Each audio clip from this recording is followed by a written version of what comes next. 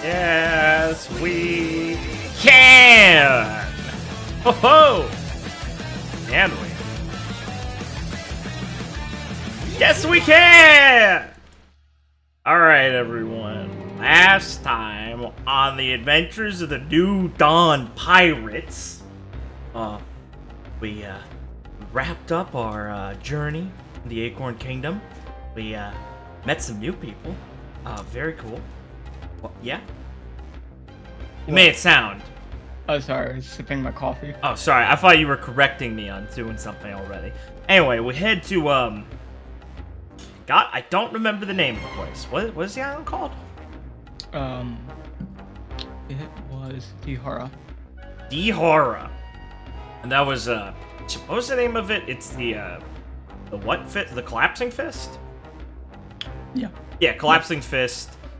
We've learned the dojo was actually not as cool as it was said to be in the build-up, as a tragedy had struck the current master, Axel, the young prodigy himself. A string of tragedies had continued and deteriorated the guy until he was on death's row himself, ready to just die. Luckily, Lee and Abby talked him out of it, and yeah, we met a very funny Cypher Pull agent. We didn't know he was, but he seemed like a nice guy, so there was no suspicion. There's a lot of other important conversations in between all of this, but hey, if you want to see that, watch the last episode. Yeah. Yeah. We also had a suspicious cutaway, foreshadowing something with everyone's favorite, Mr. Bowie, collecting some interesting things, which apparently aren't enough, so I wondered what he's going to get from us next to invite us to the party. Because you know what is a good sign? When a villain says party time. Oh no, am I gonna have to start party posting? Blake? Ah, no, I'm gonna miss the party! You were awesome, Bowie! There's also a cutaway with Nicholas and then one at the end with Yama. Yeah. No, Yama going to the Steel Core dojo. I said right, I'm so happy. I just missed him. Yeah, just missed him. And he got in a very funny fight with Alistair after insulting them heavily. And he hit him with the mountain question. The good old guy hit him with the mountain question, and he said, "It's the end. Guy's like, God, that's pretty black build. I like that. He said he didn't like it. He liked No, Lee's he answer said he hated it. He said he hated it. I was joking. What, you don't like jokes? Like the stupid girl's answer more. Like that dumb bitch's answer more. Thanks, guy. You're a real swell guy. You were the coolest guy. My name is Man. I know. I was calling you a guy. It's a joke because your name is Man. Fuck. Oh man. Oh shit. Ta-da! Episode 90, an encounter on Plum-Plum Island. I've been 90 of these things? That's fucked up, huh? Holy shit. Jesus Christ. Right? Damn. Whoops, gotta move this up here. I have to move my session notes to the other monitor because I can't read them and look at this fucking Roll20 at the same time. Guess you're not trying hard enough. Yeah. What, you don't contain every single one monitor? Use your other ones to, save battery life, less electrical bills, turn that shit off. What? Pretty awesome, huh? Nice. How you doing? Good. Sorry, I just wanted to do a cutaway as I'm known to do. Based. Clear your phone for it. Yeah, instead of like in the middle, I'm thinking of doing it now. That's a good call. I like that. You see, I want to have like proper energy, but I also want to not like blow my throat out. So I'm taking proper measures to drink some water now, so I can approach this with energy and not kill later, as most VTubers do. No, that's not exactly what I mean. Tummy hoard is just an excuse. I have to tell you, when they say idle meeting, they're actually just using the bathroom. Oh, wow. What? No, nothing. I need to close this tab. What was it? Earthbound. I don't know what. Is it like a remake? Sorry, we're filming this one Nintendo Direct. I guess it's just literally just Earthbound. I played that game. Well, I mean, I've played its spiritual successor, Yeek. Yeek! Dude! Why can't Yeek get a slot? Why is Liam saying Earthbound Pog? Liam's never fucking come within 15 meters of anything related to Earthbound. And he's never gonna play it. What the fuck? God damn it. Liam's closest experience to fucking playing Earthbound is watching me play Yeek. Don't cut it. I'm not cutting this. He didn't even watch you play Yeek. That was just me and Ben. Oh shit, right. God, he's such a bitch. It was just me and Ben that watched. Oh, wait, maybe they're gonna do Mother 3. I mean, they're showing Mother 1. Maybe, yeah. Then I'll give a shit, I guess. How they translate that game, it's a nightmare. You're not allowed to do it. It has a cursed subject in it. Girl men. What will the Mad Gypsies say? No, they're not doing it. What will the Gypsies say? God, they can't even call them the Gypsies now. Mad Gypsies. They'd have to be Mad Travelers. Travelers. That's what I was told I was supposed to call them. Once again, Nintendo of America are cowards. Thank you for our gaming podcast segment. Okay, I guess we should get back into it. I'm closing this tab now, yes. Okay. Sorry. I was irresponsible. Fuck, what the fuck was I doing? Cut away. Right. I'm sorry. I'm so silly. My fault. That's all me. Right. So we are going to cut in on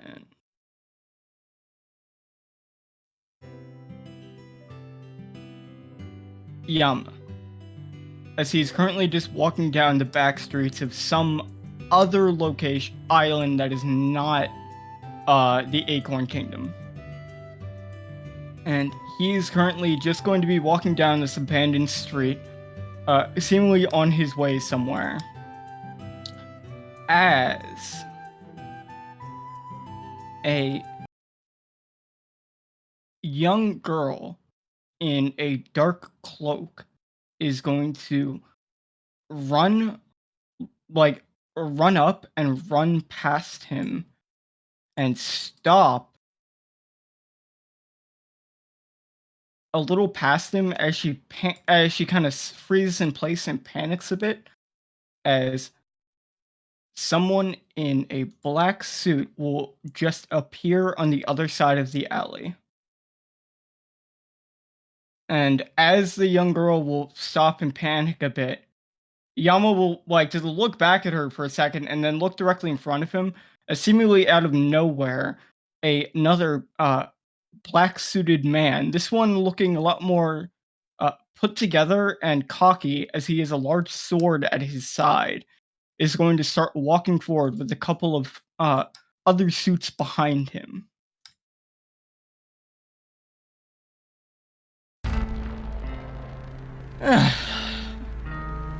Finally caught up with you. Surprised you can be that sneaky, brat.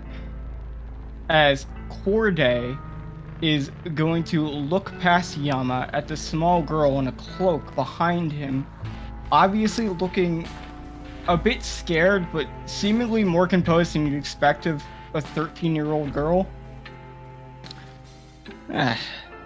Now, come over here, brat.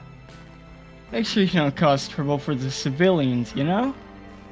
Or... He'll kind of give the girl a wry smile as he looks over at Yama. Is he involved? Seemingly using it as a threat, the young girl will kind of look at Yama worried for a second and then look back at Corday. No, he isn't. As she's beginning to speak, Yama will just step back a bit and raise a hand basically in front of her a bit and just look directly at Corday with a bit of just a cold stare. This child is obviously scared of you. So why don't you shove off? As Corday will just look at Yama, a couple of veins will pop around his face. Buddy. You know, you just picked a really shit time to play here. As Corday will just whistle, and a couple more figures in black suits will just start to appear almost out of nowhere on the rooftops.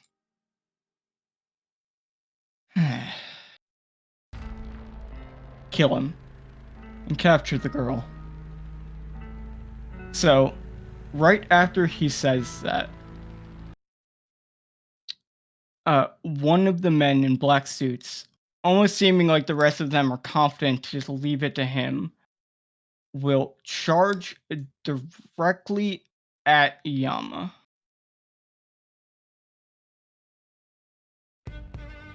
And as he does, he will swing down his sword at Yama, who will dodge it to the side and go for a punch on the man, but the man will actually dodge Yama's strike, as the man in front of him in the suit uses paper art to make his body extremely thin. And as he does, thinking he has the advantage over the seemingly caught off guard Yama, he will swing his sword again at a blinding speed. But Yama will reach out two of his fingers, catching it in his knuckle. Around the knuckle area of his index and middle finger, while using his other two finger, index and middle finger on his other hand to basically do a using his thumb and index finger to do a pinch grip on the man made of paper.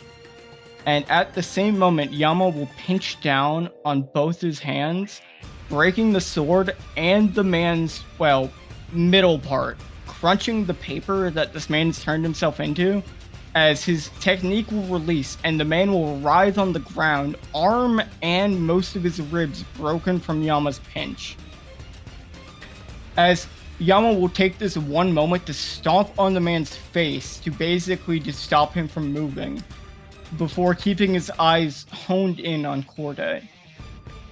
who will just whistle a bit as he'll kind of signal for some of the other black suits to rush at Yama.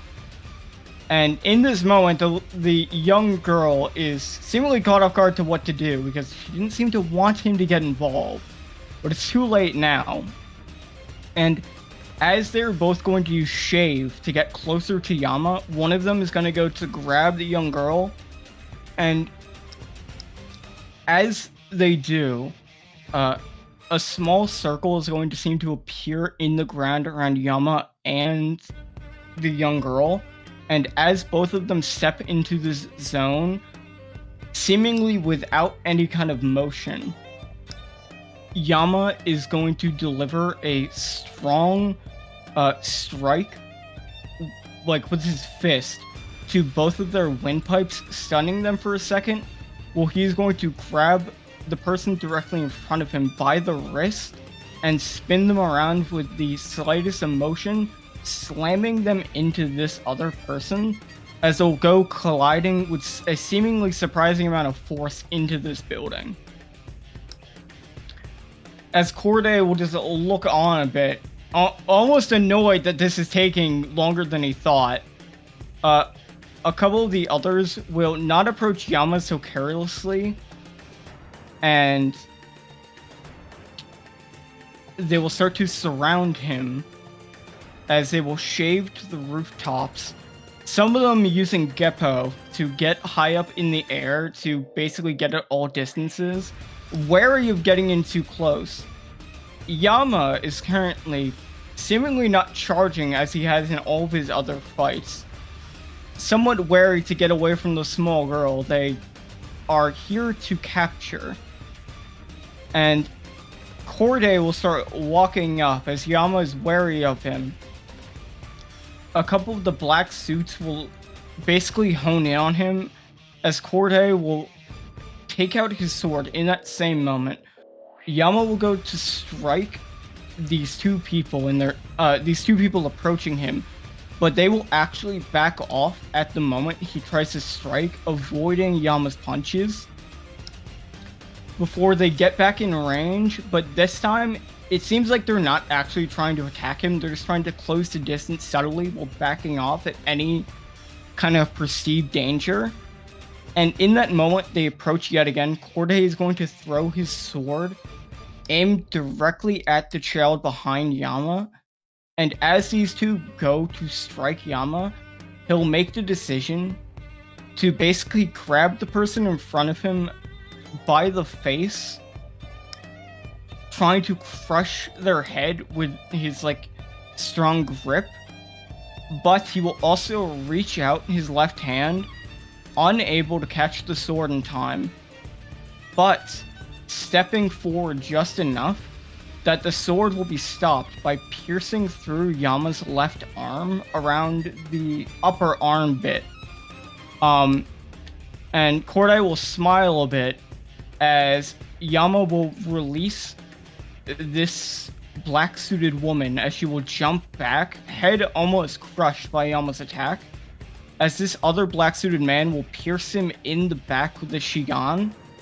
But in that moment, Yama will go limp, step on this man's foot, and bring up his left arm after Corday releases his sword, and just do a quick hit with his right thumb to this man's lower jaw, instantly delivering a heavy impact, just downing him in one strike. As Corday will pull back his sword, he'll just kind of smile a bit and look at Yama. Well, that wasn't so hard. Now, rest of you, surround him and make this quick, alright? As Corday whistles again, more and more black suits will appear from the alley behind Yama as his arm is seemingly not stopping the bleeding. And we will cut away from there. I don't think he's going to survive the Neo Guardians. I think this is really it. I think Hayami's right. I think they're too strong. Everything has to be a fucking joke. Yeah. You know, I get worried. They're black outlines. That's menacing. Just really scary. That one guy's saying a bunch of lines to make him sound like a jobber. I don't know. I'm really scared for him. I just how am I gonna beat these guys who are overly cocky and don't have defined faces? One of them does. Yeah, and he's overly cocky. God, he's gonna hit him with that stick.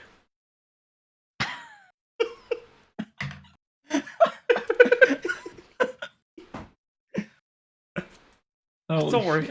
Oh, I can't believe another villain died without a threat, damn it. God, I'm really scared for the next one. Jesus. Homer, are you telling me the man who tried to have my son murdered and threatened me in front of my face has been killed? I'm so sad. And then tried to ruthlessly murder you, my other new adopted son? I don't know how I'll move on. The world's really changed. The world tries to cope. The world is coping. Thank God we're not in that reality. Imagine if Lee read Can't Get Omega. She'd love it. No, that she would come back. She goes, this is not how it works. He's dead. It's not how a heart transplant works. Doesn't make any sense. The fuck? This guy even go to med school? Like that time on the tree, did Oma like fake kill him, like pass out and pretend so Kaz would buy it? Dead. Alright, don't read this. It's bad. Stop in Ashura. Better. Come on, he dies in Ashura. Ashura's the Ashura. No, it's just they got it from me, okay? Shut up. You got it. Don't think about it too. No, I did read it after it. After he started playing the game. This isn't my fault. Now I'm associated with that lump. That unemoting psychopath. Ah, God, what the fuck are we doing? I don't know. We finished up here. I think like Axel's like packing. Right. We're just leaving, basically. Right, where? Okay, well, why don't I show you something else? Cool. Hell yeah. So Alfonso left on his boat. Yes. Right, you guys saw him off. Yeah. On said boat. Nice. Alfonso will be sailing away on his boat, not too far from the island, but far enough that it's starting to get, like, a bit out of sight. And he'll just be, like, adjusting his sails, getting ready to sail away from that unexpected encounter. As seemingly all of a sudden, he's going to take a step, like, to the side. Very luckily, as the sword will land directly where he was, and he'll just look a bit surprised. As following the sword will be a blonde-haired man who will grip it and pick it up and look directly at him. And Alfonso will just pause for a moment. Hi, can I help you? As Siegfried will take the sword out of the boat and just kind of point it at him. I'm not gonna let you get away that easy. I don't know who you are, but I know you're bad news. As Siegfried is going to ready his blade, pointing it directly at Alfonso. We will cut away back to town. Wouldn't it be funny if just like a big burst of water came out and the boat started to sink? Then Siegfried looked around and then just jumped up in the air and jumped back. Too bad Siegfried's an autistic person. He could be really good at killing devil fruit users on the sea. Well. Olive must be so worried. Oh God, where is he? What's it with you? Oh no, he got out of the leash! Oh, Siegfried! She's like looking under park benches. Likes to go here when it's cold. So, do you have anything else you want to do on this island? On this island? You were informed by Alfonso that his friend-ish Connor, who met Yama, Friend, don't call me his friend. Is currently participating at a small-scale tournament on Plum-Plum Island. That's not too far away. Yeah. We would have sat down next to Loon at some point and been pestering about this. So, like, it's a good diversion to stop there, definitely. Even if we don't make it in time, they're gonna be hanging there. We can catch them after. Yeah, I'd say so. I don't think it's that far away, nay. Nice. I mean, he's a martial arts master. Not one of the ones I thought we'd run into, considering his dojo's in the North Blue. But, yeah, exactly. We can't let this opportunity slip. Besides, who knows? Maybe our guy might be there. Or that, or Marita. Yeah, exactly. I mean, she's not one to put up or to skip out on a chance to prove she's better than people. If they are a small fry. Hey, it sounds like there might be some decent competitors there. I heard the young master in the leaf-cutting fist is kind of an asshole. Yeah, that's the feeling I got, considering Alfonso thought he was friends and still thought that. Apparently he's still, earned his title of Master of the Style. Cool! I like an asshole. That's an easy excuse to fight him. I'm supposing you want to leave as soon as possible to try and make it in time for this tournament? Definitely, she says with a wolfish grin. No, I wouldn't hurry Axel over it. Just whenever he's good. Well, I guess we can check and see how close that is. So, yeah, why don't I teleport the boat a couple times to hurry us along? Good thinking, buddy, thanks! Well, why don't you go make sure that everyone's, ready to go, and I'll check on how he's doing. Ooh, sounds good. It seems like Forrest and Ryson were almost done packing everything with him. So here, I'll remind you that our funny doctor keeps trying to get him on the road to recovery as soon as possible. So we should probably head out as soon as he thinks he's okay. Good call. It's good to have Abby set on something like this. Alright, I'll go tell everyone else. You'll say she'll just, push herself up with her hands into, a spinning jump. I'll land over near here. A little poof as she hits the ground. Oh, we're looking to get going pretty soon, guys. Any last stops? No. As Blair will shake her head, and Aurora will just run over. No, I've already seen the lake. Yeah. I think that's the only thing, right? Yeah. It was okay. Pretty. I'm sure there's some okay fish in there. But we got a martial arts tournament nearby, apparently, so if we're quick, we might be able to make it in time. That sounds fun. Right? Is that like that one you were telling me about? Oh yeah, it might be a little less bombastic. Not everyone has the budget to marry John, but it'll be a lot better since it'll be just martial artists. You hear that, kiddos? Leah says she pats Chaz and Adam's heads, both like they're the same height, but one reached down lower. Maybe you guys could even enter. See how far you get. Chaz will just try and coolly swipe away Ellie's hand. It doesn't budge. It's it. I think I'm a bit too old for that kind of thing, don't you think? We'd be kind of unfair to competitors. A martial arts tournament you're too cool for. Lisa's now yanking on his ear painfully. What are you, dumb? This is the only experience you get against other martial artists in a competitive environment. Maybe for you. Do you think I'm too young to enter? Hey, no, never too young to enter, so long as you've got the idea to.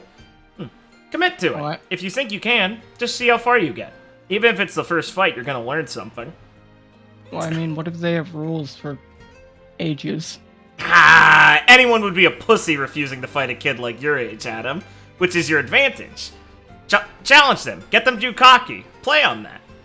Yeah, kid, and just lie about your age, like I have. Wait, what?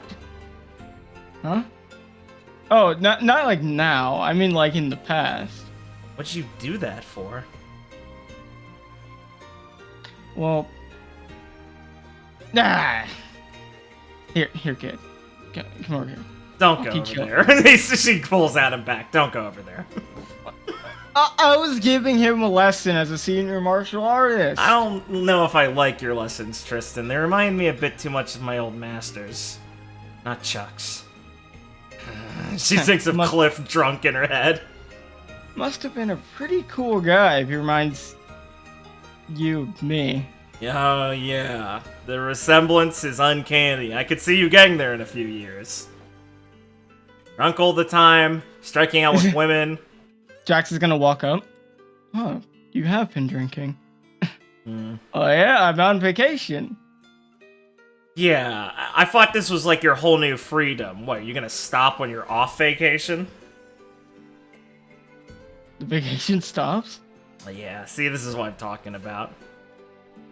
You'll pat him on the head. Only get like that when you're not an idiot, Adam. Then you can drink.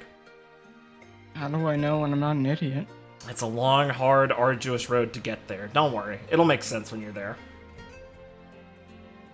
Alright, he looks at Chaz. I'll trust you. Yeah, good. He might be too. Mutters quietly as Chaz is like preening. No, but seriously, Chaz, no excuses for you. You're definitely entering if we make it in time. What the fuck makes your grip strength this...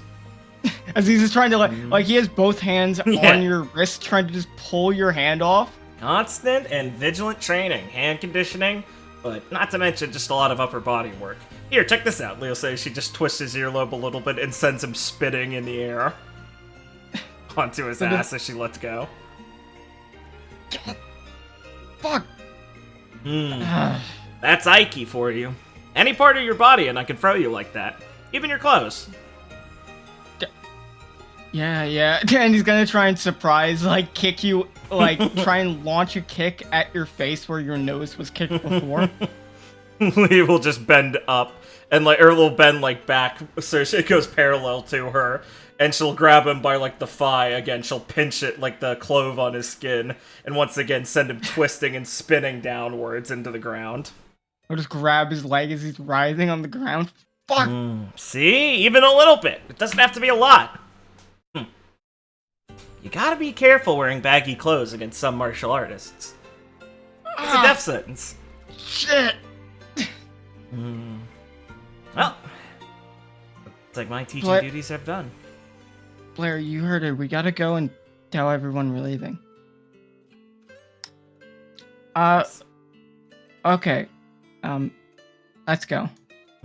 Or we'll lead Blair off to go and inform everyone. He'll smile as hard as dragging her off at them. Ain't that adorable? You can go throughout town to inform everyone. Hell yeah. Let's see.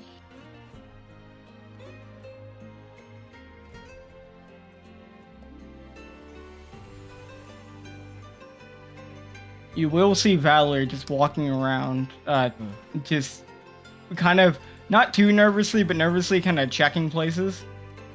Checking under the stall. Hey, Val. Oh, hi. We're looking to get going soon, so, where's Siegfried? Oh, I don't know. I haven't seen him for a little while. Huh. Does he normally do that? I mean, like, run off without telling you? You know, he might see something that gets him excited. He usually comes back, but it's like a small island, you know, and like no one else has seen him. I don't know what would get him excited here, but yeah, that's definitely a problem. Okay, here, you want to piggyback? I can jump us around pretty faster than you could walk. No, here, this might be better. You can start jumping around, and I'll just run around real fast and look. I've already looked over most of the island. You really need to get a thievery card of him, you know. Yeah. She was like, she just think to herself that, why have I never considered this? Worthwhile investment. Okay, I'll get looking for Golden Boy. Thanks. Hey, what are friends for? Just gonna walk over here a bit and like just open a box. Lee kind of looks sadly at that, like, oh Jesus, what has she had to go through? As she's going to hop off towards the rooftop and start looking around town. As you're jumping around town, you will actually come to like close by to where the boats seem to be docked. Oh. You'll see just on the street, the sword hit Siegfried's sword will just hit the ground. As it impales itself, he'll quickly follow it. And so he'll just grab it from the ground. He's like squatted down on the edge of a rooftop and go, "Hey, Golden Boy, where'd you go?" Hmm. You have Valerie all worried looking around for you. You could have said something. Oh. Dumbass. We'll land next to him. I didn't want to let him get away, so I couldn't. Huh?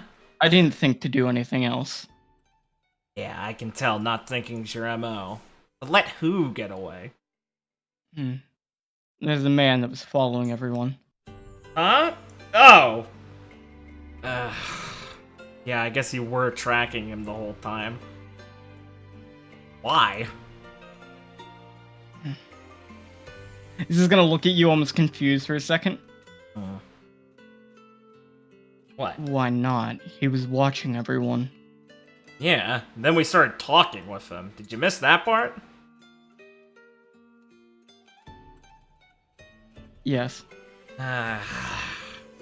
But he was suspicious. Well, I'll give you that. He was weird.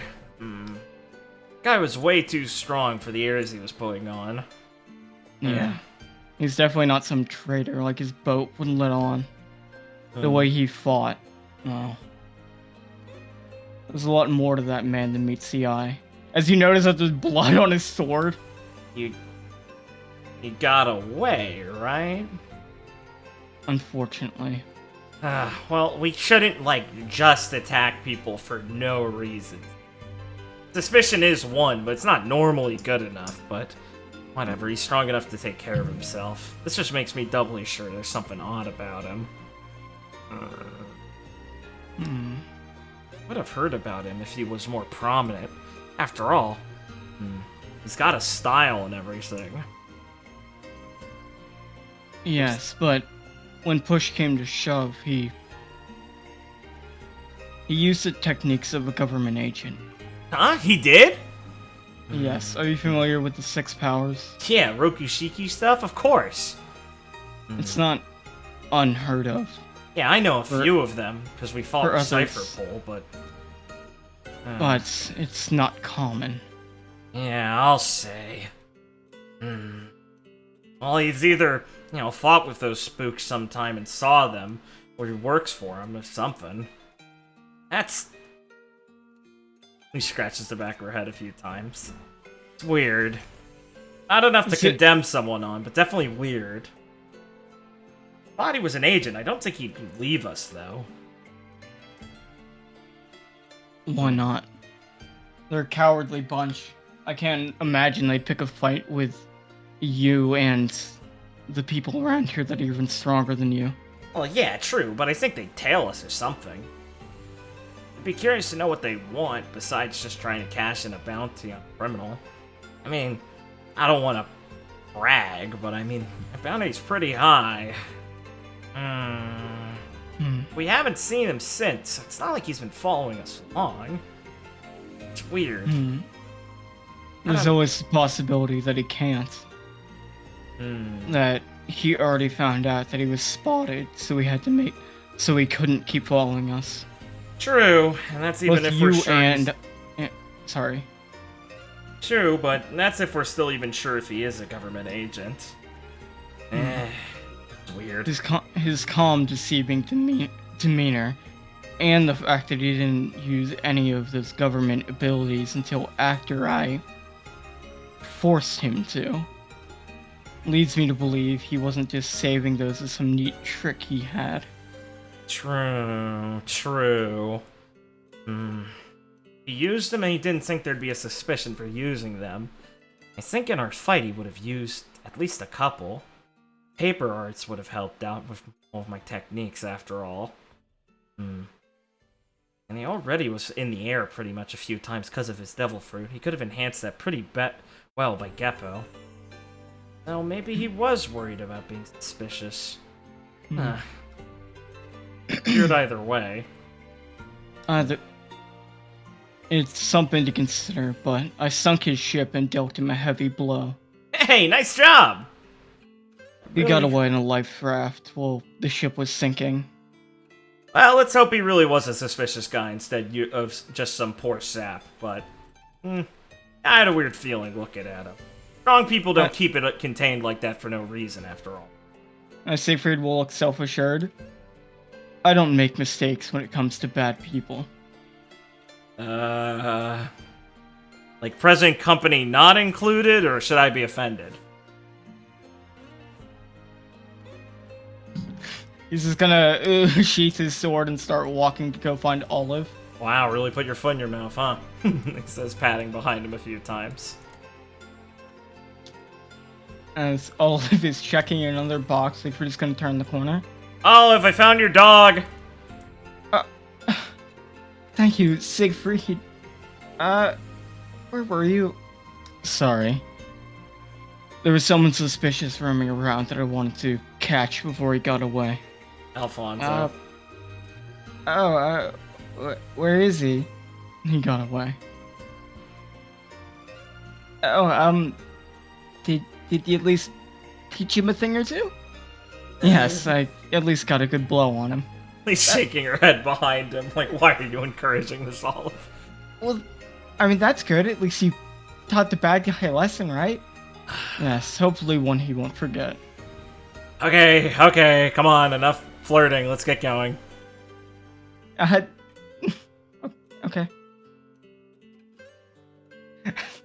Is there anything else you want to do on the island before gathering everyone up? Nah, let's get the go time.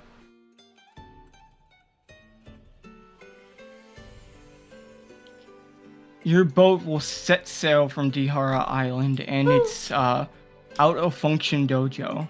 Nice. How does he feel setting off? Feels great! Plum-Plum Island? That sounds cool. A martial arts tournament? That sounds cool. Alfonso's a government agent? Maybe. That's spooky. We saved the guy's life. Abby's got a new mission to focus on. This is great. This vacation kicks ass. If he is a government agent, you're like, hurt. Yeah, I kicked his ass then. That's awesome. And then Siegfried stabbed him. That's awesome. And if he isn't, mistakes happen. Mistakes happen. It's fine. I got a couple former spooks back at home. I can ask them if they know him. Oh, you were sailing along, as you are known to do. Yeah. Famous sailor, Liao Li. I mean, technically. Literally. I'm not joking. 26-year-old sailor. I'm sailing.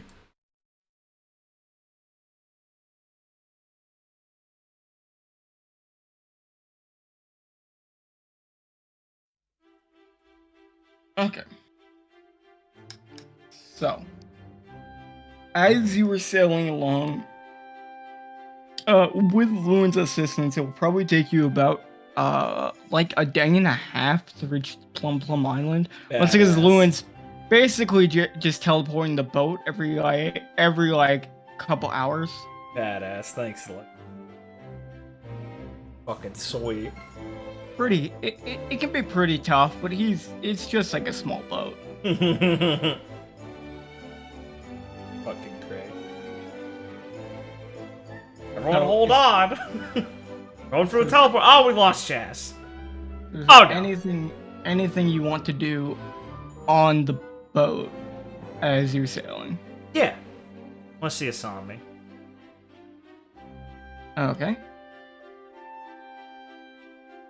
Any specifics, or you just want to see her?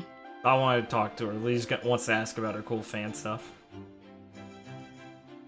Okay, well, you can catch her in the middle of something. Fantastic. This can take place in like, one of the relaxation rooms, Of course.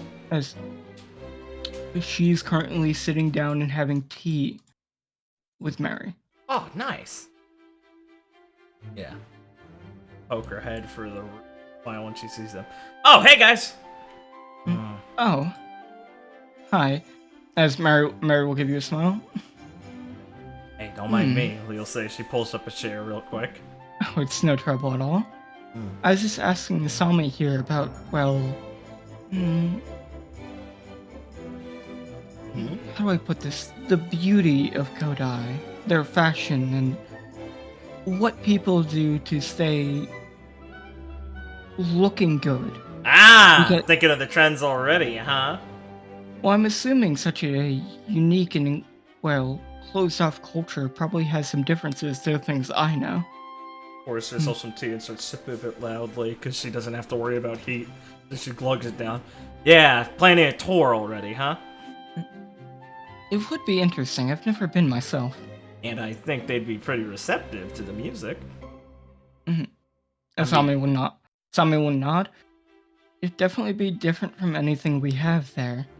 Yeah. So, I know that a lot of people would be extremely fascinated in just how foreign it would be. Oh yeah, think how many virginal ears you'll be hitting with the holiday experience. You guys will sell it like crazy there. I'm sure Colette would love that. I have to say, Mary, I think you would look stunning in maybe a more traditional Kodai kimono. Oh, There'd be a certain uniqueness to your, I think, foreign beauty to our culture that, if done upright, would be different from anything anyone in our kingdom could achieve. Yeah, you look super hot. I mean, Ma's kimonos and stuff are real cool. I guess more of a reason to go there so I can buy some of my own. Oh, I have to say, I think I would love to see Yang and Colette in them too. I'm sure Colette would make her own unique kimono.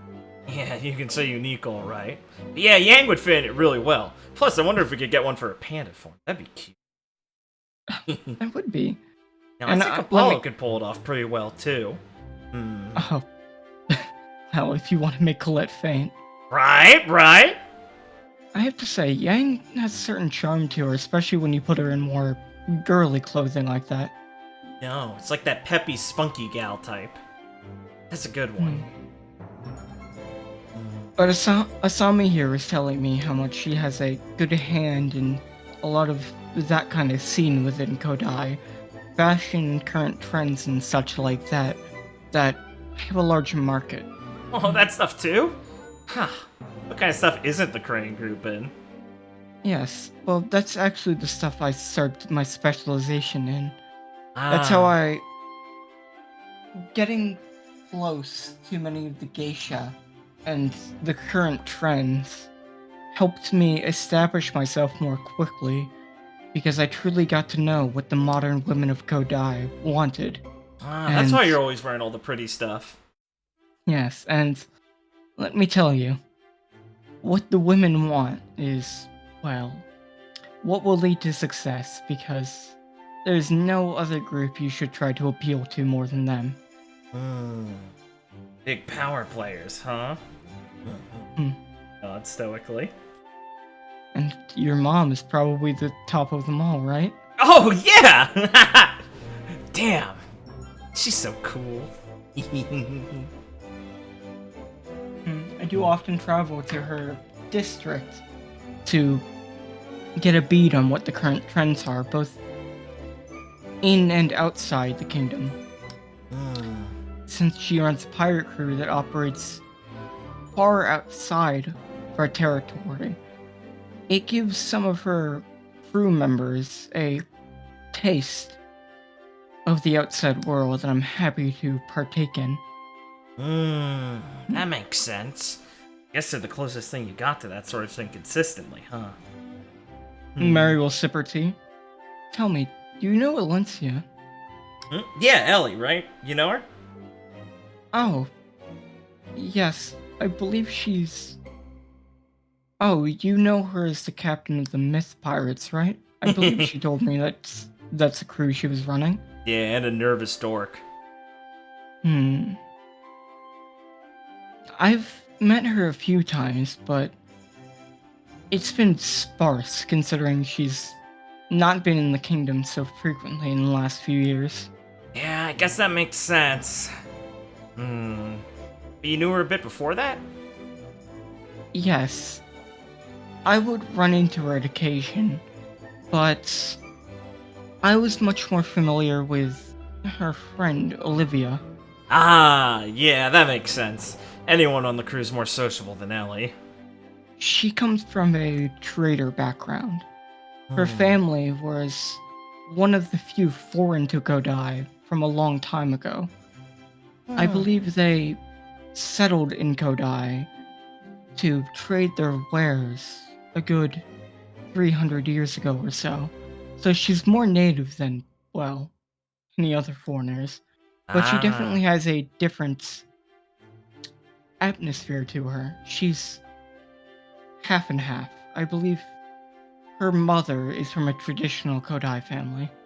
Ah, that makes sense.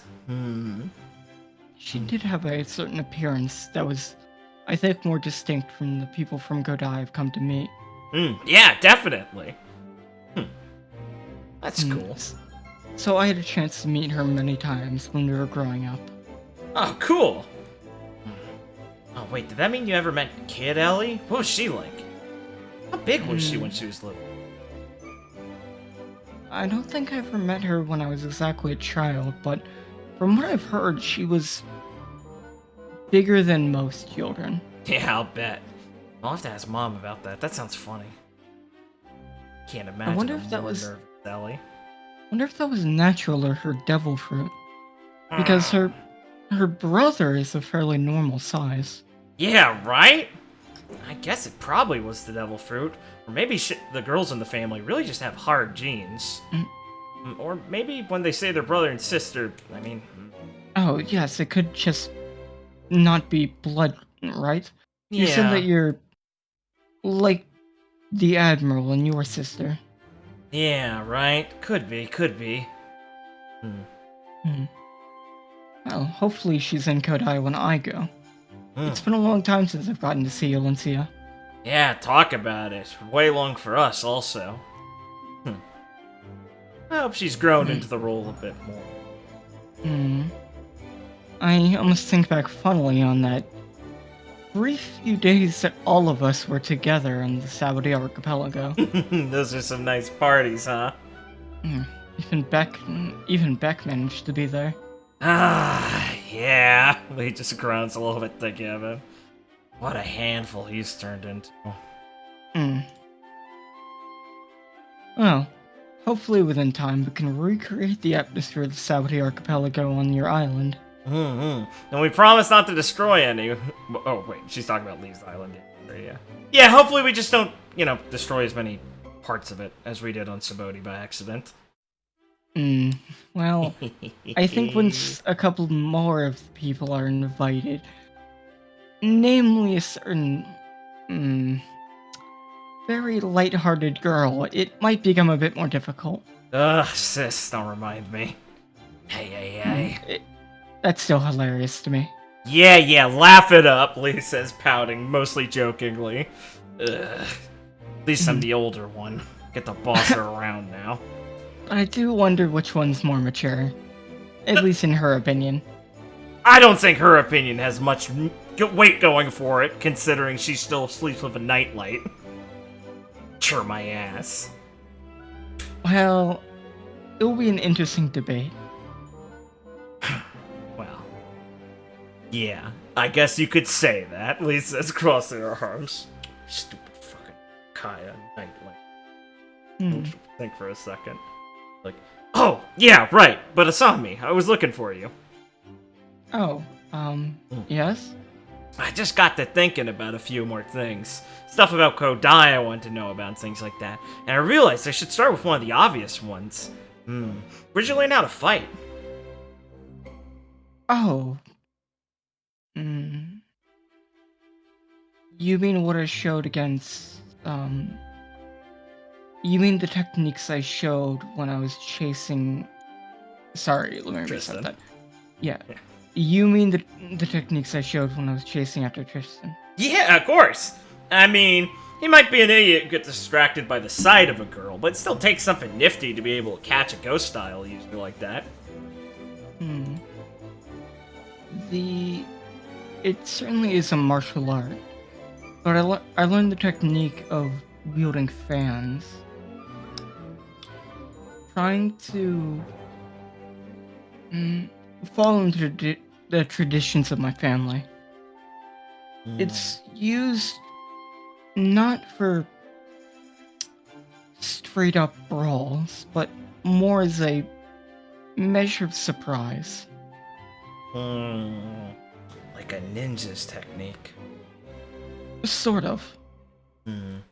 I get an earful about those from Kasumi, but it still looked a bit more practical. Yes, it takes a certain type of tool. The fans I have made are reinforced and custom made to be extremely lightweight, but also very durable. Well, yeah, I'm sure the tool helps, but I mean, it's gotta be a lot in how you actually use them, right? The threads also seem to be extremely strong. Threads? Yes, the ones attached to them to let them be recovered. They're They're made from the special silkworm that lives in the deep forest of Kodai. Oh, so is it like a spider and thing? How their webs and shit are actually super strong? Yes, there's a certain way of harvesting them that some of the villagers near the deep woods have made famous. Damn. That sounds like a good resource. They traditionally have been able to make clothing that's resistant to all types of attacks. It's said that it has almost a mystical property, as Kasumi will kind of nod a bit. The clothing I wear is actually made of those threads. Whoa, no kidding, right? Lee starts yanking on some of it. Wow. It's resistant to bullets, knives, swords, really fire, heat, almost anything that would cause impairment without proper skill to back it up. Fire, huh? Lee rubs her fingers together and lights one fire and kind of presses it against some. It'll seem not to ignite. Wow, yeah, look at that! That's so cool! Yes, your mother, Mistress Grace. You can just say my ma. The mistress has made a deal with the villagers a long time ago to buy their silk in high quantities. And we've hired some of their craftsmen to teach a lot of our people how to construct clothing and other things out of it. Your mother even has her own set of fans made with silk from the same silkworms. Ma does? Oh, that's so cool. You gotta show me how you do that stuff. Think you could teach me? Kasumi will sip her tea a bit while she's thinking. Are you sure you want to learn? I'm sure your mother's clan has much more suitable techniques. Huh? Well, I mean, I'll get there eventually, right? But I got Asami right here. Plus, you see, you probably saw her throw them. That shit was graceful. Looks fun. Or cool, and I'd at least like to know how it works better. And Kasumi will nod. It's like a cultural exchange. And I don't think the mistress would be, well, put off at all by you learning some techniques from other people. She better not be. I think I could teach you then. Cool! Here. You can have one of my fans for now, and we can go and start practicing. Well, you enjoy yourselves. I suppose I'll go see what I can do about finding Colette. Making sure that she's not getting into too much trouble. Last I saw, she was harassing Siegfried, and Valerie looked nervous, so go help with that, please. Ah. Oh, right, Asami. Yeah, probably be hard to do in that dress, though. Here, Leal says she pulls out a bag and throws her some sportswear. Got some gym clothes. As Mary's gonna walk away, just thinking to herself, Colette, please don't antagonize a very, very dim-minded bounty hunter. Look, please. No, I should have known. It's her type. God, he's hot and stupid. God, he's hot and stupid. Sorry, Olive. Ah, you snooze, you lose. Lose. Bitch. Oh, your tears taste like olives too. Cool. Try to cry. Salty. Oh. Thank you. Yeah, no problem. I don't think I had anything like this from, well, normal fashion. Oh, yeah. It's some of my extras and stuff, so sorry if they're a little tight.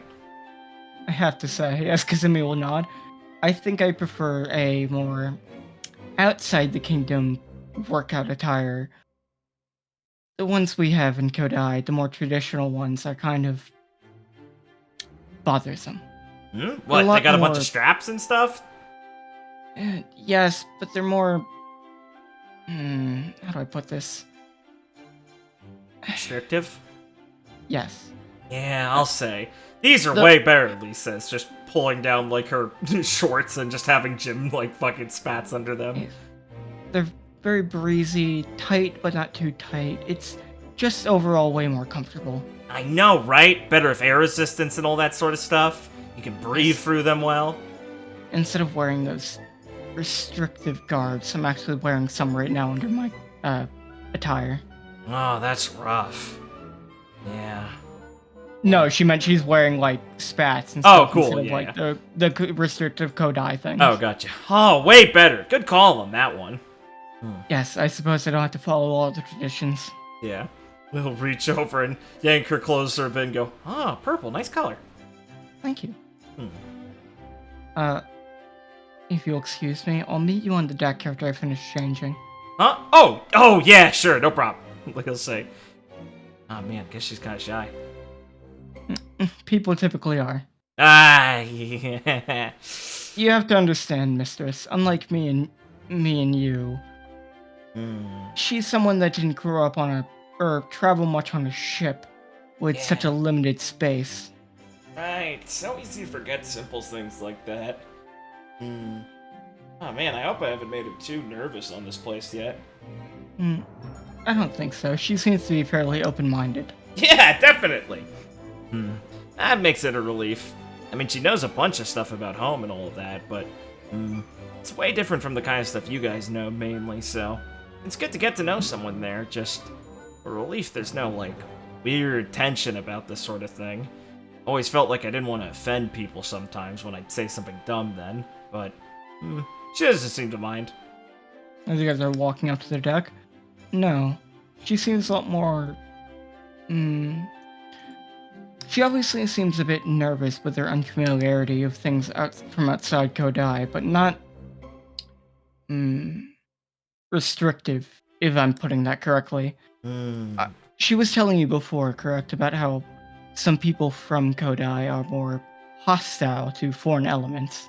Yeah. It really struck me as odd at first, but I guess the more I think about it, it makes sense. I mean, it's a place dedicated to everything that came before them, right? Hard to shake that a little bit. Yeah. It's an unfortunate aspect of my home. Though, I was picked up off the street by Mrs. Grace from an early age, so I would say I'm more comfortable with the ideas of pirates than I am my own people. I guess I gotta thank her for that, especially, or else I wouldn't have you. You know, that's something that drove Olivia to make relations with the Undying Pirates that eventually led her to teaming up with Valencia. Oh, yeah? What, feeling Yes. like she kind of was out of place? Yes, even if her family has lived here for so long and she's half Kodai, Ain't good enough? not for some people. Ugh. Any What drop pain. of foreignness could be a blemish on you for some people.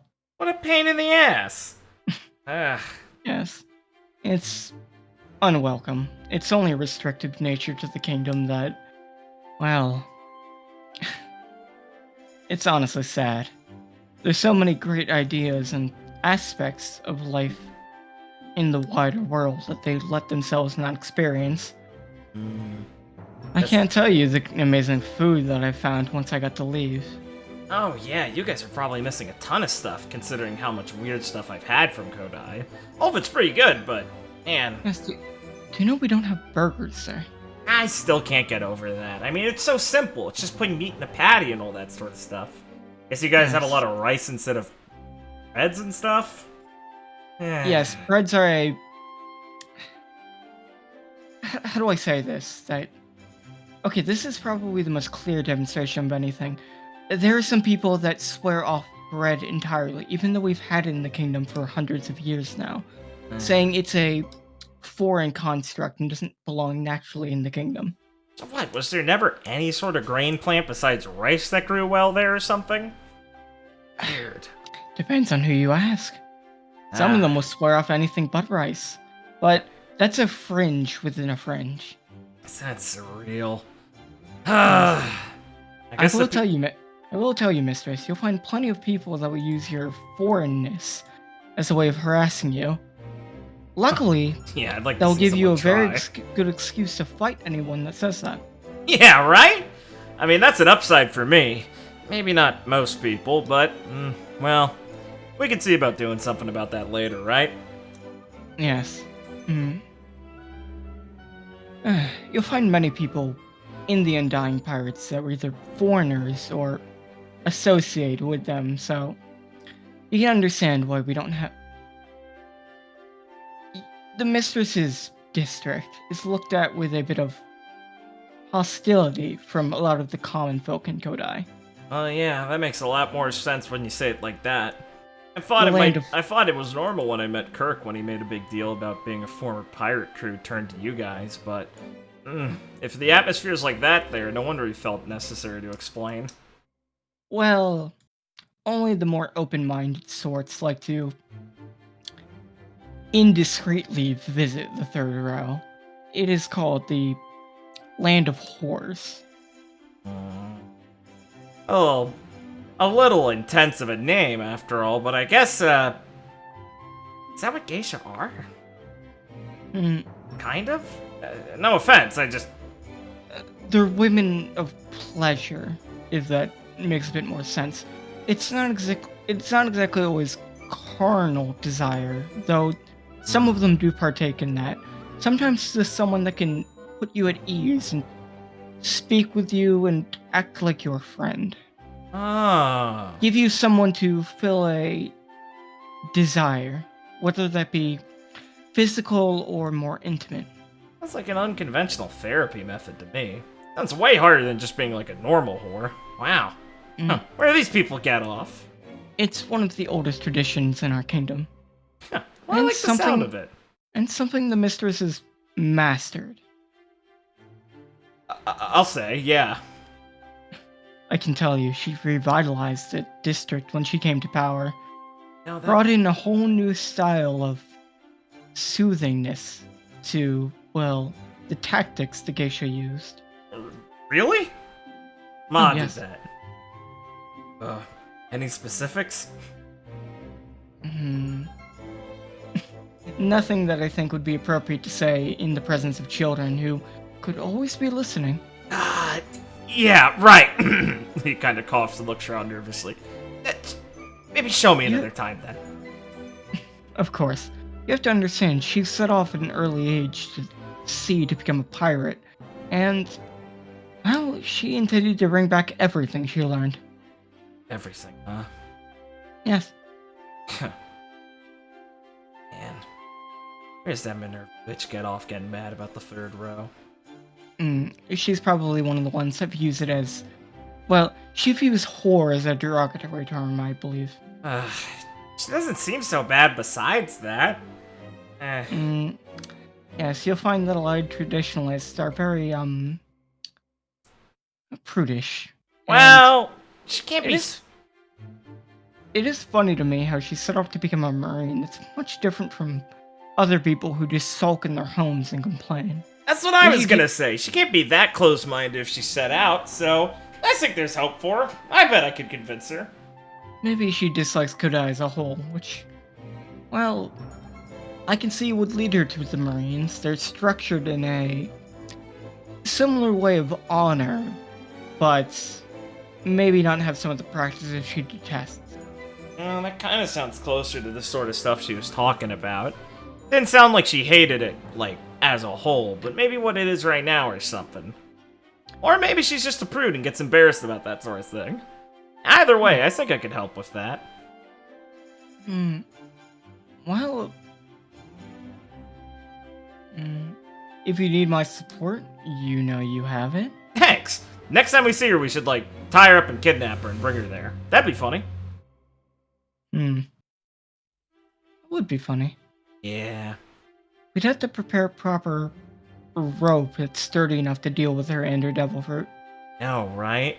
You know, maybe we could just get her to, like, taste a rope so she stays in, like, rope form or something. That might help.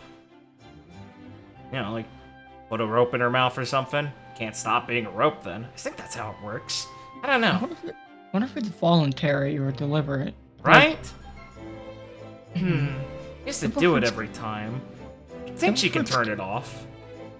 Yes, that would make it a bit more difficult, but in the end we can always just use these stone handcuffs and handcuff her to a wall. True, but I think we should try being creative first at least. Kasumi will snap her fingers. That's a geisha technique that was new. It is? Yes. Seaphone? Oh. Handcuffs. Yeah. That's a good one. We had more traditional forms of bondage, but more modern handcuffs like a Marine would use are new. That's good. Wow, you weren't kidding about everything, huh? Oh, an older one is wax. That's one Wax? that's been in the repertoire for hundreds of years. What do you do with wax? Pour it on the body. Like when it's hot? Yes. Whoa. That's a good idea, Lee says, putting her fist in her palm. Wow. I gotta try that. Thanks, Kasumi. Oh, it's no problem. As you were speaking, Asami in her workout attire, her tight black spats, will walk out. Yeah. We'll smile over and wave. Yo, looking good! Thank you. It's more comfortable than would look given how tight it is. Right? The form-fittingness is comfortable, I always found. Maybe more at ease to wear that kind of stuff. Alright. So, where do we begin? Well, first, you can, as Asami will give you one of her fans, and she'll just, like, fold it up. So, when it's like this folded up, it can actually be an extremely powerful tool. She'll just throw it forward. You see the string is almost translucent as it wrapped around her finger. She'll throw it forward with a surprising amount of force, and it will kind of like make a small shockwave in the air as it fully extends, almost like if there was something in front of it, it would probably break it, and she'll just pull it back with a slight move of her finger. Ah, it's like a kusurigami, the weighted end. Yes, exactly. Cool! Though given how light it is, it's much more nimble than any traditional weapon made of steel. Right, you wouldn't have to spin it so much to get it going with momentum if you know how to throw it right. It's more like a dart. I'm surprised. Kasumi will just like say she's kind of leaning against the deck, just observing. I didn't know that you'd know hockey. Yes, it's only a very minor amount, but I did undergo training since I was a child. Even a minor amount's a pretty big deal. It took me a long time to even hear about this stuff, let alone master it. And you're saying you trained as a kid? And your family's hardcore. Oh, did you not...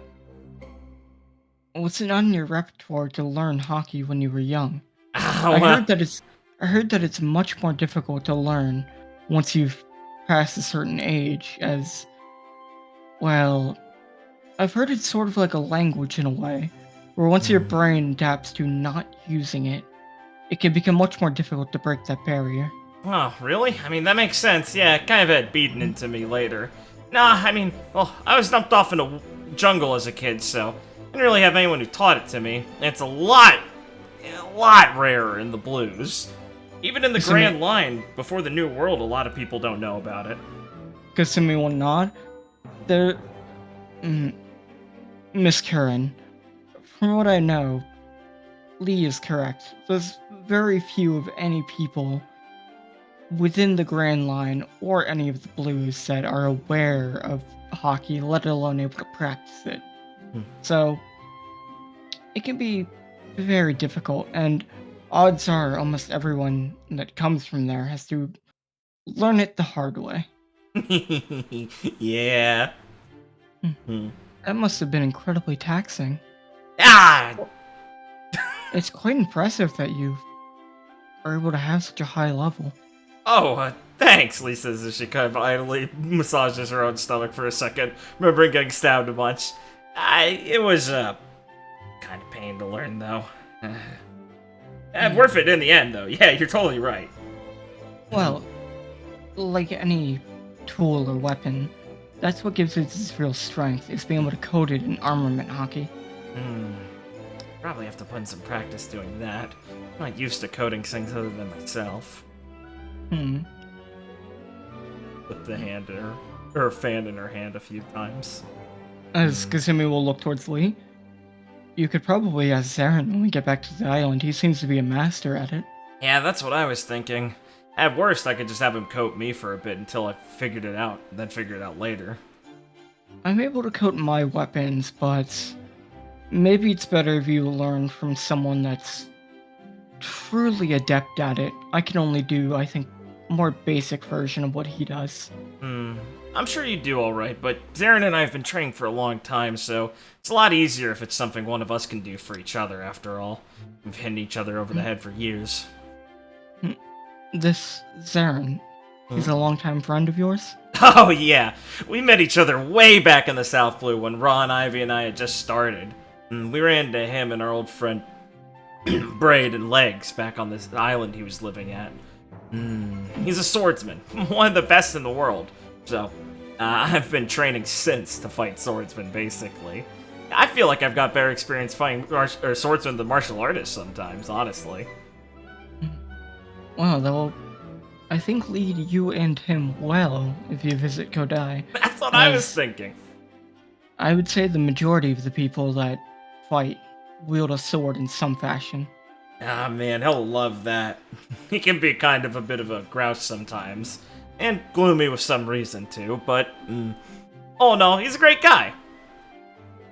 Kasumi will laugh a bit. I would say, Miss Curran, that her friend Zarin is a match for any of the swordsmen of Kodai, even Lord Izanagi. Oh yeah, definitely, especially with where he's at now. Wow. I mean, I don't like to brag too much, but our navigator's got his hand on 2 swords that he's mastered both of. So it's gotta be pretty tricky to do that. I couldn't imagine doing one. He's a navigator as well. You gotta do a lot, pull your weight on a pirate crew. I mean, we got through the South Blue together, I mean. We kinda had to scrape our way up from the bottom. That's astounding in a way. In Kodai, many swordsmen see it as almost dishonorable to practice anything but their swordsmanship.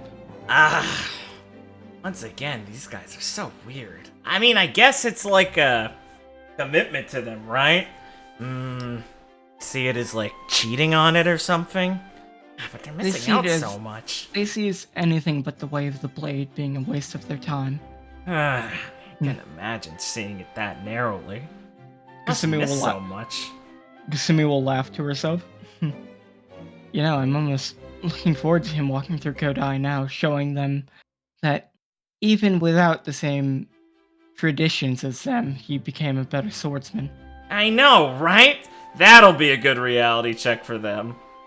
You know, Lee, they say Kodai is the birthplace of swordsmanship.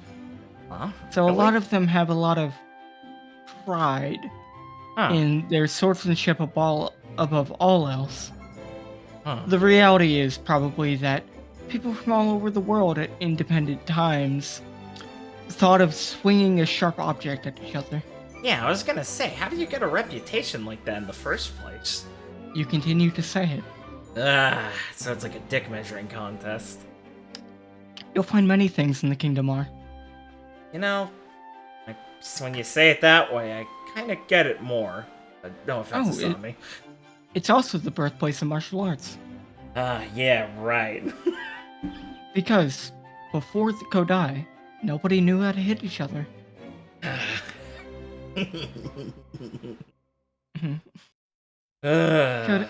Kodai is also the birthplace of... Asami will, continue on. Kodai is also the birthplace of medicine, fashion, and the healing arts. If it's the birthplace of all this stuff, and you guys don't like to go anywhere, how else did it get places? Well, how do I say this? Kasumi will speak up. When you're so great, it's bound to leak out eventually. I guess that's one way to explain it. Yes, you'll find that pride is the, I think, overwhelming word that encompasses Kodai. Yikes. Oof. People like that can be pretty difficult. Walking around with a bunch of chazzes everywhere. I was about to say Lee shivers. Yeah, right. Fucking hate pride. Lee says, muttering. So, given your... Asami's just gonna look at Lee's hands and kind of touch her hand a bit. We'll go to touch and then stop. Do you mind? Huh? Oh, yeah, sure. Lee'll take her wrist by the other one and place it down our hand. So, you wrap it around your finger like this, the thread. And as long as you're very... Man, you got pretty fingers. All slender and stuff. Oh, thank you. Yeah, sorry. So you wrap it around your finger like this. So she's just tying it around your finger a bit. And then you use extremely subtle movements. But you always have to keep aware of where the thread is, pulling it and retracting it with the slightest emotion. Yeah, he's looking down very intensely as he's following along with this. As you'll see, Asami will just hold the fan, and you'll see the thread is almost invisible, attached to her finger. As it looks like she's just throwing it out and recoiling it with just pulling her finger in ever so slightly. Little finger movements that travel up the thread. Okay, I get it. Not really even towards the wrist, just the finger. Okay. Yes, it's done with the slightest emotions given how lightweight the actual fan is itself. Anything else would be a bit too extreme, making it, I think, more difficult in the end, but... Yeah, I wouldn't want to hit myself with this. To tell you the truth, I wouldn't consider myself any master at this. But you look so good at it. Yes. Are you just being humble, or are you serious? I would say It looks like she's trying to think as she wants to know how to evaluate her own skill. I have a few tricks I know with it that I'm confident in performing, such as binding an opponent. But when it comes to, I think, a full repertoire, I still have many things I'm lacking. I can really only, with full speed, throw it out, as I'm doing as I've already shown, where she just throws it straight out and kind of makes an impact before she pulls it back. Though, when it comes to a master, it's sort of like a master with a whip in a way, where the entire range in a full field around them is almost an impenetrable zone. Yeah! Man, whips are incredible. One can extend the fan to adjust the movement, making, a large bubble around them almost impassable. Yeah. It's like a whip. It's a lot more sense. If you're able to control it like that and influence it. I mean, a whip's the only weapon that can break the sound barrier by itself. That's pretty powerful, Lee says, looking reverently at the fan in her hand. Kasumi will nod. I'm a lot more proficient with using a whip than I am a fan, but Oh, really? yes, I've mastered a lot of more traditional weapons of Kodai. The fan Whoa! is more specialty, as it No way. offers. No, Sorry, you can keep going. you're like handy with a bunch of shit? Yes. Like what else? Whip? Oh, my Kusarigami. Right? Cool. I can use Sai, a Tonto. I can use a traditional katana, though I'm not so fancy towards it. Hmm. Uh, Shuriken throwing knives. Holy Small bombs. Whoa. You're like a toolkit of this stuff. You were really downplaying it by just mentioning the fan stuff. Oh, sorry, that was Kasumi talking. Oh, that's Kasumi? I'm sorry. Oh, sorry, it's really hard to tell. Well, that's why I keep trying to say who's talking. Okay, gotcha. Man, I thought ninjas had like 4 things and then like scrolls. I guess I'm remarkable. I guess so. That or Angelina's embarrassed about her separate skills. Angelina's a novice. Yeah, she doesn't like to mention that part too much. The whip is my more forte. Well, the fan is more of a sneak attack weapon. It's something that I believe isn't to be relied on too heavily, but it's a great additional benefit. Yeah, definitely. You can carry them along just to look stylish, but they really help out in a pinch. Yes. A whip, though, I'd have to see that sometime. There have been a few high-profile assassinations done with a fan. Ooh. You planned on any, Asami? Oh, no. Just joking. Sorry. Oh, sorry. I guess I was just caught off guard. I've never actually. I guess to a pirate this might sound, silly, but I've never killed anyone. That doesn't sound that silly. I didn't think you probably would have. It's, Lee scratches the back of her head with a little chagrin. I mean, it's not something I try and make a habit of, personally, unless they really are somewhat dangerous. Yes, that's what I've noticed. I've heard that pirates can be a lot more bloodthirsty when I first started hearing of them. I heard they were more like bandits in Kodai. Yeah, we get that a lot. I mean, there's all kinds. Don't get me wrong, we've run into plenty who are like that, but I mean, pirates are too varied to peg down that easily. I thought that Mr. Spocky was an anomaly, but it seems that, well, you, Mary, Lewin, correct? Yeah, Yes, that's his name.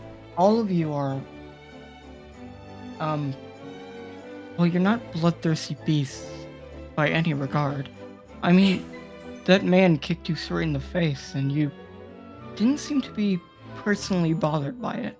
I challenged him to a fight, after all. You can't be that mad if someone goes all out of their way in it. Besides, he was too strong for me to get bent out of shape about something like that. I'd still say Mom's still an anomaly, just in her own way. It's different. I mean, there's no reason to go overkill. The only time you do something like that is if something gets out of control. I mean, an accident can happen. Some people are too dangerous to just kick their teeth in, but, well, a lot of pirates, they can have the same sort of pride those guys in Kodai sound like they have. If you only kick them where it hurts, they'll go cower, lick their wounds like that, and make themselves small so they don't have to embarrass themselves any further. Things like that. Plus, a lot of you can get along pretty well, honestly. I mean, we're just friends with as many as we are enemies with some. It's complicated. I'm looking forward to meeting many more pirates and other friends of yours. Yeah, I can't wait to introduce you to them. and brag about what nice steel we got catching you guys. Thank you. I must say, it's probably convenient that you're visiting Kodai now and not in the past. As this was before my time, but I heard that, well, Kodai used to be a lot more of a bloodthirsty place. As Kasumi will nod and look towards both of you. It wasn't that long ago that dueling was more with the intent that only one person walked away. Though it was becoming out of fashion for a few generations now. Yeah, that doesn't surprise me too much from the sounds of it. Though the current shogun, he outright banned the practice of a duel to the death without extremely proper cause, meaning you must have brought it, well, before your lord, meaning Mistress Baki in the case of the third row.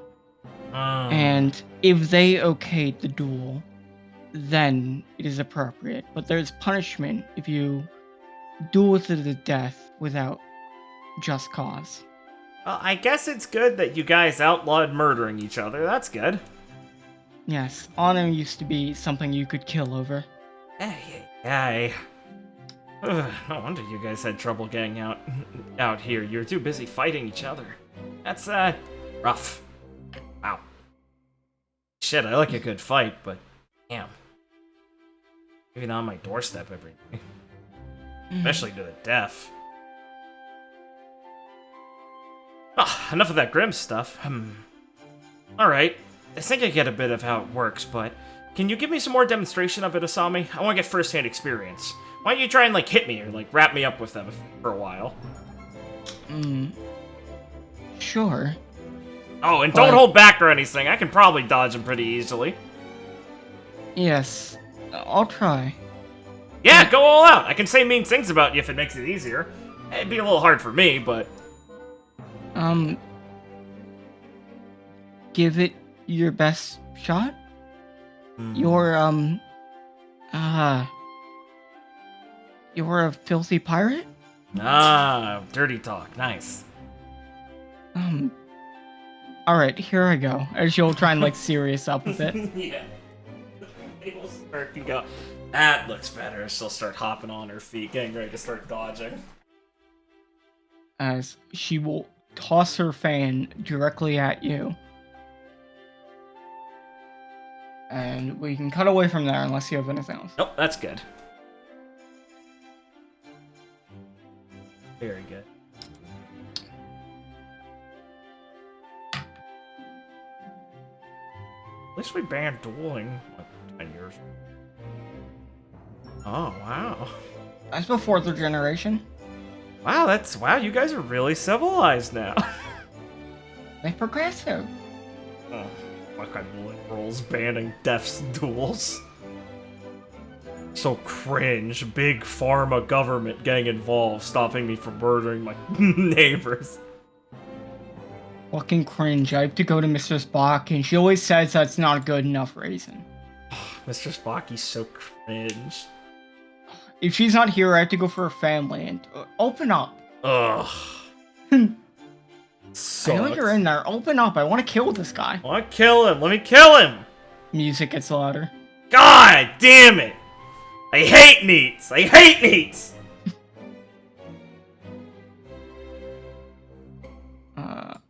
Okay. We'll stumble. Sorry. Do you have anything else? Because I have a couple things. I'll see what you got. Hit me with it. Maybe I could just hit you with something you already wanted to do. It's true. Maybe you hit me with something, then I got an idea for something else. The possibilities are endless. You will stumble upon a group of 3 people having a conversation. Excellent. Well, more like 2 people and 1 person watching. Okay, I see. Yeah, that makes sense. What are these weirdos doing? Alright. As Rex is currently talking to Donovan about, like, the nightly traditions of someone in Mulberry compared to the Laguna Kingdom. And Aurora's looking up confused, wondering why they're talking about night when the sun's up. What she thinks is pretty cool. This is cool. And she likes Rex. Yeah, exactly. He's great. He's funny. He's a cool guy. Takes her on like she'll let him like ride on her back. Like he will let her Surfboard. ride on his back. Yeah, it's awesome. I love Rex boarding. Yeah. He'll post up next to her. Whistle her hair. Hey, what you guys talking about? Oh, as Rex will look over. I was currently asking Donovan about Mulberry and some of the nightly traditions and trainings of the kingdom. Oh, yeah. Good call, good call. Figured it'd be that sort of thing. Donovan will look over. It's interesting to note the differences between both of our kingdoms like this. Not bad. The Laguna Kingdom seems a lot different from anywhere I've ever been. Yeah, I can say it was a pretty cool thing to adjust to. Knights there and everything they've got to manage. Mr. Kano had a hell of a lot on his plate. Yes. We're called knights, but I don't know if it's exactly the same. We're more just soldiers, you know? Just call ourselves knights because we're in the service of the king. Huh. Really? Soldiers. All these things. Well, how much does a kingdom like Mulberry need knights? I mean, don't get me wrong, everyone's got to protect themselves, but, well, the Laguna Kingdom made a lot of sense to me. A lot of people got to go in and out there that could cause trouble. Does too many people come to raid Mulberry for maps and stuff? It's not about the trouble we go through regularly, but it's about the possibilities. If we don't have a good standing force, then we just open ourselves up for harassment, especially here in the New World. Yeah, I guess it's really different here, huh? It's also difficult as we're not currently allied with any of the Yonkos in their territories. Really? No, we lay in a bit of a crossroads, a bit outside any of the current territory controlled by each Yonko. Damn, that's a surprise to hear. And I didn't know there'd be too many kingdoms that weren't. We're in friendly relations with the world government, but not currently a strict affiliate. And you'd think those guys would be way more willing to, or more interested in clamping down on you guys. They hate public information dissemination and shit. I guess you guys kind of have a lock on your own libraries and stuff with the dean or what. Still. Yes, it's... I'll kind of pause for a moment. The dean is much more alright with the censorship of the world government, so he is pro accepting their aid, but it is something that Professor McGuffey, Aurora Smile, protested while he was there, and there are many others in Mulberry that urged the king to not give in to such ideas, as they view becoming the world government's dogs as going back on the traditions of, well, the kingdom. So not only is he a dick, Lisa is picking one of her lighter insults in front of Aurora, but he's also a bootlicker? God, this ain't nothing going for him. He's someone that desires power above all else, so... And if he kneels to get it, that's pretty... You sure you don't want to go with the kidnapping plan? He'll look at Leo almost surprised that she said that in front of a child. I'm just joking. I got it. But if he's bad, wouldn't that make things better? Sometimes you can't just handle things that directly, Aurora. Even if it seems like it. There's plenty of people who don't understand he's that bad, and Well, when you do things like that, it causes a chain of events. It's like a chemical reaction. Sometimes there's gonna be more consequences to dropping something in a vial than just, making it change colors. Or we'll think. I guess that makes sense. But he's still bad, so I mean, isn't it worth it? Yeah, it might be, if that was our only option, but luckily, she says, like, bending down, talking to her more than them at this point, trying to give them a good lesson. We don't have our hands tied that much, so we can come up with a much more creative and fitting way to oust a guy like that by his own petard. That sounds smart.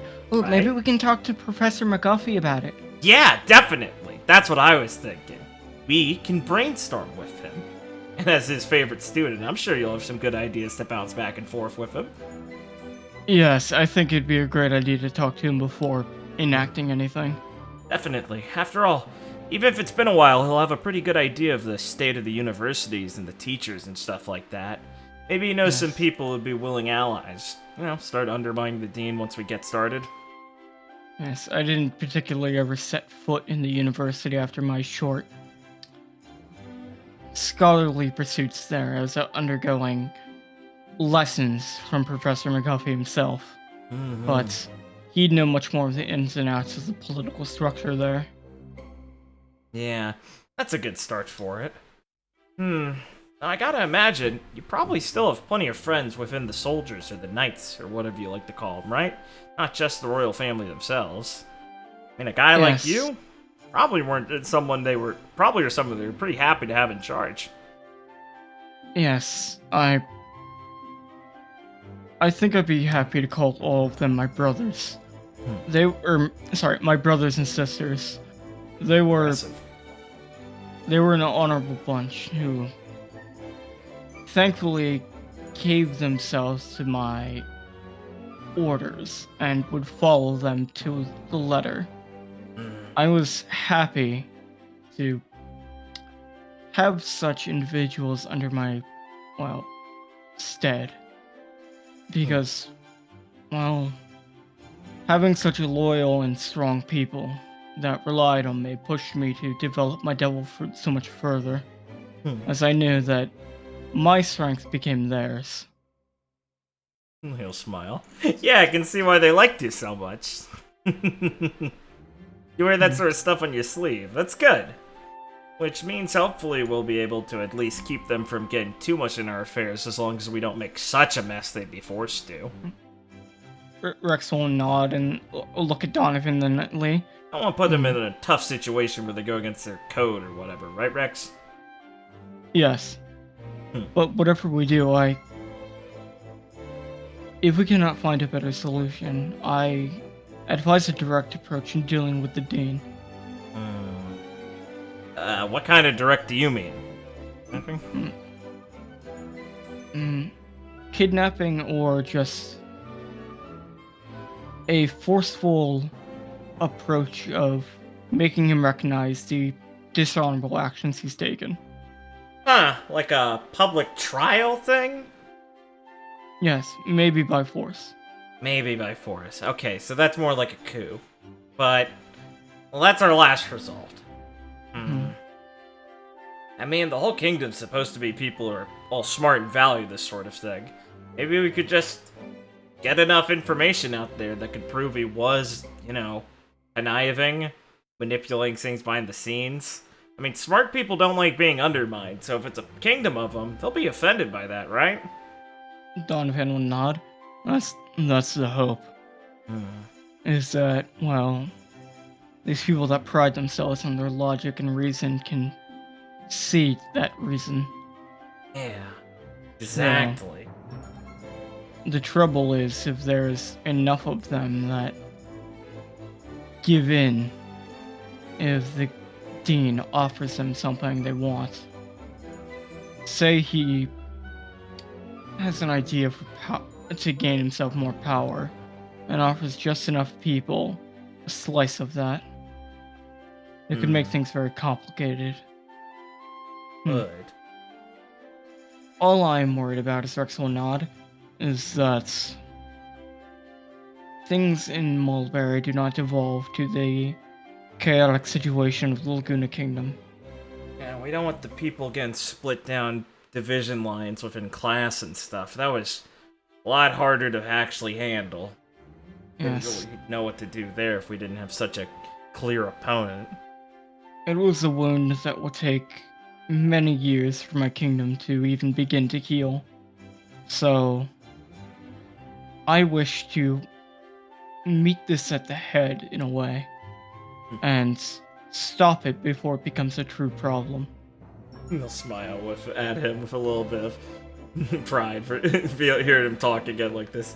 Ah, I love when you get old Prince about this sort of thing, Rex.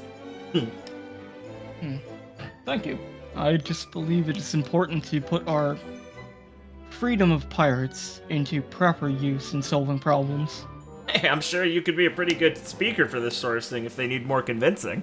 You got a good case. I wonder if they'd be scared of me as he wiggles his antenna. Maybe if you try doing that, they might be. Oh. What do you say if I wore a coat and Oh, that'd be retract pretty these as he retracts his stingers from his arms and just like gestures like he's putting on a hat? Ooh. I could put on glasses too, and you practically wouldn't know that I'm a fishman. Right? Yeah, undercover Rex. Uh, Gotta say. They know if you do the thing. Oh, yeah, they would. Oh, you mean this? As he just takes a fish that's like from today's catch and opens up his trash can mouth. Yeah! He cheers him on. Roll clap. Hell yeah. Still need to figure out a way to get in contact with the princess, though. Might be pretty dangerous if we took her anywhere. I could spin that into pirates kidnapping her pretty easily, even if she came willingly, right? Yes, I think first things first is getting in contact with Professor McGuffey and moving from there. I have contacts back at home, and I'm sure he does as well. Yeah. He's not the type that would just, well, stay completely detached from it. True, So true. we can use those to plan how to, I think, move forward. Oh, I got an idea how we could get the princess. I mean, Kidnapping? well, if high-profile pirates like us were caught there, I mean, that'd be pretty easy for them to come up with a case. But I know a pirate crew might be pretty good for this operation. Squat down to Aurora's level. Think your captain would be into it? Oh, Steal a princess?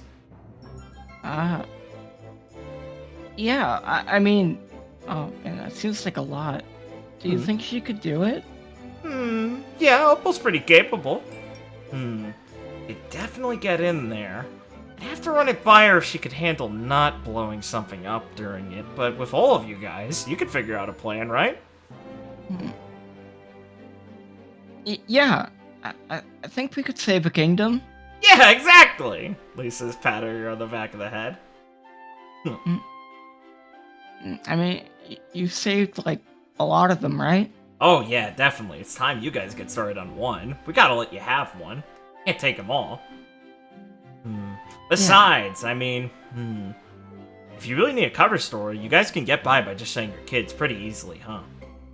Yeah.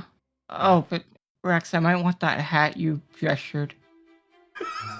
That you just...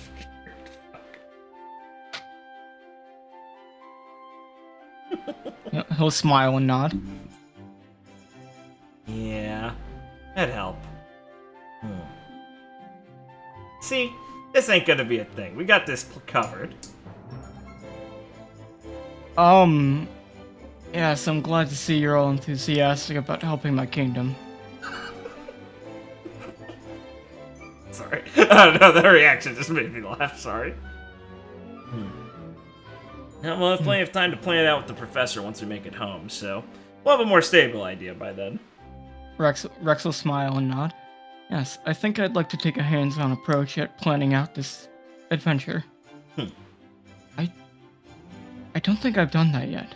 Oh yeah, now's the time for it. Like I said, I think you'd be great for it. Yes. Just call me Forrest, as I am planning to become an architect. Good one. Thank you. He just starts snorting and laughing more at them. Calm face, thank you. As I think we can fade out from there. Yeah. This is going to be taking place, like, early morning, just before the sun rises, as you'll be probably getting out of bed, starting to walk around, get ready to start your day. Mhm. You know that it's not too much longer before you will arrive at Plum-Plum Island. Right, nice. You will find Chaz on the deck of the boat, alone before the sunrise, practicing his kicks. Perfect, right. As he's taken off his flashy, baggy attire. Nice. He learned. She won't comment on that or else he'll go back. He will. Sing and practice will take careful steps to not be too loud as she walks around the side of the deck watching him and observing how his form's looking. It's looking cleaner than back when he was in his dojo. Yeah, you will. Eventually enter his vision range and hop up sitting on the side of the ship and going, yeah, a lot more work when you have to rock with the ship's waves, huh? Oh, fuck! This will trip and fall. Yeah, see, exactly. But I gotta say, it's been paying off. Sneak up on me. I didn't want to interrupt. I was getting a full view to see if I was saying things or not. But it looks like it has worked. Looks cleaner. Just, had to get back into it. Good. I'm glad. On the sea, on a ship, if you're talking about something stable, like the earth-shattering kick, it's probably a lot harder than when you're on land, yeah? This kind of thing's nothing for me. Oh, well, that's the good. The boat's just a floating piece of land, the waves are consistent.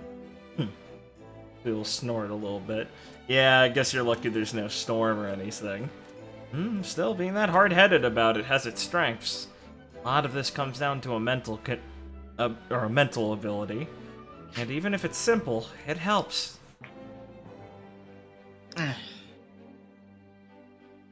Yeah. Yeah, I like simple. He kind of raises an eyebrow looking at him saying something so... I mean, correct to her, but she's surprised to hear him say something like that.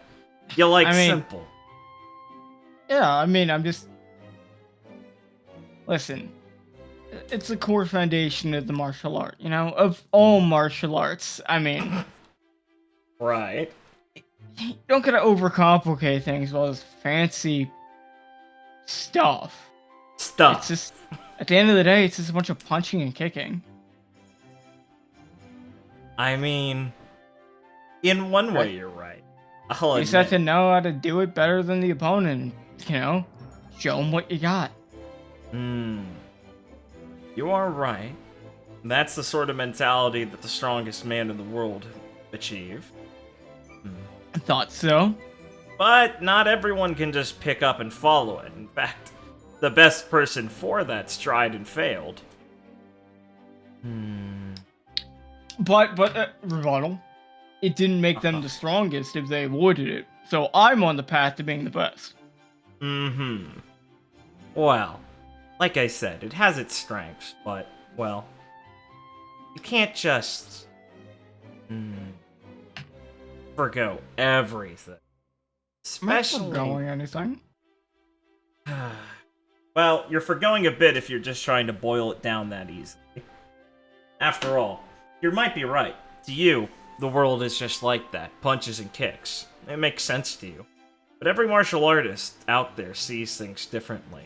And if you don't understand what they're seeing in a match, you're gonna lose. How do you know what they're seeing when you're fighting them? I don't think there's a lot of time to talk. Oh, yeah. Especially against some of the rude guys. The only thing you have is baits and sort of insults.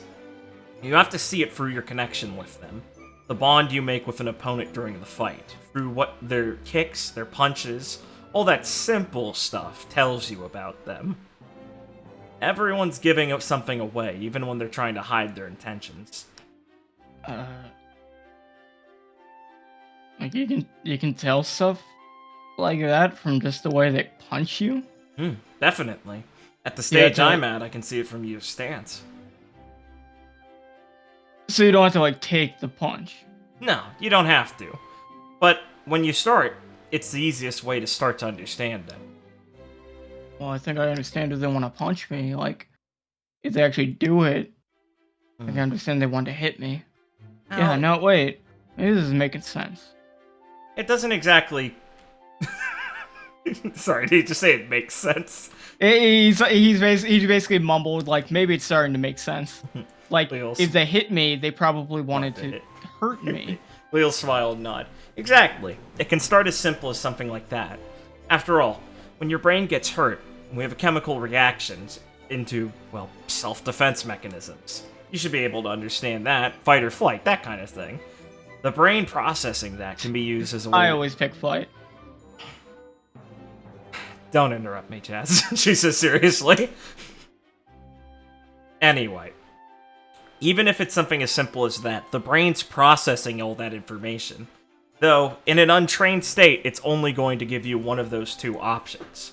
Martial artists like us, combatants, we have to train our brain to be able to give us the full information and process it in that moment. When that punch hits, you don't want your brain just to be thinking, they want to hit me, I need to dodge. That's good, as a starting point. With enough adrenaline and your brain activating and focusing on the fight, you might be able to get away with that. But you want to take it beyond that. I want to be able to understand why they hit me, how they do it, what their habits are. If you get hit and you can understand that, suddenly it feels like the game's changed. If you get hit and understand they've stepped into your area, and you can turn it into a counter, then you've been able to outwit them, and you might win off something like that. Then you start being able to predict where the fist would hit you, and it gets easier from there. True martial artists sometimes play a game within their own fight, of outmaneuvering each other. Fights can look pretty silly to people who don't have an understanding of that mental battle, like two guys pacing around each other. But seriously, a stare down between two martial artists? That can be more deadly than any sort of war you might see. Thousands of calculations of what they want to do to the other being scratched off a list as they're considering the other's strengths. All in a moment's time. But that's between two masters. I have a question. Sure. She smiles at him, taking the polite way of interrupting. What if you are wrong when you think you're reading something? Most of the time you'll get hit. I guess that's simple enough. It is. But, to your greater point, well... But wait, what if you're wrong? Every time. No, well, what if you're right, but you still get hit? That means your body's not able to do the solution yet. But then wouldn't you just think it's wrong? Exactly. You have to recognize when your body's failed you, or when your predictions failed you. Training yourself to the correct point. It's a difficult balancing act, don't get me wrong. And it can be really frustrating. I don't know what hurts more, getting hit or admitting that you couldn't dodge it. You know what I mean? I didn't master teach you any of this. Because he knew what kind of student you were, and he wanted to give you a foundation first. Imagine if when you just started you heard all this mumbo-jumbo. You'd tell him off and not go back. He saw the look in your eyes, he knew what you wanted, and this was the best way for you to get hooked on martial arts. He saw a good student in you, so he wanted to give the best, fattest bait to you. Did your master teach you this stuff when you were younger? Nah, I was worse than you. He looks like he has a self-satisfied smile. When my master first took me in, I couldn't speak. I was raised in the jungle. Ah, shit. He's gonna rub his head being like, I thought she just meant she was weaker than me.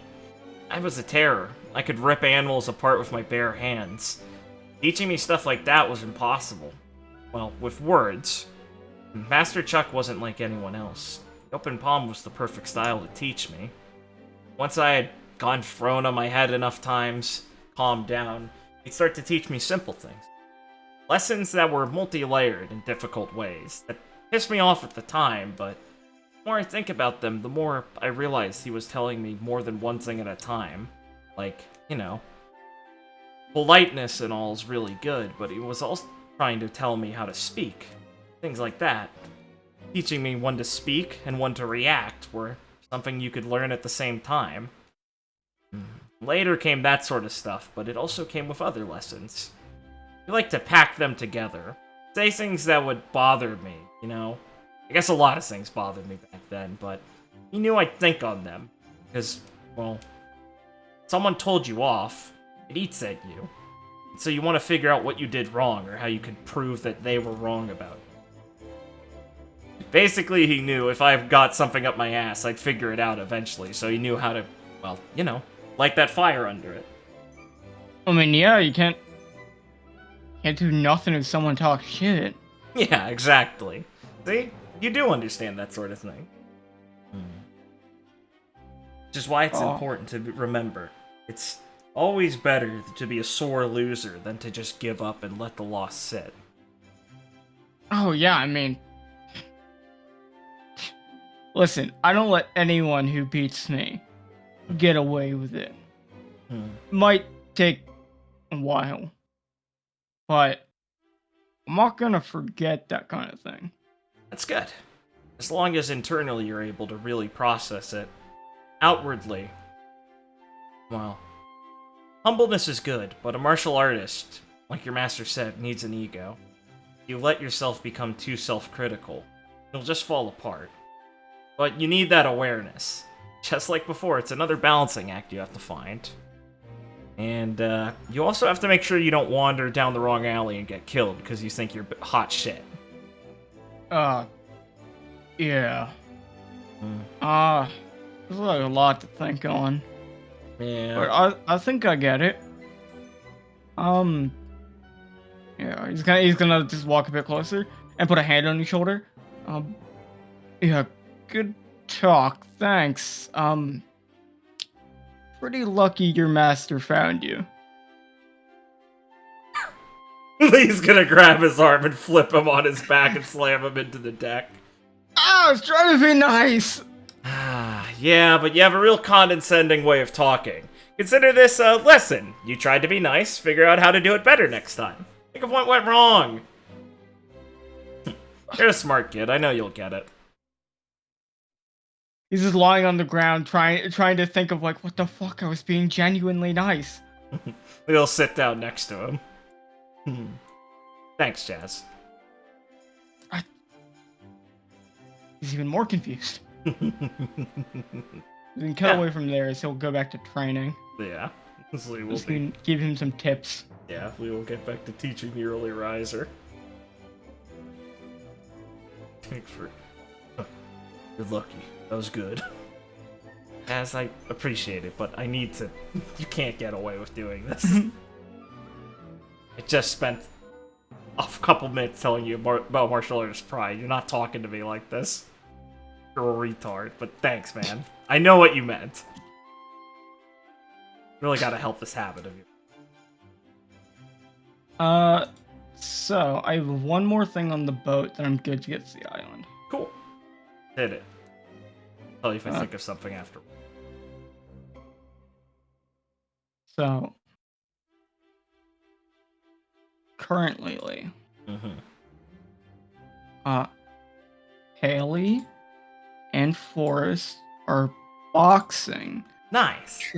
Train together. We're just talking about, what's going on.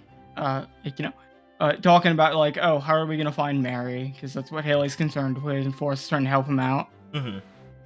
And currently watching in the training room is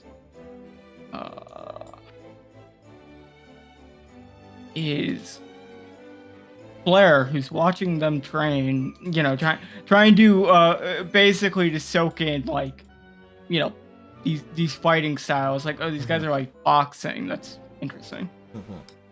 Yeah, we'll post up next to her and go, yeah, now this is a good sight. Boxing's classic for this sort of thing.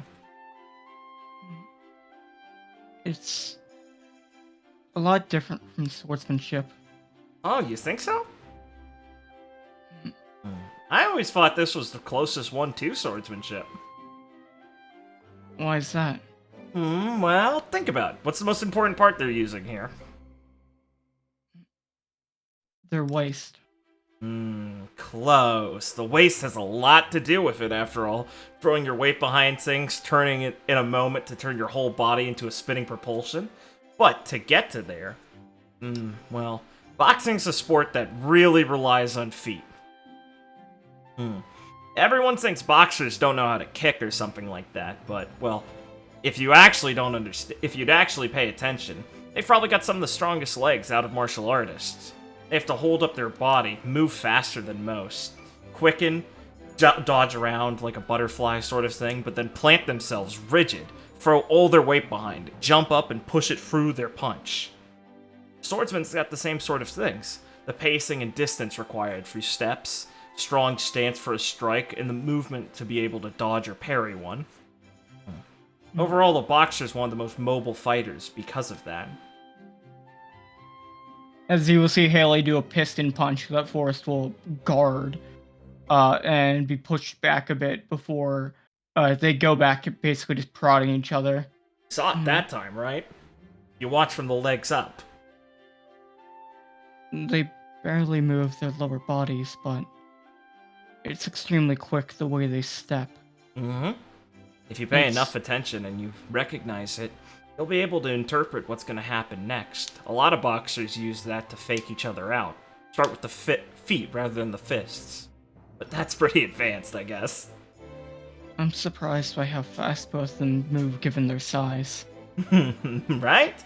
Well, just because someone gets all big and lumbering looking doesn't actually mean they're that slow. It can freak you out. I remember seeing a couple giants run across an island to get us. That was fun. You've met a giant? Oh yeah, like 3. 2 we technically just beat up. They were with the Marines, but 1 way back in the Grand Line. He's a friend of this doctor we met. Nice guy, really weird. See too many still. No, I've never met one. Well, knowing our luck, we'll be able to introduce you to at least one. But, it's interesting. The differences between these fighting styles. Oh, yeah, right? The way you fought with that man, how he was curling up, going into the air, and, well, you were charging at him, changing your form like that. It's hard to believe they're even close to the same thing with something like this, where both of them look so stationary, like they're, well, how do I put this? It looks like she's confused on how to word herself. 2 guardian deities refusing to back away from each other, like they're tied at the waist or something. It's hard to see how they all have the same foundation. Body's pretty mysterious in that regard, isn't it? I mean, there's things you can train it to do. Tandem with your brain. It's crazy to think about. What do you think leads someone to picking one thing over another? Like, why does someone choose to fight like this and not like, well, some other way with a weapon or just some other way of moving? I really think it comes down to mentality, personally. It's like, well, I mean, we all got a sense of, like, what's right and what's wrong. You know, you just kind of get a feeling in your gut. People teach you things, that's for sure, but you listen to them because, well, you believe them. I don't think my master taught me anything I didn't get internally, anyway. Feelings like that are just in the back of our brain, tied to something like our emotions. I think it's the same sort of thing with fighting. A lot of fighters just express themselves through their style. Sometimes it can take pretty hard way to get there to explain it, but, well, it just clicks with you. You know, a guy who's pretty ruthless isn't gonna take his technique that doesn't involve getting really down and dirty with it. Guy like Tristan's a flake, and he fits perfectly for the ghost style. I don't think those things are sort of coincidences. I think people's bodies and their minds and their soul, or whatever you want to call it, I guess. Lee kind of wrinkles her nose using such like a non-scientific term for it. They're all tied in tandem together. Dream about the certain things we dream about because it's in our brain, and, well, we care about it. Our bodies, they probably react the same way to martial arts. Sword techniques, weapons, guns even. They click for it. Fit the person. Or maybe the person fits towards them. I guess I want to decide if he gave me this sword and I want to see if I fit it. Yeah, I figured that might be what you're working towards. After all, it's a pretty extreme case to have this stuff in your hand, right? As Haley will throw a punch, Horace will block it, and then he'll kind of just start talking loudly, like, to both of you. I don't know if it's something I have to think too hard about. I mean, there's an infinite number of options, so you can just go with whatever you want, really. Take me, for example. I took up boxing, as he goes for a punch on Haley, because it just felt fun to do, you know? I heard he was good at using my body and my hands, so I felt like it was just a natural progression of it. It's just what suited me best from trying different things. Same with the spear I wield. I mean, I don't really mind having two different fighting styles. They kind of complement each other in a way because I made them work like that. So, I don't get so hung up on just specifics like that, like they have to be in a box. You can really take whatever you think works and leave out anything else. Don't get so hung up on, I guess, words in a way. In the end of the day, it's just how you make everything work. As Haley will throw another, like, flurry of blows at Forrest. Yeah, I mean, same thing for me, really. I just started punching, and I didn't really put too much thought into it. Just kind of, it's how I naturally came to punch. Then, when I was a kid, someone told me that this is actual fighting style. Started learning a bit more about it, and figured I liked it. And hey, I got lucky on my devil fruit kind of synergized with it in a way. I mean, that's kind of what you do, right, Lee? You just kind of take stuff that works well with what you got. Yeah, basically. Honestly, for a long time, or she wouldn't say. For a long time, I struggled with what Chuck taught me of the martial art. Like, I thought I understood how the open palm worked. I just never understood why it seemed so strong in his hands. Hell, when I first met Ron and everyone, I didn't like relying on it too much because it didn't make sense to me yet. Having people around me and growing up a little started to make everything fall into place more and more. Felt right to use, started to understand what Master was doing, started to rely on it more and realized how much I wanted to, and stretch out. Not just rely on what he taught me, but have it flourish. Kinda grew into it finally. It made sense. Like how the sword hasn't really fit you yet, because, well, it doesn't always come right away, but as long as you keep looking for it, something's gonna click. Whether it's what the old guy wanted you to or not, you'll probably carry on whatever it is that makes sense for you. To just do what comes naturally.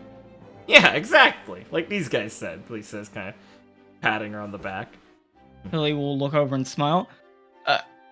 Listen, that's something my captain always told me, is just don't think too much about these kind of things. Just do what you do best. I mean, take it from me, she's a real smart person. So, I always listen to her on that. And her fighting style fits her probably better than anyone else's. Yeah, and So- it's not exactly common. She knows what she's talking about. Don't worry, when we catch up to her, she'll give you better advice on this than anyone could. Except me. I'm looking forward to meeting her. Well, don't get your hopes up too high. It's kind of a bitch. But like a fun one. No offense, Haley. Sorry, did you say something? Yeah, my man. So do you have anything else here? No, I think that's a good way to end off on that. Yes, I didn't like relying on it because I didn't have it in a mechanical sense yet. Yeah, I mean, it was a story. She was brutal and vicious at the start, and she grew into it. Thank you. I'm glad you found that as funny as I did when I thought of that justification. That just struck me being like, he didn't have any open palm techniques Open on his palm character sheet. cope. They said, I came up with an explanation. I was happy with it because it made legitimate sense to me. Okay, do you have anything else? Let's see. I want to...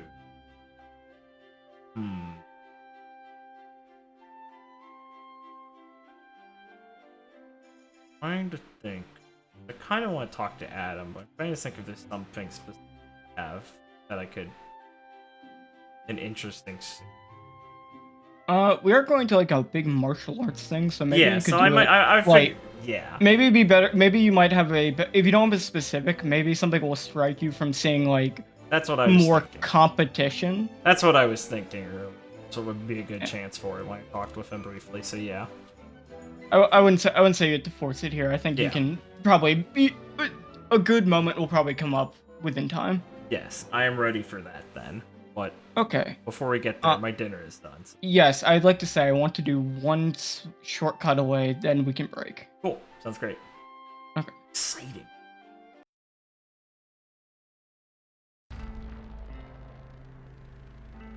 We are going to come back to Yama Corday and his government agents that I think the black suits and techniques gave it away, so I'll just be blunt with that.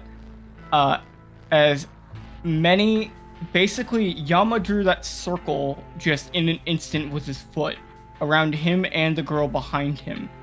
And it seems there are a bunch of just unconscious government agents around the circle, but none of them going into it. As it seems any who tried were felled right beforehand, and Yama would kick them out of it to give him proper space. And we will come back in on many injured government agents backing off, but Yama himself pretty heavily bleeding from not only his left arm, but it seems like he's taken numerous sword slashes from Cortez' long-range techniques. He has like a chain attached to his sword as he's using it to lunge it forward and stay at a safe distance. Basically, Cortez seems to have recognized the fact that Yama will not step away from her, so he's maintaining a distance till basically his agents are closing the gap, giving him proper opportunity. And Yama seems to have taken a great many blows from this, having lost quite a large amount of blood, but it doesn't seem like his demeanor has shifted at all. He still has that same cold kind of glare forward as he's focusing on the fight. As many bodies lay around him, Yama will still keep a steady stance forward, looking directly at Corday, as the child behind him will look at him more seriously and just try to ask as politely as she can. Why are you doing this for me? As she looks at him, basically trying to discern, like, she really appreciates it, but she would not expect someone to go this far. As Yama is still looking directly at Corday, who seems to be trying to regroup his agents, just will say very softly, I have never had the time to spare on considering my actions. I only do what my heart and fist tell me to do. And right now, it's telling me to fight this fight. So, don't take any blame for anything that happens here. This was my choice and my choice alone. As the little girl will look at him seriously and just kind of consider to herself and nod resolutely that no matter what happens here, she at least appreciates being near this man who seems to act with such assuredness in himself that it's just very admirable to her. And after they spoke for a brief second, Corday will finally look at his agents that are regrouped and shout over at them as he's biting his tongue till it bleeds out of frustration. Let's get serious, alright? And attack him all at once from all sides. If the kid dies, she dies. But do not let that bastard get away. Alright? Because trust me, if any of you take one more step back, I'll kill you myself. Or, God forbid, you go crying back to him. Because I assure you, he'll do it a lot faster than I would. So get in there and make me proud. As he's pointing his sword at Yama, a lot of the government agents will start to step forward and basically get ready to approach. It seems like the ones left standing are the stronger of the bunch, many of them being able to withstand one or two of Yama's attacks while trading back with him. And as they step forward, Corday himself will grab his sword and start to lead the charge. Knowing that he is the strongest of them, he basically plans on getting Yama's attention as they go at him from all sides to basically trade agents for the chance to go for a lethal blow.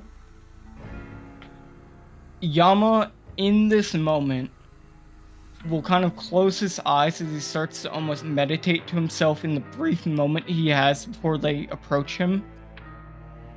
And he will raise his right hand above his head a few inches away from it, as he has his hand almost lying there a bit loosely, with his fingers extended like they're about to grip something, as he parallels his left hand directly along his waist, almost like they're parallel in gripping something in front of him.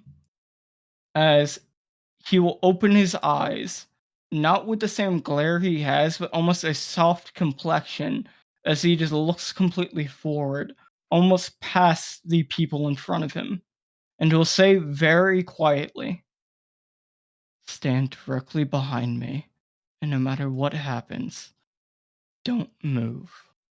As the little girl will nod, resolute in her faith, not that this man can save her, but that she's okay with the outcome at this point, as she is deeply appreciative of him at least attempting to. As the government agents charge, Yama will just look forward with his soft gaze, as the girl will almost see her reflection in the air between his hands. As all of them charge, Yama will say very softly, "Flowing style, secret technique, mirror of water." And as they charge directly at him, we will cut away from there. So, you and everyone else are arriving at Plum-Plum Island. It is named this because it has a lot of trees that have plums on them. Never would have guessed. No fucking way. No fucking way. I thought it was gonna have like a bunch of birds with plumes on them, and they're too cheap for these. So.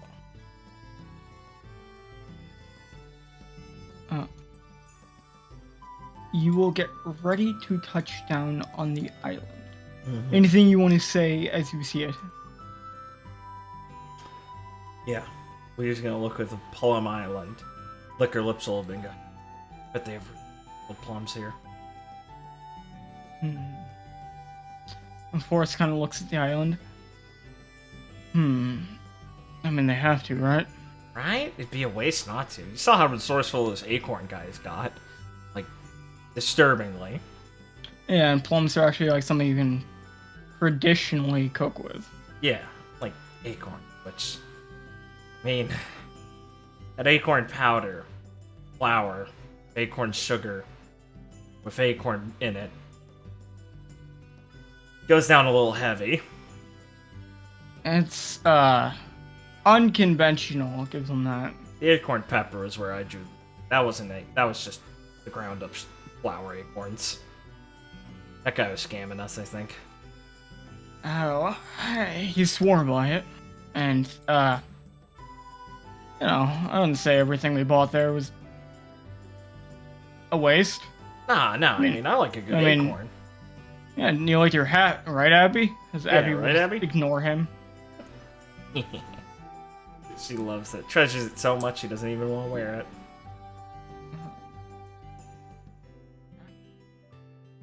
So, you and your compatriots can begin to approach. Nice.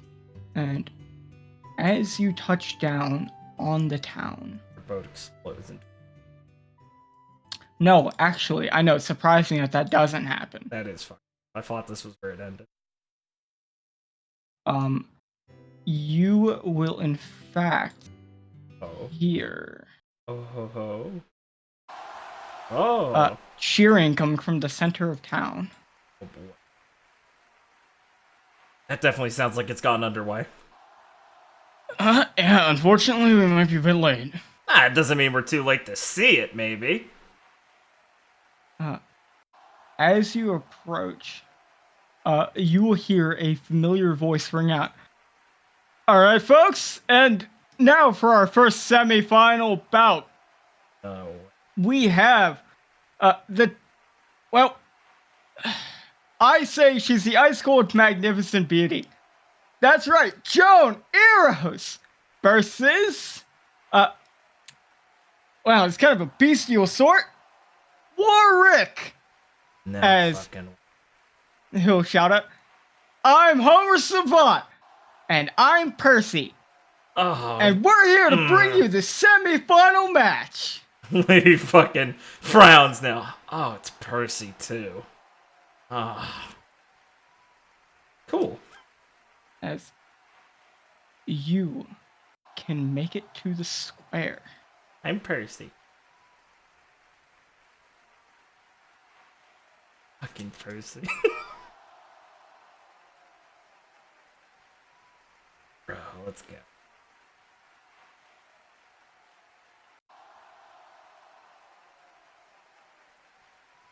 Oh, it's Warwick.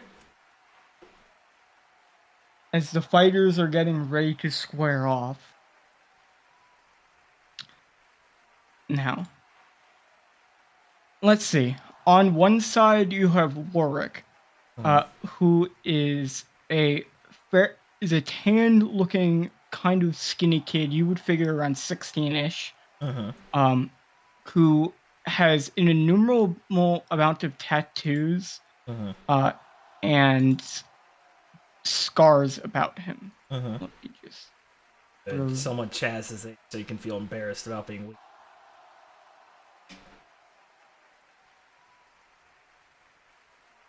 Oh, the Beast of Westo! Very cool! The tribe.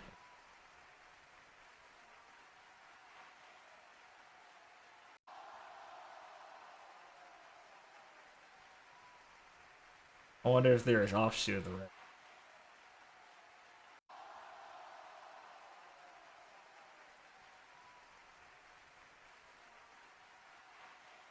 I like how Silver Fang is spaced like Silver Ash. That makes me laugh. See? Well, yeah. Dude. Where's his Timon and Pumbaa? He seems extremely you get you get like a feeling straight off the bat from this kid that he seems stronger than most people his age could be. Yeah. And he seems like extremely aggressive, just straight Yeah. off the bat. Seems more like a beast than a He's person. animalistic. Yes. And his eyes are extremely unique. Very. And on the other side, a remarkably beautiful woman wielding a spear.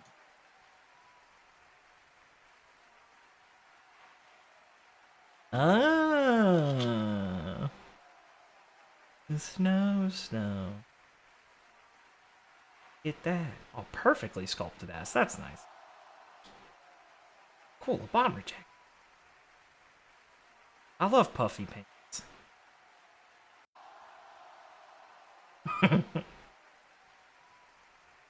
She's a mascot pin collection. Let's go.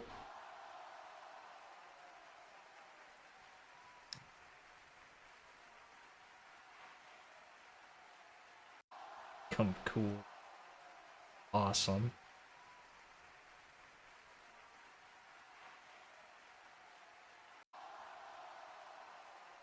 Very good. What a nice young lady. Okay. And you will get there right as the fight begins. Perfect timing.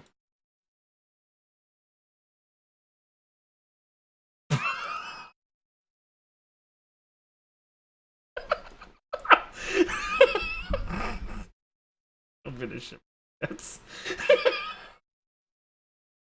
No. Oh. No. There she is. What happened to her? No. She devolved. Oh, no. No, the real one's actually here. Okay, I thought so. I was gonna shit my pants. Please, that Ira, she just turns, she just abouts face like a Paper Mario character. Yeah, in the goblin form. And starts tapping back and forth towards her. Oh god, she's getting over here. Kill it, kill it! Kill it, kill it! Lee lets out a whistle as she looks over the way and sees fucking Jode over there. Whoa. Broke the mold after they made that one, huh? Loon will walk up. I'm saying martial artist with them, right? No, not really. Kid doesn't look to me like he has a style. As you see him just kind of looking forward with like an intensity and like anger as he's starting to growl. That's all instinct. Hell, I'm surprised he even managed to get involved in this sort of thing. Well, he's fucked. And Ryzen will just look over and state, that woman looks extremely skilled. And I'm kidding, right? Well, see how long the kid can handle it. As Warwick is going to charge directly at Joan, basically unleashing his claws from his hand, partially transforming, as he's going to swipe at her. She's going to raise her lance to block his swipe, basically, and as he grabs it, he will just pull in the spear a bit, just trying to basically grip her with his other hand so we can go for a bite on her neck. And in that moment, she's going to basically twist the spear slightly, breaking free from his one hand, hitting him in the jaw, and trying to use the hilt of her spear to jab him in the chest to force him back. As she hits him in the chest, he will lean into it, showing it a natural instinct for combat. As he leans into it, to disperse the blow into himself but not let him fall back, he will grab it again with both hands, attempting to pull it out of her hands. But surprisingly, this woman will show more physical strength than he has, even though her demeanor might not exactly seem like it. And as it doesn't seem to give, he will release his hands and just swing both of his claws, attempting to swipe right through her. And she'll just stand still and give him a slight smile as he claws right through her, and the audience gasps as they expect her to be completely gouged. Yeah, looks like he doesn't stand much of a chance. Especially if you can't break through something like that. Yeah. Refine control of a Logia. Well, he's basically punching at air. As her body breaks apart into snow, and starts to reform behind him, she'll just smile as she grips her spear a bit more and looks at him. You'll have to try better than that to hurt me. As he'll just start to growl a bit more. Fuck you, bitch. As he'll start running along the ground, getting closer and closer to it, as he's almost running with one arm and both legs, clawing up the ground with his other hand. And when he gets close to her, he will swipe the clawed stone that he's been gathering out at her, and and you'll see her for a second think she doesn't have to do anything, but then she'll start spinning her spear to block the chunks of stone, as it seems the guy did not use hockey on his first attack, as one of the stones will graze past her face, letting off like a slight amount of blood. As it will fly into the audience. Kasumi going through the audience and throwing some shuriken to block the pieces of stone. Thank God someone was looking for it, Lee says, letting out an exasperated sigh. Well, I guess the facilities here aren't the safest, huh? No. I guess they're not, as Blair looks nervous, as Percy's going to yell into the mic, "Oh! And that looked like it had more impact than the last shot. Let's see if the kid has it in him to actually go all the way." Of course he's egging him on. As he will look like he's going in for a mad charge as he goes for another swipe on her. Joan will pull back her spear and go for a stab directly at him. But it looks like he in fact does have some sense about him, as he'll jump into the air at the last second, landing behind her, getting her really low to almost spring out forth, as he's going to attempt to grab her shoulders with his hands and once again start to transform a bit more into his mountain lion form, as he's attempting to gouge out her neck from behind. Ooh, cool. And as he grabs her, he'll feel himself like firmly grasp her shoulders. But as his teeth start to dig in, seemingly out of nowhere, her spear will flash as she hits him square in the chest with the hilt right before his teeth start to make contact, sending him stuttering backwards with like an intense amount of pain, as it'll stutter backwards but stop himself from actually going off the edge, as she'll turn to look at him. Wow, that was surprising. Good. I was hoping you'd put a better fight than you did in the last couple rounds. As he'll just start growling, and you'll see him almost start to foam with the mouth from anger. I guess she's got some bite to her. Weird. Huh? Why are you not speaking back up? Are you okay? As he's like looking, he looks like he's being insulted. Yeah. It doesn't exactly sound like she's giving that tone, but he feels that. Does she know what she's doing? They mutters kind of quietly. As Warwick is going to get down on both feet and hands, as he's just going to look intensely at her and jump into the air suddenly. And as he's free falling, you will see him spin in the air and use what you'd think is Geppo, but it seems to be a slightly different technique, as he will bounce off the air at a high speed, basically starting to spin. And as she starts to spin her spear, it seems like she's accurately matching his rotation. As she does, she will catch his hands mid-spin, as she will stop his claws and his mouth as they will bite into her spear. And you will see the general atmosphere only in the ring start to lower in temperature as it starts to snow above only them. You'll see her push Warwick off, and he'll start to slow down as heavy snow starts to cover him. What the fuck is this?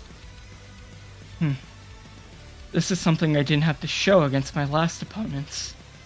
But you seem to be worth it. So, try to earn that respect I'm showing you. As he's like looking more and more frustrated, you're gonna see him let out his tongue a bit as he's going to use one finger to cut open his tongue as he looks like he's starting to drink a bit of his own blood. And you'll see his foam start to stop as he calms himself down. And he'll transform into his full mountain lion state as he takes like the form of like a large man cat. As he'll start to bend down a bit, launching himself forward, you'll see Joan will just close her eyes and remain steady as in a flash, as he gets within the maximum range of her spear, you'll see her extend it, and only you, Ryzen, and a few others will be able to catch exactly what's happening here. Oh, but cool. She will strike him on the forehead, both arms around like where the muscle is, and the center of the chest. And you'll see on his forehead, it will only let out a very small amount of blood, like he was only pricked. Mm-hmm. But you'll see that what she was able to do was something extremely impressive in terms of actually maneuvering her weapon, where she barely touched him, but you saw it look like the force of her heavy swing was able to be transferred through only that slight poke. Like, she didn't even have to... It's like she bore right through him with her spear, but she only had to prick him with the slightest tap. And instead of wasting movement, she just tapped him multiple times on different parts of his body to deal an insane amount of physical stress and damage, but without having to use any superfluous movement. And you'll see in that moment, he'll just get struck by that and stand completely still, as after the blood starts to only slightly fall down from his forehead, he will just smash face first into the ground. He whistles a bit. Oh! And it looks like it's over, folks! Is that all that the beast could produce? An embarrassing display like this? What do you think, Homer? I think the kid had a good shot, but, well, looks like experience played a key part here, didn't it, Percy? You said it, Homer. As you'll see Warwick's hands start to twitch, as his eyes will kind of refocus as he pulls himself from unconsciousness. As you saw, Joan didn't like move at all. She basically just took a step back, but she was always ready for him to get back up. As you'll see him just cough out some blood, probably from internal injuries at that point. As he's just going to tear up the ground with his claw. Fuck. God. Fucking. As he'll just kind of roll over and get on his feet slowly, and just kind of stumble over to the other side of the ring.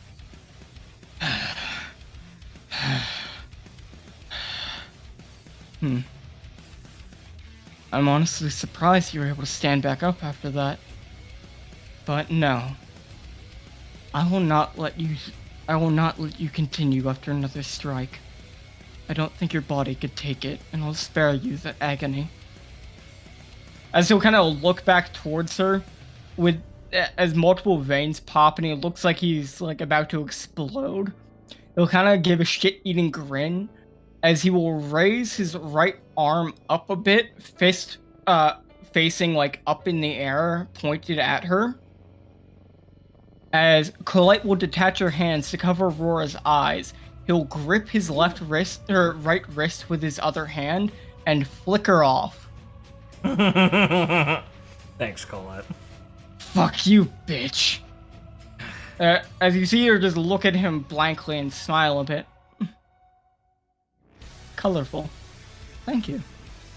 As you see him coat his body in hockey, as he will kind of grab the ground a bit and embed it with his fingers, as he will basically give himself a launching start, as he will jump off the ground into the air and attempt to do a wide swipe. As you see him start to swipe in the air, the ground behind Joan will start to basically look like it's getting impacted. As he will finally start to swipe at her, she will just adjust her spear at her side ever so slightly with very little wasted movements. And even you will have a hard time keeping up, as she'll once again put it in a ready position. As the attack was already launched in that one moment, you'll see him in the air, eyes wide out, as all his momentum will stop and it'll just go flying back, smashing right outside the ring. Like she just delivered a heavy impact to the center of his core, just sending him flying backwards. As there'll be no blood or visible sign of impact, but it definitely looks like she just delivered the finishing blow. As you can tell in your medical opinion, he's not getting back up.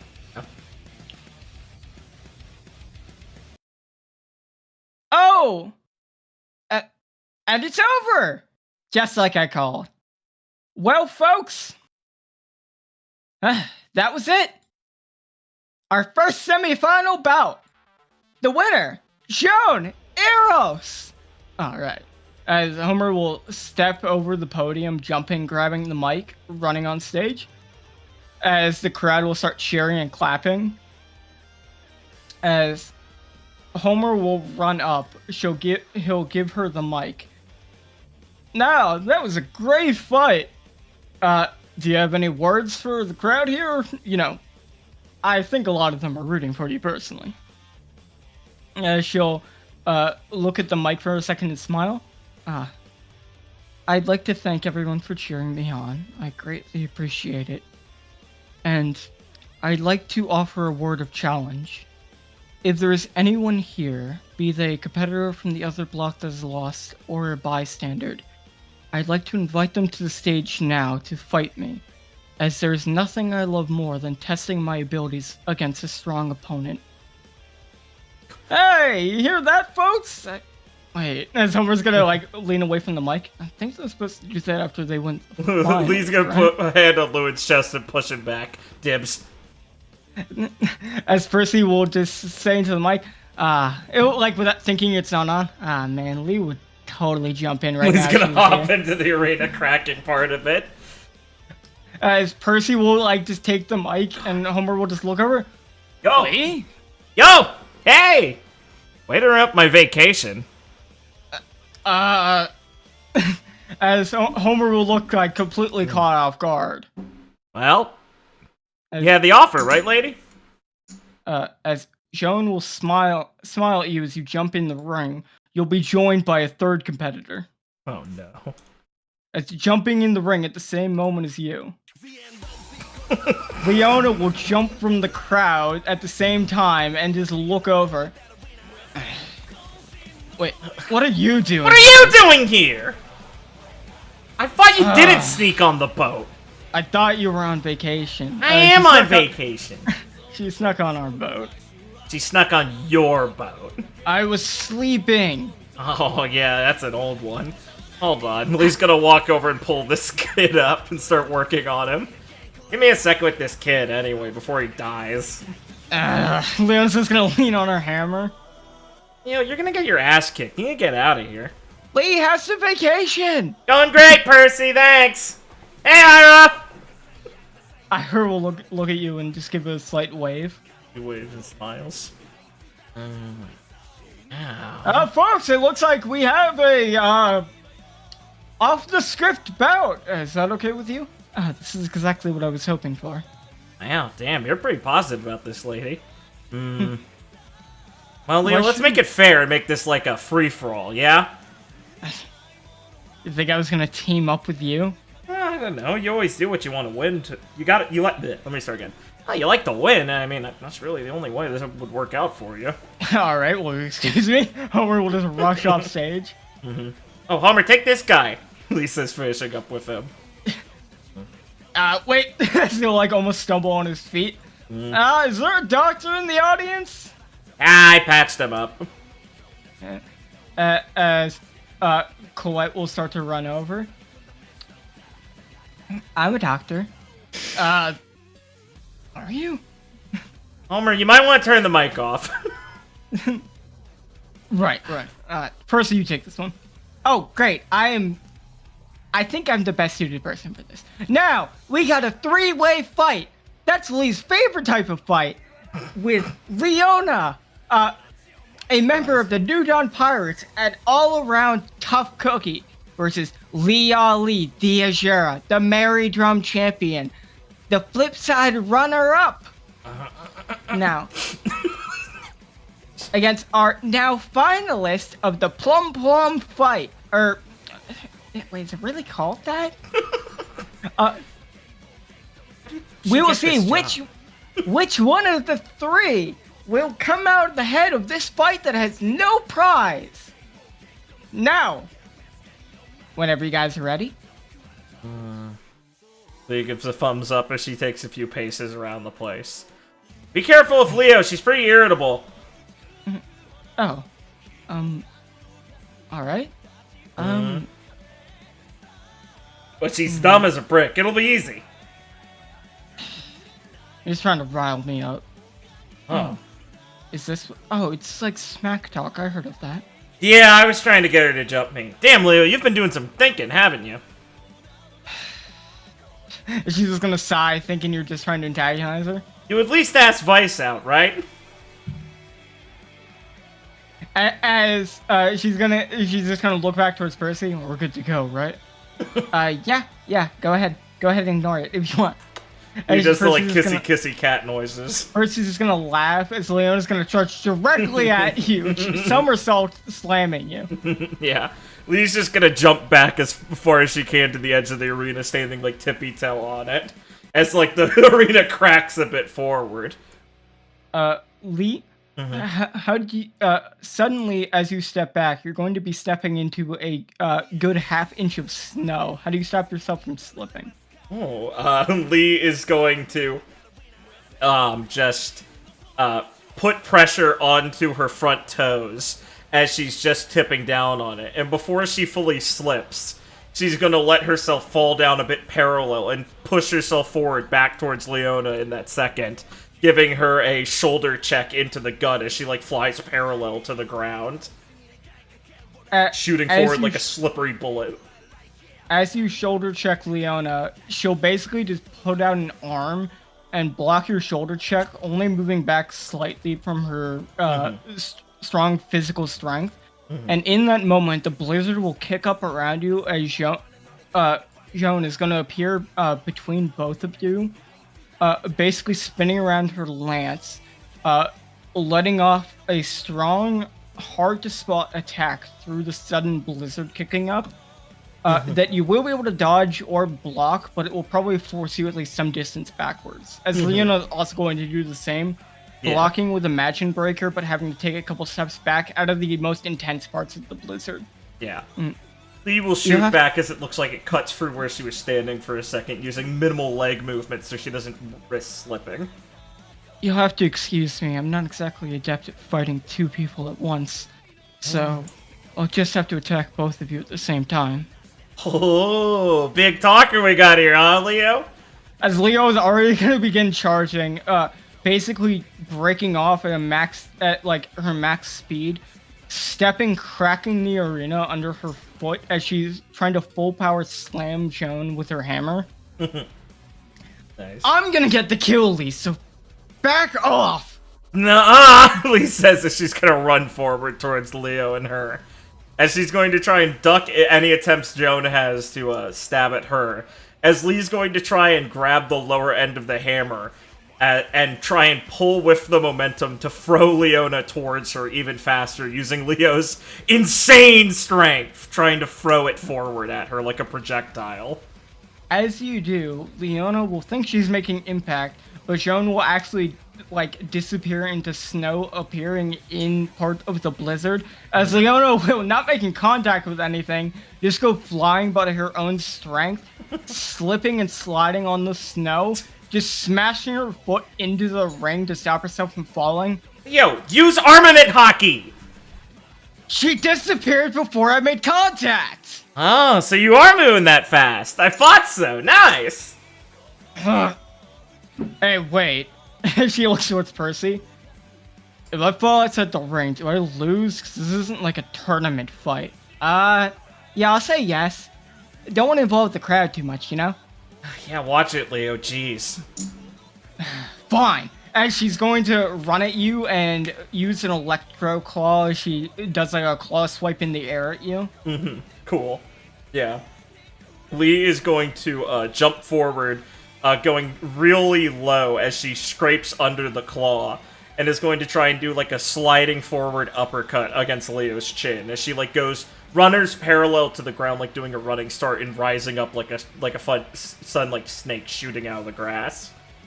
In the moment you're rising up, Joan is going to appear trying to stab directly where your chin is going to be. Perfect. Basically forcing you to choose between taking a blow to the face or dodging.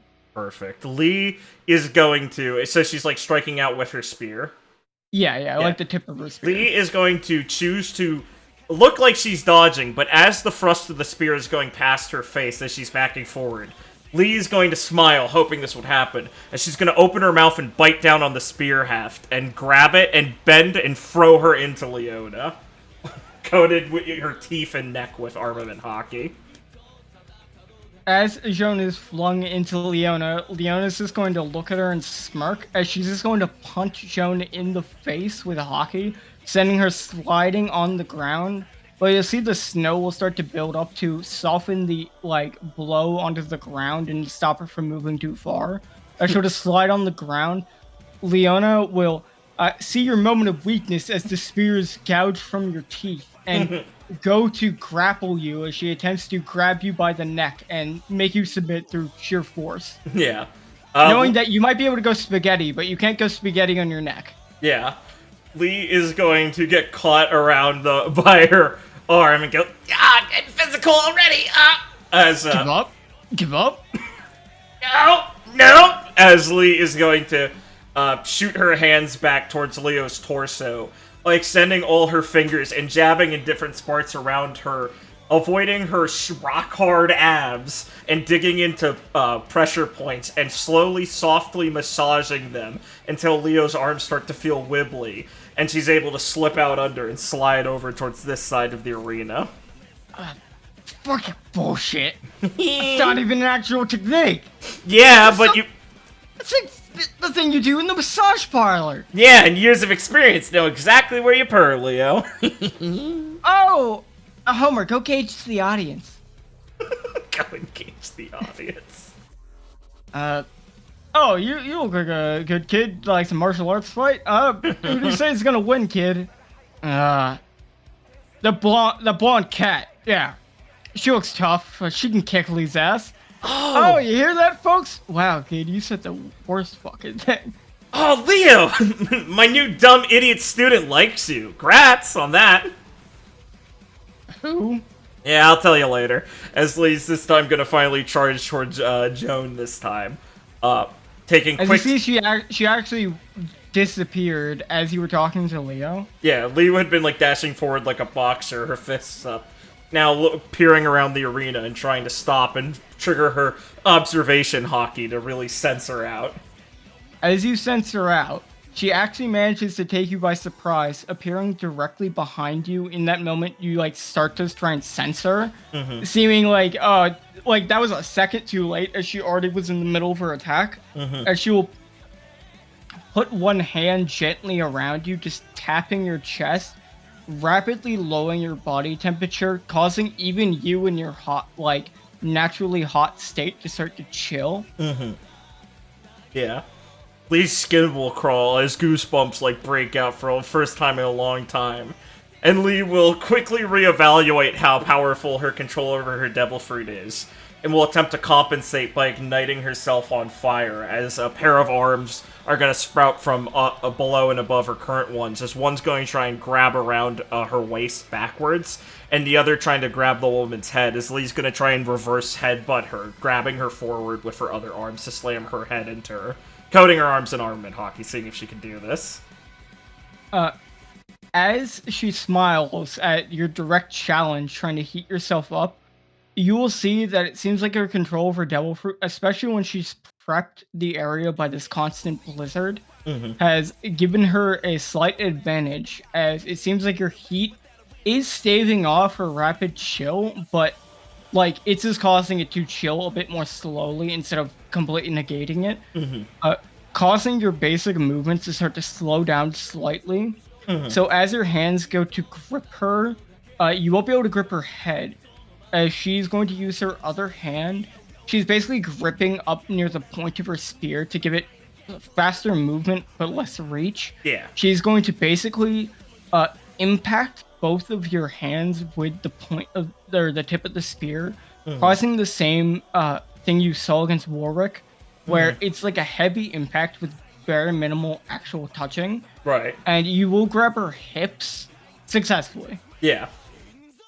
Okay. Cool. And the headbutt will be warded off, because basically you'd be headbutting directly into the tip of a spear. Yeah. Yeah, so now she's got her locked, but she's got, like, the spear to the back of Lee's head, and some of her hand... Which one of her hands got the impact? The hands on her hips are gripping her. Yeah, the hands on her hips are grabbing her. Which one did she stab, or was it in the back of her head that she stabbed? She stabbed the ones going for her head. Okay, gotcha. And has the spear generally... The spear is generally protecting her upper body and, like, head area, which is why you couldn't headbutt. Yeah. Lee's two upper arms, the ones that got stabbed, as Lee feels the intense, racking pain of the stab internally, she's able to flash back for a second to her time being stabbed 24 hours a day back on Hell Island. And she's going to grit her teeth, fighting through the immense pain of that, knowing what it's like to do that. And she's going to clench both of those fists that got stabbed above her, turning them so the backs of them are facing towards Joan's face. And as she flexes, a spurt of blood is going to explode from both of the little wounds she has, as she flexes all of her muscles and shoots out the blood towards her face, trying to hit her with boiling blood, just to blind her, if not deal damage to her. As Lee is going to then throw her body forward, bending down, turning her body into the snake-like texture so she's able to fully bend down, with her arms still grabbing her waist and trying to Azuna drop, like head drop her into the ground. Bending herself in like a cannonball. So, you will launch the boiling blood at her face, which will hit successfully, blinding her.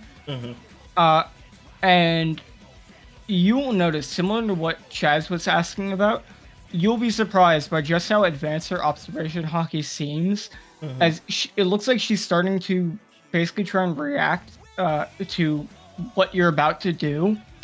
But it doesn't seem like she's currently in a position to actually stop it from happening. Right, yeah. Given the hold you have on her. So you can tell she's able to basically recognize exactly what you're going for. Yeah. And the most she can do is kind of use her Devil Fruit to help soften the blow. Yeah. By, like, causing more snow to build up on the area around where she's going to land, because she can't go Loki of form with you gripping her. Yeah, exactly. And as she starts to make impact with the snow, before you can actually drive her through it into the ground, Leona is going to interrupt you and body check both of you, causing her to loosen from your grip and kind of roll in the arena. And looks like Leona was going for you more, as she will hit you with her full strength, causing you to go flying. How do you maneuver to stop yourself from falling? Yeah. Lee is going to be flying midair, her head rushing as she's gaining more senses back to her being away from the numbing cold. And her mind's racing as she's like, "Oh fuck, she can outpredict me. Maybe this is really bad." As she's trying to throw her pain off the ache from the cold and everything. And as she's midair, Lee is going to just kind of bend her body out from the cannonball state that she was in the grab, and is going to go flat, like extend herself rigidly, and her feet are going to ignite with some flames as she's going to burst up with fire to assist with like a Geppo hop in the air, to send herself sailing across the arena to land on the other side, taking a moment to look at the two of them and giving herself a second to breathe and come up with a better plan. As you're flying through the air, Leona knows that your strong point is that you can think, so she's not going to give you time. So as you're flying through the air, she's going to take the shot to try and throw Imagine Breaker at you. Oh no, Leo. It missed.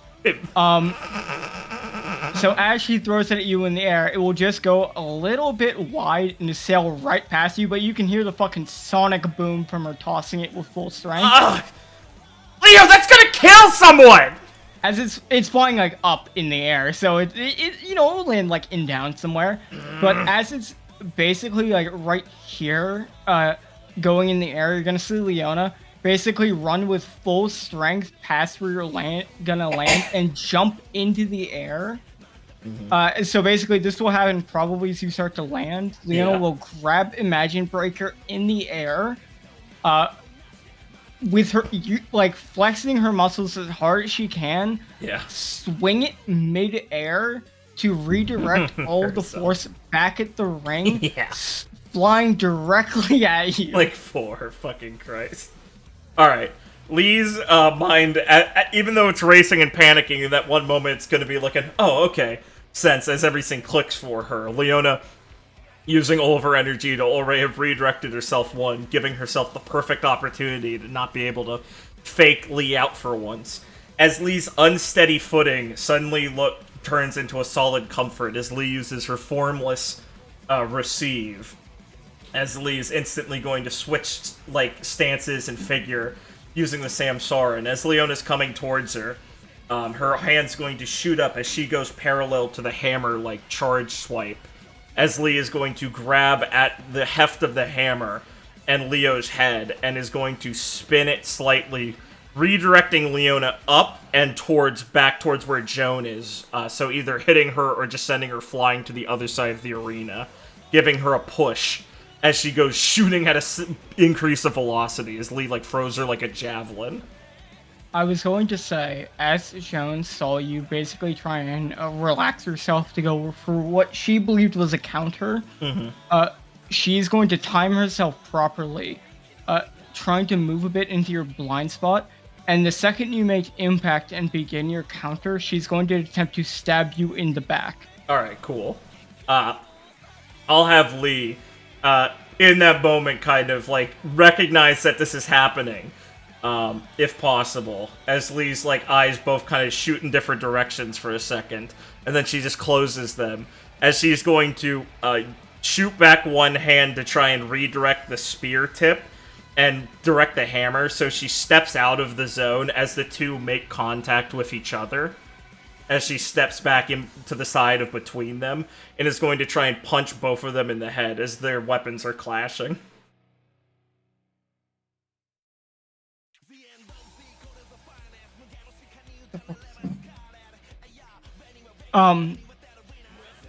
Yeah, sorry, can you walk me through what that looks like?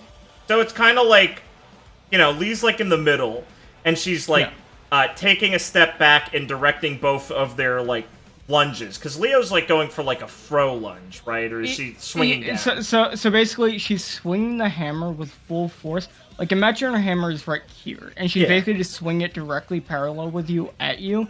And I was saying Joan was attempting to stab you in the back with her spear, not before Leo connects, but basically right after she connects. Oh, after Leo connects. Attempting to basically...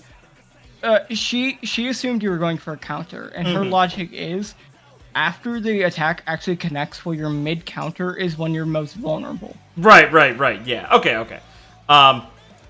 I misunderstood what Leona's attack looked like.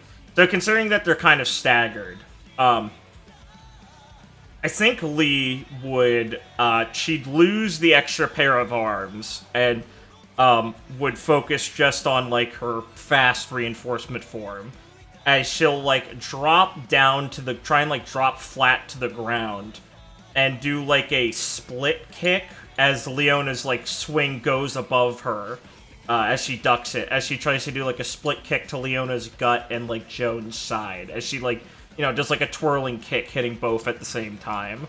Because I assume like she could duck Leona's swing and Joan's stab would go right then and she'd be within range, in kicking range for her. You know? Yeah. Yeah. Okay, so you will duck it, and attempt to kick both of them? Yeah, like do like a spin like on her shoulder. You know, like a breakdance spin thing where you swing there and do spinning breakdance. Now I get it. Yeah, yes. your feet are above your shoulders. Yes. It's like a windmill kick to both. Okay, I was trying to work out. It's like Leona above range. Yeah. Exactly. No, that makes sense now. Yeah. Breaking windmill. So, as you kick, which one are you using more force on? Joan, because Lee is thinking as long as she propels enough force, Leo was sailing at her with a ton of force. So as long as she meets her with a sturdy object, Leona will end up dealing enough damage to herself that she can either kick forward into Joan or just stall enough that Leona will fall. So I honestly, Lee's probably trying to do like a transfer the energy of Leo's kick into Joan by like sending her spinning faster. So, I like that. I will say you fairly successfully do that because I mean it's basically just building upon the receive you have of transferring energy through the body. So you will kick Joan with a surprising amount of force thanks to Leona's assist. And this will all happen at the same time. Joan will go flying back with an unexpected amount of force, but you'll see her at the same time you kick her, will attempt to give as good as she gets, and will basically stab you 6 times in the leg as fast as she can, basically grabbing as close to the spear, like actual spear, or blade of the spear as possible. To make this as fast as she can, stabbing her leg, doing maximum amount of damage, and almost Lee's like goes fucking completely numb, like from she's almost stunned, and bursts of blood shoot out from the holes, and Lee like drops on that leg completely. And Leona, as you kick her, won't be pushed back, but will be a bit stunned as she will grab the leg that kicked her and fling you into a building as she will smash into the ground like below her. As you just go flying off and just hit the ground far away. He says as she smacks off a building and rolls on the ground, grabbing towards her leg, which she can barely feel, like checking to make sure it's still on. And then suddenly feels shoots of pain from like, oh, fuck! Oh, it's over, folks! They all lost! As Ira will walk over to give you a hand up. Stupid fucking cat! Oh, Ira, hey! Oh, I missed you. Little gesture for on vacation. I am. Come here. Little gesture for a hug. As she's in her wolf form, trying to just give you something to grab onto to let yourself up. Yeah, Leo'll hug the wolf and then steady herself up as she puts weight on her other leg and then tests the other one and like almost falls and grabs Ira again. Oh man. Whoa. Jeez. Ah. Fuck. Oh, fuck. This Leona's rolling on the ground in pain. Oh, you're a baby! You didn't get stabbed! As Abby's going to run over and look at your leg. It's a lot worse than it looks. Yeah, you're barely bleeding. It's impact. It's like you paid attention during the demonstration. It's like the collapsing fist, but in a spear point.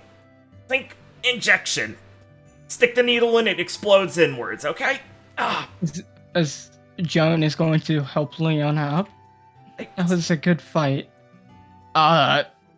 You're one of those types. Yeah.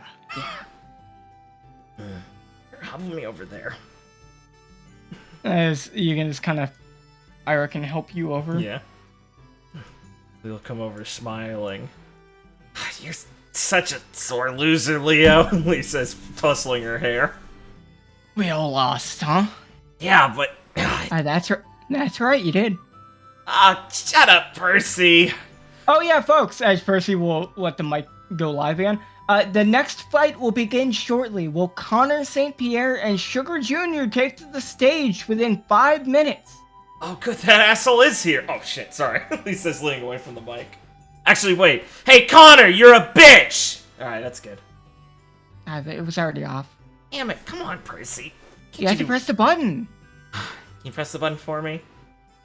And, I mean, it seems kind of lame to say it now. You already kind of wasted it. Like, those people over there, they probably heard that. You know, Percy, it's only been 5 minutes and you're already ruining the occasion. I didn't plan on meeting you here. I know you didn't. Hey, lady, that was, really, really cool. Oh, thank you very much. I should just, like, kind of make sure Leona's, like, fully steady. And then just, like, extend her hand for a handshake. I lean forward, happily smiling. I'd put a little more vigor in it, but I'm still walking this off. It's a really neat technique. Leon Lee. Joan Eros. I know all about you, Leo Lee. Oh, you like a fan, or you're not like a bounty hunter, right? Okay, that's good. I got enough of those. I am not a bounty hunter. Cool. I am. How do I describe this? I am an ally of justice and goodness. As she's gonna give like a little peace sign around her eye. So cute. That's Wow. Did I do that? Did I do that right? It had the right effect on me. That was really That seemed cool. Yeah. Oh, you were going for cute, cool. It's kind of adorable. Yeah, it seemed pretty cool. Yeah, it was cool. Cute. Yeah. Cool. Yeah, great. Shut up, Percy. Oh, ignore the old lady over there. I've read all about your adventures, your savings of the Kingdom of Flora and Marydrum. It's fantastic what you've been able to do. Also, burning down Enos Lobby was... Well, that was interesting. I'm sure you had a... Wait, you did have a good reason. I remember. The main motivation for that, right, was rescuing your friend, Nyla D. Silver. Yeah, exactly. Jesse's that old was the psycho. best motivation. Yeah, Jesse's old psycho pal and his Cypher Pole gang really made a mess of that place. Plus, to be fair, they kind of blew it up themselves. Even actions, as she looks like she's just spouting this to Leo, like she's just like telling someone nearby something. Even the actions they took that could be deemed by the public to be wrong had a sense of, well, goodness to them. Something that, a goal you can look towards and think, yes, that is right. And that is why I'm a fan. Ah, cool. I've You're like read a all Leo. about you. You're like a Leo fan, especially, or? You have performed a great many feats in your time with the New Dawn Pirates. That's right, I have. Yep. I am the strongest one here. Yeah. Of course you are. You are probably the most physical capable from what I know, but That'll give her. I would say that the ex-warlord Van would probably be the most currently capable, though given your short appearance on the world stage, Lee, if I can call you that. Yeah, of course. I would say you are incredible in your own right. All of you are. Ah, shucks. Thanks, Joe. You went from losing to, well, a captain of the Marines in the South Blue to becoming a true terror to many people. In the good way. In the way a pirate would want to be. You really weren't kidding about the, like, fan thing. I've done my homework. Huh. I actually, to be honest with you, I noticed you enter from the ring while I was fighting. So I wish to openly... Is that why you threw the challenge down? Yes, I was hoping you would accept it. Wow, I'm flattered. Holy shit. Thank you very much, Miss Leona, for also accepting it. It was a lot of fun. Yeah, that's what I wanted. Everyone have fun. Yeah, you're that Percy. You wanted me to accept. Yeah, I'm happy you got here. Lee grins brightly, feeling this going to her head immediately. Hmm. Well, I mean, since you're here and all, here. I'm on vacation right now, but, I wanted to ask. Hmm? Yeah? I've heard around in my travels and studies that your captain, Ivy Valentine, is trying to build something on your island. And I thought I might offer my services in your pursuit of goodness. Oh, yeah, cool. You want to come live on the Sunset Isle? Get up to business? Yes, it sounds incredibly fun. I gotta say, Joe, I've never had someone be this upfront with it, but I really like the energy. Yeah, welcome aboard. I thought it would be the most pirate-like. No, it definitely is. That's what I wish more people would, honestly. This is great. I lived a fairly secluded life until recently. I The only thing doubt that, giving considering how good you are at fighting. Thank you very much. I have a lot of things I'm a fan of, so I'm excited to learn everything I can about how free pirates can be and how to have more fun like that. Oh, if it's fun you're looking for. I'd like to have fun with you, Lee. Because it's like some Percy like, and she'll kind of smile at her. Percy just gives you a look, being like, I don't think that was like an innuendo. Yeah, Lee nods like, yeah, I didn't think so. Yeah, sure, definitely. If you want fun, I mean, perfect. Pirate fun thing number 1. Let's watch some guys beat the shit out of each other. Yeah, exactly. Come on. We're on vacation right now. Well, I am, so it's super fun having time. Finally gets a chance to sit down and rest her leg. Some other folk will come. Everyone's basically around everyone else here. Yeah. I just have them scattered around the map for normal sake. Of course. As Aurora and Blair will run over as Aurora starts trying to give you medical attention. Hey, Aurora. No. It's okay. Don't worry. I got this one. See these welts? That means you can tell there's internal bleeding.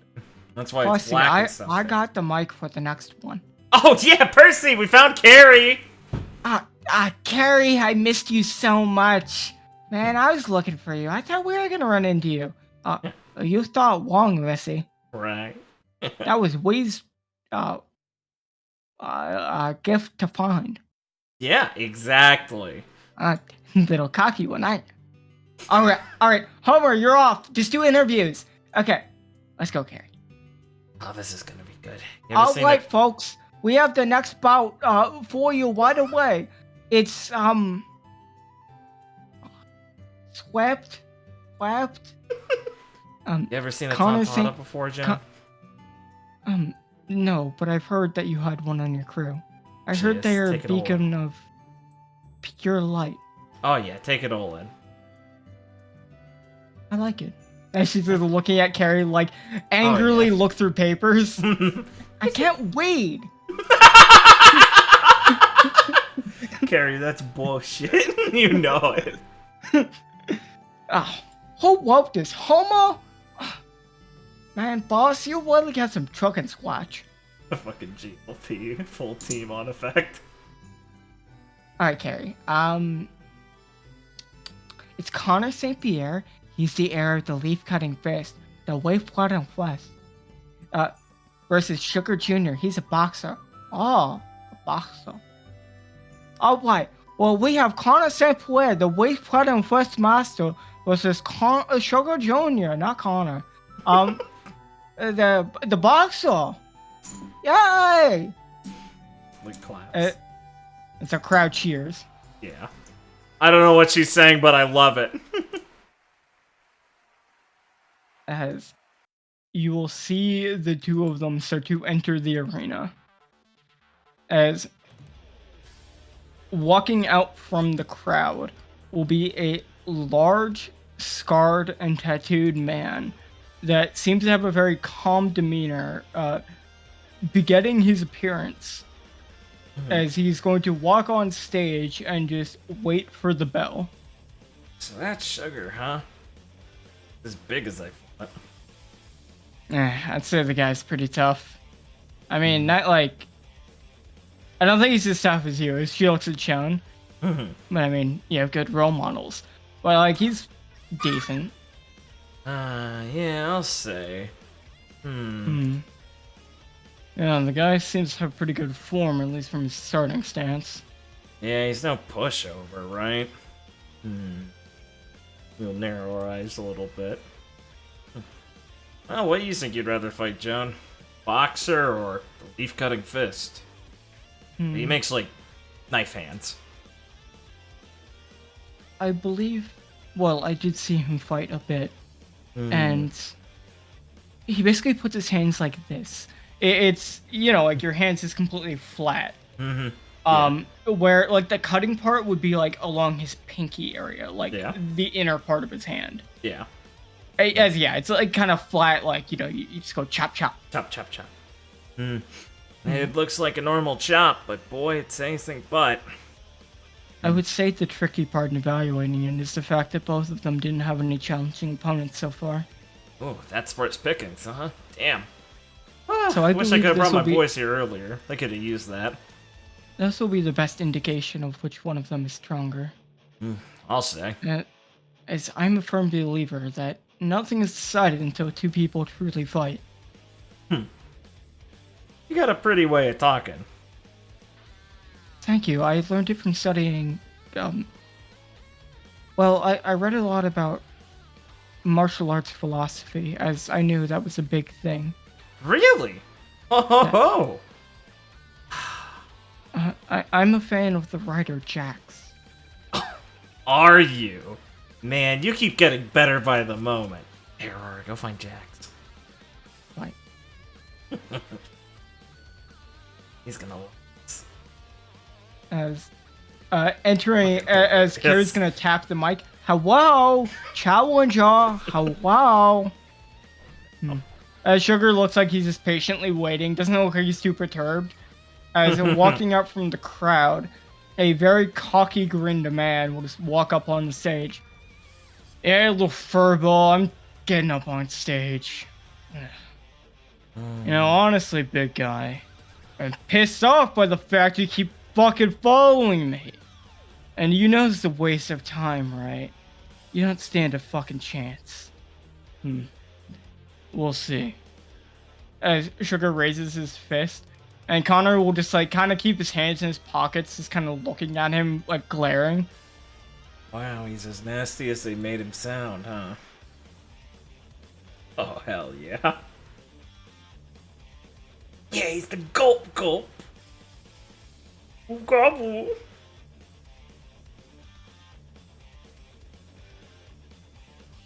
Japanese on One P are actually really fun to make them. Yeah, right?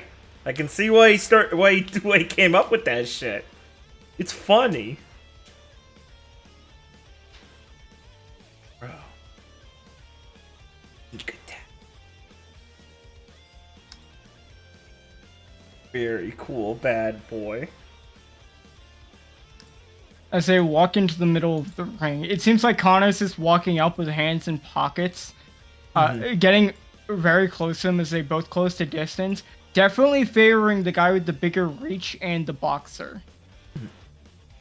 So Sugar seems to be the advantage when they get, like, at this distance. As Connor doesn't even look like he's putting up a guard, he's just kind of chilling. Alright, take your stances now. As he just looks to Carrie and just kind of clicks his tongue a bit. Don't cuss at me. All right, folks, and this is the second semifinal bout. Let's see who moves on to face Joan Eros, and who gets to go into our fourth and third place bout between Warwick. And she looks over to the unconscious kid. And whoever loses here. Yeah, no.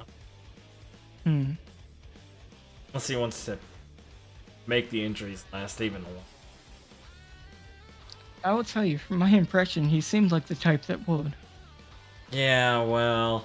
I tried to give him a strong enough knock that he wouldn't be able to, but He's surprised me more than once. I'll see if I can do something about that. It's not really something ethical a doctor's supposed to do, letting someone like that get back in the ring. Alright, begin! As Sugar is going to immediately go for a solid forward punch. As Forrest will kind of whistle a bit. He has good form. As you see his lower body not pivot at all, keeping solid in place, as he's going to twist ever so slightly to give maximum torque to his punch. And he's going to extend his fist forward in a very steady motion. As you see, Connor is going to get caught off guard by the speed and heft of the punch and kind of take a step back. As Sugar is going to slowly but surely close the distance, cornering him more and more. Looks like the guy's just gonna get fucked. Maybe he didn't have good opponents till now, and it was making me think he was stronger than he was. Sugar's punches remind me of the steel core a little bit. They've got that sort of oomph factor. To be expected of a boxer of his caliber, but I don't think so. What makes you think that? This player's just gonna look at you. Well, Connor hasn't even bared his fangs yet. I'd argue Sugar hasn't either. A couple strikes like that, as perfect as they are, for a boxer, they shouldn't be much. Right now, the two of them are just playing with each other. As you see Connor looking a bit worried as Sugar's backing him more and more into a corner. And Sugar's eventually going to recognize that he has him fully backed up and is going for a more heavy blow as he reels back his arm a bit more and goes for a strike directly to Connor's jaw. And you see it's angled in such a way that it's difficult for Connor to maneuver since he can't go directly back anymore, as Sugar's extended reach over Connor will give him a good angle of attack no matter which side Connor decides to pivot to. And you'll see him almost raise his hands a bit like he's trying to meekly guard his head.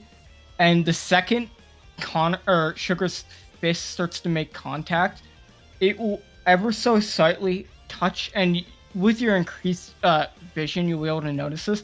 As it starts to touch Connor's hand, Connor will basically slide his hand down ever so slightly, and you'll see Sugar immediately jump back.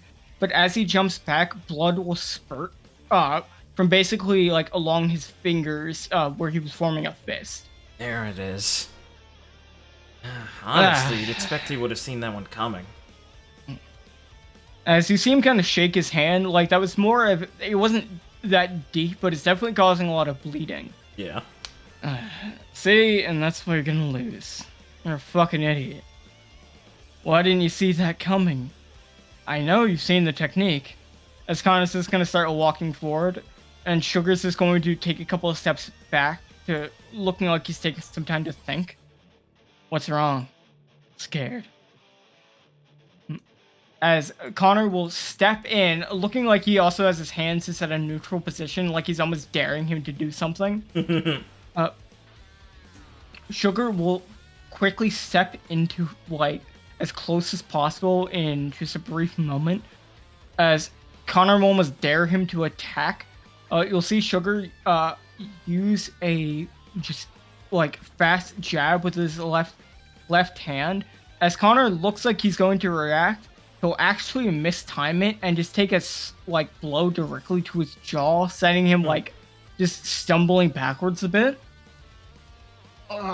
As he's grabbing his face. Don't underestimate me. I knew what your trick was. I just wanted to see how you use it first, me. That's so. Well, good to know. As Connor is going to put his hands in position for his technique as they look like they're fully extended. As he's going to run to the side of Sugar. As Sugar pivots on his leg, the second he goes to turn, Connor will quickly close the gap and do a slice. As Sugar will take a step back, you'll see Connor pucker his lips and just spit out a shit ton of alcohol from his, like, more than looked like it was in his mouth. Just straight into Sugar's face. As Sugar will, like, just be blinded from just how surprising that was. He will also go to basically coat his arms in hockey as he puts them up to guard. Sugar does. Yeah. As Connor will use this moment to deliver a kick with his right leg to Sugar's back and knee, causing him to topple a bit, catching him off guard yet again, as Sugar did not expect the martial artist to do a sneak kick with his back leg. As in that moment, Connor will, after he kicks his back leg, just do a wide chop, deeply cutting both of Sugar's arms, causing a lot of blood to spurt out. And in that same moment, Sugar will accept the injury and reach out his hands while his eyes are still blinded, grabbing Connor by the back of the neck, and basically doing a knee to his stomach as they trade blows. And Connor will start to stumble back, but it definitely looked like Sugar took the much worse of that. Yeah. Fuck, that's smart. Well, I'll give you something, you fucking animal. You got a good hit in. As Sugar looks like he's having breathing as he's starting to lose more and more blood. But, looks like it's game over there. Unless you wanna, continue to bleed out. As Sugar will put up his hands again. I'd love to. Great. I hate your type the most. Idiots that don't know when they lost. As Sugar will rush at him and go for a punch, Connor will take a step to the side and go for a chop, as Sugar will take a sudden step back, as Connor's chop will just go wide, as Sugar will grab his arm below, along the wrist, pull him in, and do a solid right hook directly into his face, basically sending him flying back. And as he hits the floor, he'll kind of slide along, as the crowd's cheering for him to go finish it and just kick the shit out of him off the stage. But you see Sugar standing there firmly planted, uneasy about approaching. As Abby's just looking on confused, wouldn't you want to go finish this before he bleeds out? He might be on the clock, but, well, that's like just trying to defuse a bomb by picking a random wire. Connor's a wild animal in this stage, sure, but he's also one with a knife. And if you hadn't picked up on it, he's all about trying to fake you out. For all he knows, Connor's not as scared and worried as he is about that edge as much as he is about Sugar catching him off guard. He's looking to trick him again. Those hands of his, they're deadly, Especially to a boxer. He has less reach than he'd want. He has less maneuverability. But he has power. Still, with the amount of blood he's lost and how deep he'll have to bury his fist into him, even if he made a connection, Connor still could sever something in him, deal as much damage as he does. As you see Connor's gonna huff and puff as he's kind of just, grabbing himself and picking himself up. Oh, I hate fighting like this, but... Well, as he's going to take off his leather jacket and just throw it off stage towards the arena. Hi, no whittling. I love you, Gary. As Connor is going to, after throwing off his jacket, run directly at Sugar, starting to zigzag back and forth a bit, trying to make it, hard to guess exactly what side he's going to approach from. As you see Sugar calmly stand there, Connor will basically run up and try and do a forward chop, getting a very close distance, meaning he's not extending his arm the full way, which makes it difficult for Sugar to fully dodge, because if he dodges anyway, Connor can just step forward a bit more and then fully extend his hand. Yeah. Or his arm, to give him more reach. And you see Sugar will try to calm himself down, and basically, very surprisingly for a boxer, he is going to give up his, he's going to extend his hands to stopping a fist, and he is going to slightly tap Connor's wrist, grabbing it ever so slightly, throwing him above himself in one swift motion, using 100 meetings throw. A very basic form of it. Yeah.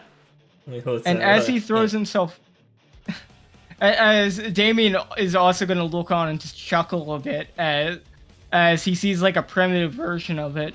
As Connor's thrown in the air, you see his martial arts senses don't fail him, as he doesn't look too caught off guard, as you're going to see his leg instantly wrap around Sugar's wrist in that moment as he swings himself over, grabbing Sugar, like, his left leg is wrapped around him by, like, a bit, while he swings himself, grabbing Sugar's shoulder with one of his arms, and he's just going to, in one swift motion, cut his neck. Not too deeply, not enough to, like, actual sever an artery, but enough to, like, stun him, as he will spit out more alcohol onto his face to burn the wound, as you see him, in the same motion, just take out a Zippo lighter from his pocket and just drop it as he kind of jumps off Sugar's shoulder with his free leg, as Sugar is going to light on fire in a very minor way, as Connor will just land on his feet, as you'll see Sugar hit the ground in a flaming mass. Bro, Connor is my favorite kind of fighter. I'm just fucking togging. It was over when he folks! We have a winner! Can we get a medic to stage? Stat? We will run over, or we'll hop over to go put out the fire. Abby will help her, as Damien will like also rush on stage and just like throw some water onto him. Thanks, Damien, Lee says as she moves him flat so she can get to work, starting to stitch up the neck wound quickly. As Connor will walk to the edge of the stage, kind of ignoring Abby. Hey, you're next, bitch. Huh? As he'll just point at Joan. Hey, buddy, enjoy the win first, alright? Yeah? And who are you? 1 second. Lee says, holding a hand up to him like he needs to wait like a patient child as she finishes stitching up the neck wound. Here, Abby, finish up for me. Yeah. Honestly, they seem mostly superficial. Yeah, they're not too bad. Yeah, they want to put on a bloodbath, you know? Yeah, Lee will stand up to face him now at her full height and look him in the eyes. Yeah, probably for the best. Nice fight. Yeah, thanks. Leon Lee. She'll offer a hand. They're just gonna smirk a bit and not like grab your hand. Connor St. Pierre.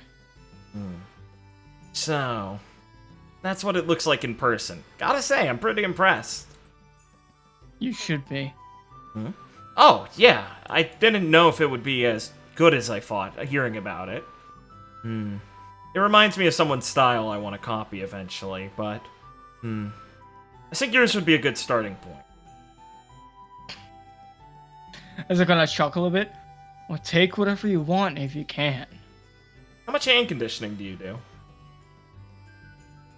They'll just kind of look at you weirdly like you're a fucking weirdo for like asking that literally in the middle of the stage. Yeah. Listen, lady, I kind of got a fight to prepare for. Huh? So if you want an autograph or questionnaire, how about we do this later? Oh, right. Yeah, I wanted to ask if I could schedule a fight with you after that. And she's gonna sigh. Come back later. Yeah. I'll think about it. Alright, cool. Consider it my payment for patching you up after Joan beats you. Listen, I got that chick figured out. She's fast, and her devil fruit's annoying, but nothing I can't handle. Lee scratches the back of her head. Listen, Connie, can I call you Connie? Yeah, no. Connie, you're kind of outclassed here, seriously. Listen, bitch, as he's gonna just step in your face, I just told you couldn't do that. So don't try not cute. I mean, I already beat up Alfonso, and he was way stronger than you. Yeah, don't compare me to that flying monkey. Yeah, that'd be kind of doing him a disservice. Listen, I'm not gonna fall for these type of cheap provocations, as he seems like he's getting more and more angry. Oh, I did hear you got your ass kicked, though, by the way. I gotta ask about the guy. As you look like his eye twitched a bit. Basically, as he's almost stunned, waiting for you to say a name. Dead fish stare goes by Yama. I didn't fucking lose to that guy. He caught me by surprise and ran away like a little bitch before I could get back up. I heard he beat the shit out of you and all your guys ran off. As Sugar will kind of regain consciousness a bit. That man beat both of us at the same time. Oh shit, You know really? it's true. Shut the fuck up, Essay. He didn't do shit that was fair. Essay? He rammed one of my guys into the fucking pavement as a scare tactic and decided to sneak attack me when I wasn't looking. Wait, so he scared you and then beat your ass? He didn't scare me, bitch! Your guy got beat and that's a scare tactic. You're telling me you couldn't beat a guy who messed up your own crew? Man, that's pathetic. Are you trying to die? As you see like veins popping like on his face and like his forehead and shit, looking like he's about to go ballistic. He looks more bestial than the fucking kid. We'll smile at him and wink at him. No, I'm just having fun. You know, do you want to? Show you a good time.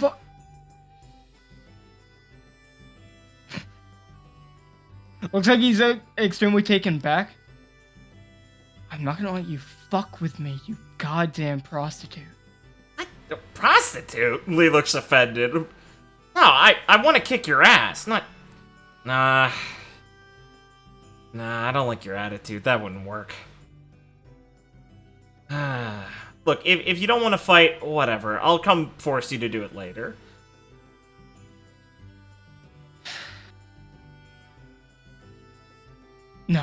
No, I can't kill you here. Not with all these people are looking. Yeah, come find me later. Sure. Hopefully in a secluded alley. Want to set up a location? Yeah, how about one of the alleys a bit away from here? There's like a bakery nearby. No one goes there. Cool, sounds great. Prepare to die. Say your goodbyes. All that shit. I'm gonna slit your fucking throat. The date. Oh, sorry. I'm gonna slit your throat then spit down the fucking stump.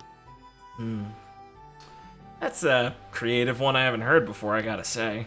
My god, you're vulgar. Lead, please don't bring Aurora there. I'm not This going man's to. fucking disgusting. Yeah, I know, I'm not going to. I don't want to fight someone like this in front of her. Don't give her a bad idea. Hey, all you clear up stage. I'm tired of waiting. Yo, bitch! Just get up here so we can finish this. Hey, watch the language. Kids are watching.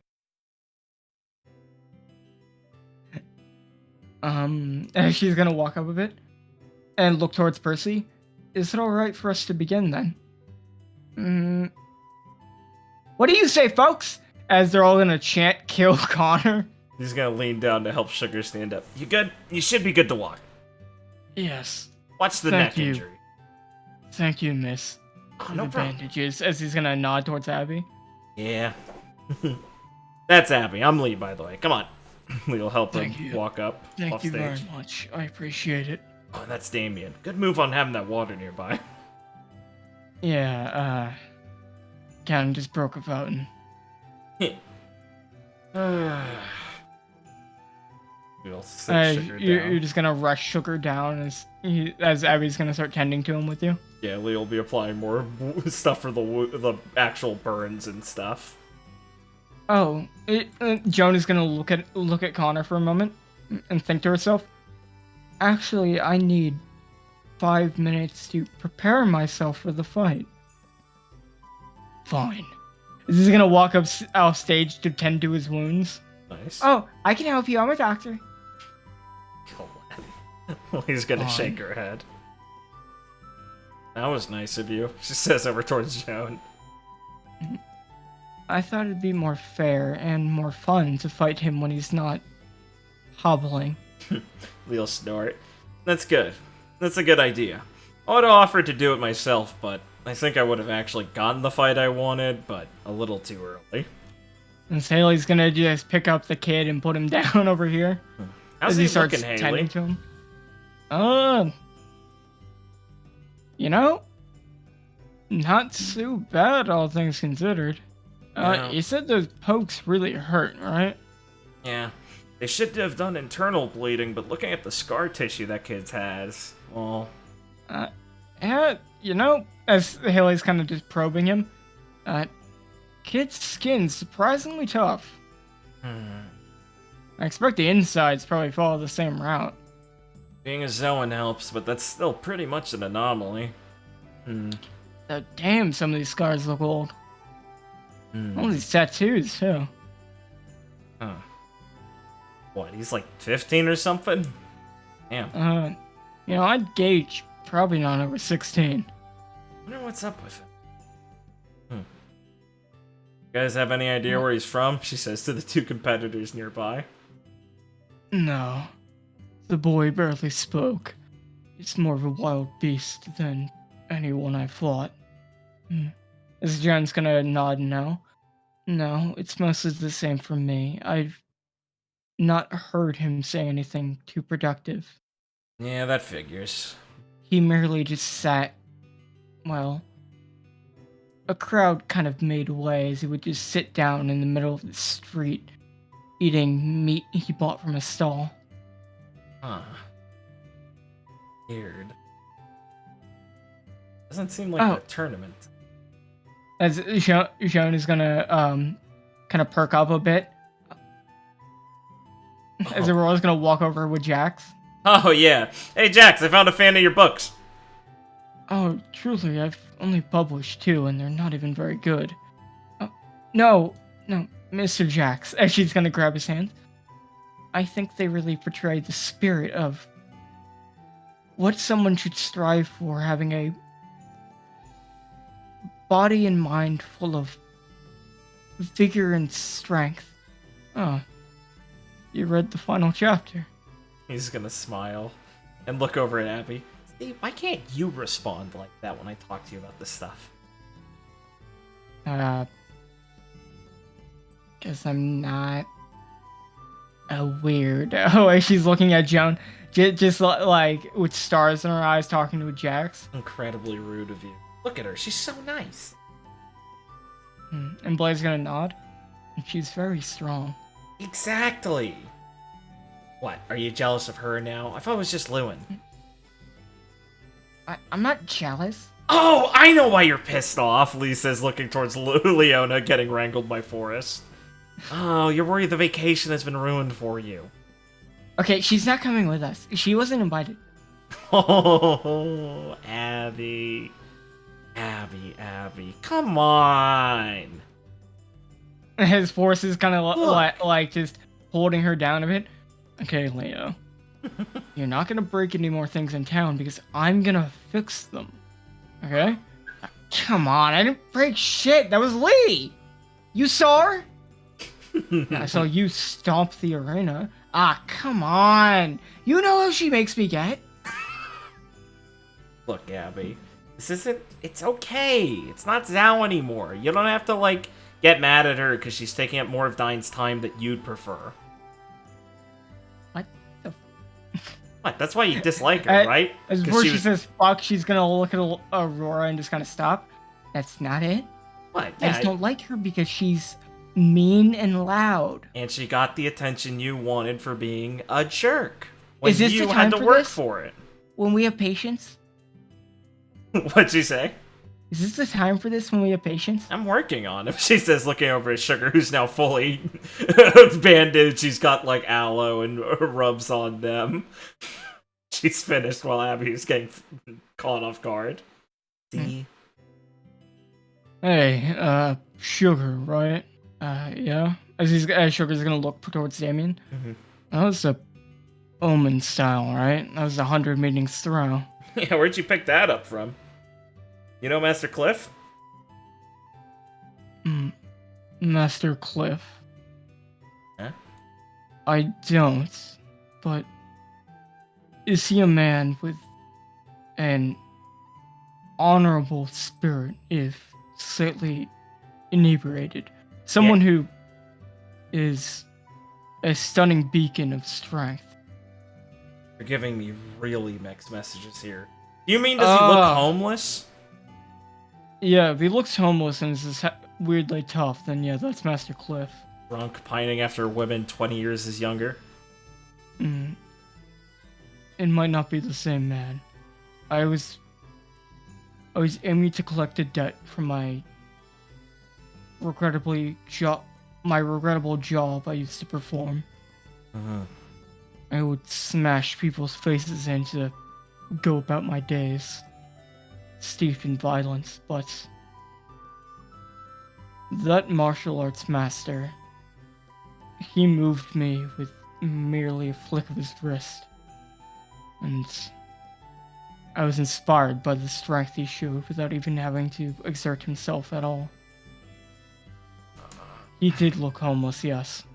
Yeah, hold on 1 second. Hey, Leo. Give me your arm. Forrest is holding her down a bit. Can you give me your arm for a second before I see you let go? Yeah, what? Leo'll take her arm and do 100 being throw on her. That's a demonstration to see if it's the same. She'll land over here. She'll land over here and crack the ground.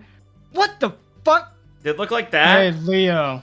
Oh, come on! That was her! Did it look like that? Yes, more or less. Damn it was Master Cliff. Huh. Noble spirit, huh? Well, he's a good guy. I won't fight that. Leo says she walks over to pick Leo up. Sorry, Leo. It's because I knew you were strong enough to take it. I landed on my feet. Oh, nice. Wow. That cat stuff really is true, huh? Shut up. That was a compliment. Yeah. Listen, that demon stuff is very true. You're scary. Thanks. Swartz is gonna sigh. You always know what to say, Leo. Smooth talker. And she's gonna kick you in the shin. Ow! Leo's gonna hobble to the side. Yeah, always going to the same joke. Tell me, I saw your fight between all three of you. You're all martial masters. Yeah, isn't that obvious? Yeah, I'm the master of the open palm, faithful one. I do not practice the martial arts, but I'm proficient enough with my spear and trying to strive ever towards it. A perfection of my own style. Yeah, I'm just super strong. Yeah, Leo's super strong. That hammer weighs 2 tons. I'd like to fight all of you if I get the chance. Cool, dibs first on first. After meeting that Master Cliff, I want to pursue other strong masters who are better than myself, to hopefully learn more from them. You know, kinda get it. Cliff had a pretty profound effect on me, too. Even if it was by accident. My life changed meeting him from a life steeped in violence. The fight's gonna start. Abby's gonna sigh. Jesus Christ. Abby starts skipping dialogue. FBI. Oh, As yeah, you see Connor angrily walk away as he just tears off the rainbow band-aid that Colette put on him. He's gonna give Colette a fucking eyebrow raise. As you see her mouth float off towards you, it was funny. It was really funny. Alright, Joan, looks like you're up. We'll pat her on the shoulder. Alright, I hope I can win this fight. Oh yeah, you got this. Go kick his ass. Alright, bitch. Let's start this. Alright, that's actually my call, Connor. The finals! We have Connor St. Pierre, the leaf-cutting fist master, versus the ice-cold beauty herself, Joan Eros. Now, 3, 2, 1, begin! is you see Connor has his stance already taken, as he's taking her a lot more seriously than he shook her. Mm-hmm. As Joan is going to look at him, and you see her start to glare a bit. I have to say, as she's just walking slowly towards him, like spear at her side, I don't like you calling me those names and your rough attitude. I merely just wanted to wait till you're in the ring to tell you that so you didn't run away.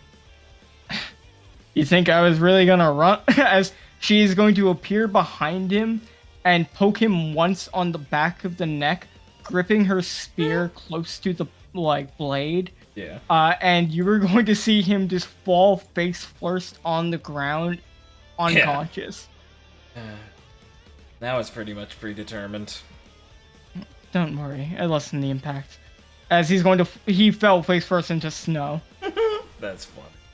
It's a snow angel. Or a snow devil. Oh, and it's over. That was boring. Coming harsh from Carrie. As the crowd will cheer at Connor hitting the ground. Looks like it was the right kind of win. You know, maybe I'm starting to figure the showmanship out. That makes sense to me. As Joan will princess carry him and put him down at the makeshift medical facility. That's it. Thank you, Miss Eros. It's no problem at all. I figured that even nasty people deserve medical treatment. You're like a breath of fresh air, Joan.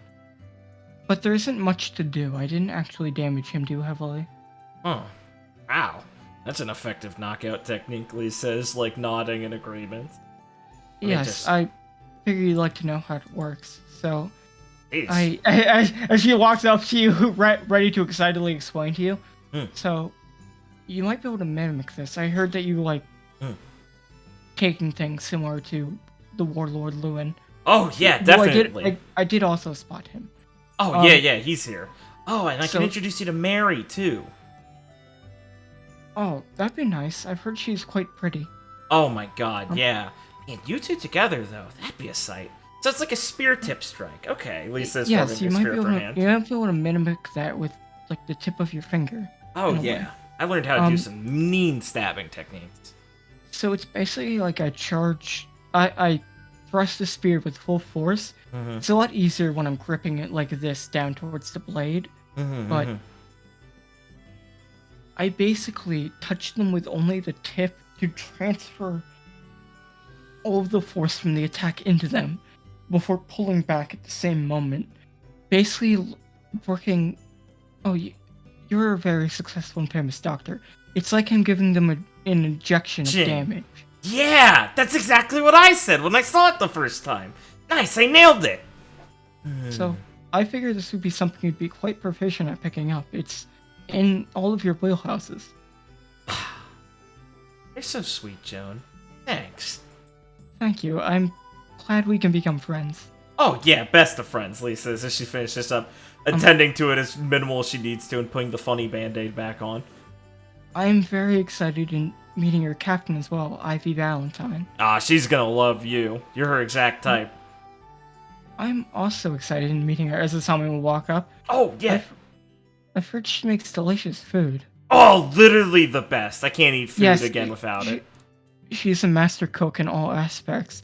I'm eagerly awaiting the release of her cookbook. Oh, man, you know about that? Damn, she was really trying to keep that secret for a while, but yeah, she's got loose lips. Man, I promise I won't mention it. Nah, it's okay. If you compliment her in any way, she's gonna love you, so just do that, basically. Yeah, Joan, this is a Sami. What is the best way to compliment her? Say she's pretty works for me most of the time, but it could really be a lot of things. Oh, and if you call her Captain, that really goes to her head. I was about to say, just call her Captain and she'll be over the moon. Yeah, any more than that might knock her out. Yeah, she's funny. Thank you. I'll keep that of note. Oh, or she'll take out a journal and start writing it down. I am a fan of... Well, I'm a fan of the prince. As Lee has like a Lee had like a reaction to that, like no, not like this, and looks at it, and she says that, and Lee's like face twists into something between pity and laughter. Is You see, it that has a little has a little happy fish sticker on it. Is that so? Wow. Yeah. Oh, that's nice. I grew out of that, but I still. It's a nice memento. I hope you can make good use of it. Thank you. I've been inspired to keep a journal of my meetings and experiences. Yuri's pretty cool. Like, yeah, hard to argue with that. Huh. Wow. Oh, but it's nice to meet you, Mrs. Salmi. Curran, that's a Kodai name, correct? Oh yeah, she's a famous tradeswoman from there. Lisa's putting like an arm around Asami, like she's presenting her, like she's she's proud of it. She's the best. Oh, a trader of Kodai outside its enclosed borders. That's a rare sight. Oh Yes, I'm trying to get the most of my experiences outside the kingdom. Oh, then we are similar in that nature. I want to make this a journey worth remembering, making as many friends along the way and bringing a ray of sunshine to the places I go and people I meet. Actually, gives it another peace sign. You're doing a pretty good job so far, I gotta say. Thank you. Keep that up. Yeah, that was really cool. Oh, thank you. That's what I was aiming for. Sorry. I just love the regretful. Yeah, that was. Well, since you'll be sticking around for a while, we better show you the boat and everything. Thank you. She'll just give like a quiet, polite thank you as she's looking at Jax, who's currently signing his book. That's fucking.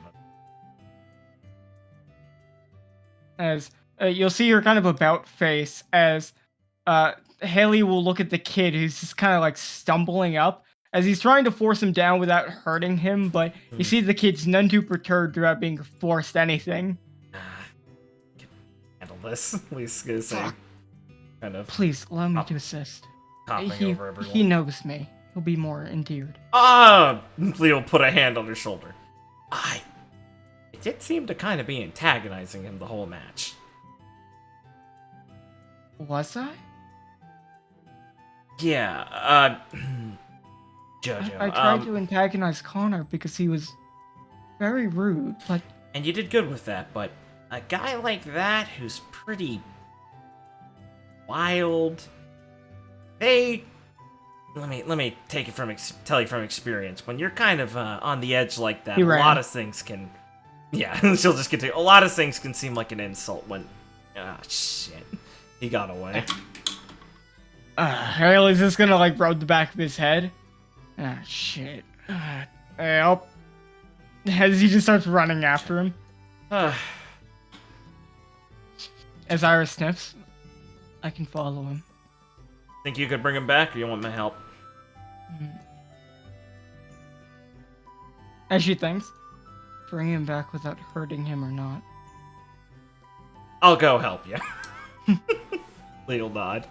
I'll be back in a bit, guys. This Lee's gonna run off of Ira. So, what have you heard of me? What have you heard of me? What have you heard of me? She says, popping up Percy's tits. Percy, this is Asami. She has way better titties than you do. As she, like, does a swan dive into them. No, I always knew it. Carrie liked the, nervous type. I knew it. Shit. Because the heart beats faster, so it's warmer. Damn it. I can do that. I can do that. It's not working. Fuck. Damn it, I'm just getting wet. God damn. Not supposed to happen. As you will run off. Mm-hmm.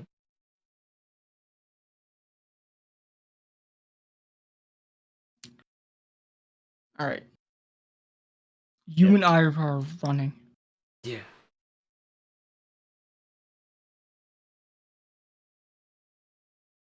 Nice plumps.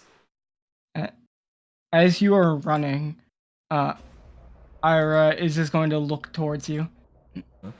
Are you enjoying your vacation? Oh yeah, it's been a blast. We met a bunch of people, saw some really cool stuff already. There's so much I could tell you about. I mean, shit, we ran to Mary and everything. They came along afterwards. Roy and her gang along, picked up a few karate or kung fu kids. It's been good for Abby even too, which is a shock. I thought it'd take a lot more to get to her. How's stuff at the island been? When'd you guys set out for this trip? Was it like right after us or what? No, we only set out about a week ago. But as the island is, I'm not allowed to tell you. She's pretty smart, isn't she?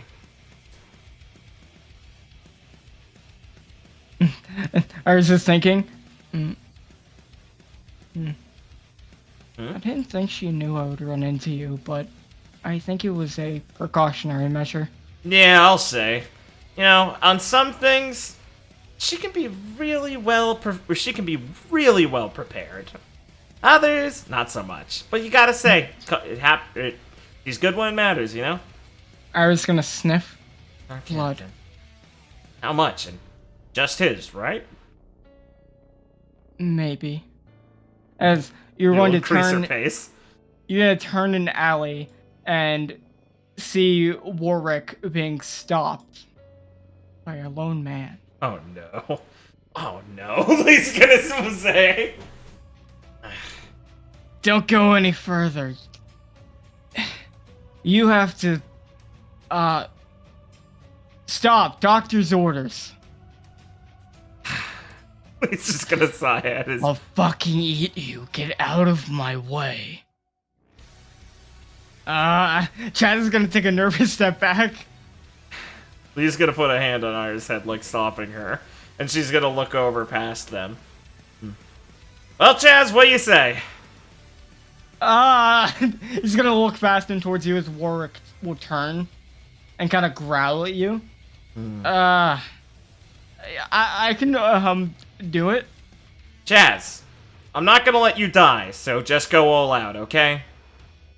Okay. He's already injured. See where the difference is.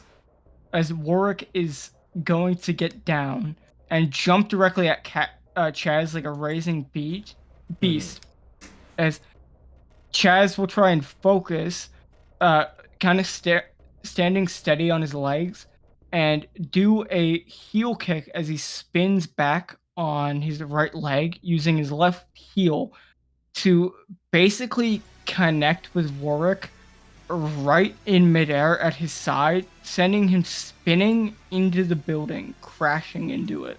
Hey. As you see him just begin to growl more loudly from in the building, Chaz will look nervous as he just kind of raises his right leg again to try and guard. Okay. As Warwick will charge yet again, Chaz will do a frontal kick that will kick Warwick in the stomach. As he will bend over, he will grab Chaz's leg and basically attempt to gouge his throat out with his other hand that's not grabbing his leg.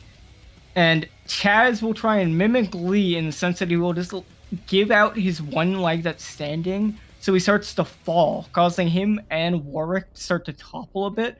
And in that moment, he will catch himself on his right hand, raising up the leg he started to fall to kick Warwick in the mouth. Yeah! As he goes flying over and hits the ground, just toppling like a wild animal. I fucking love it. God. I'll smile.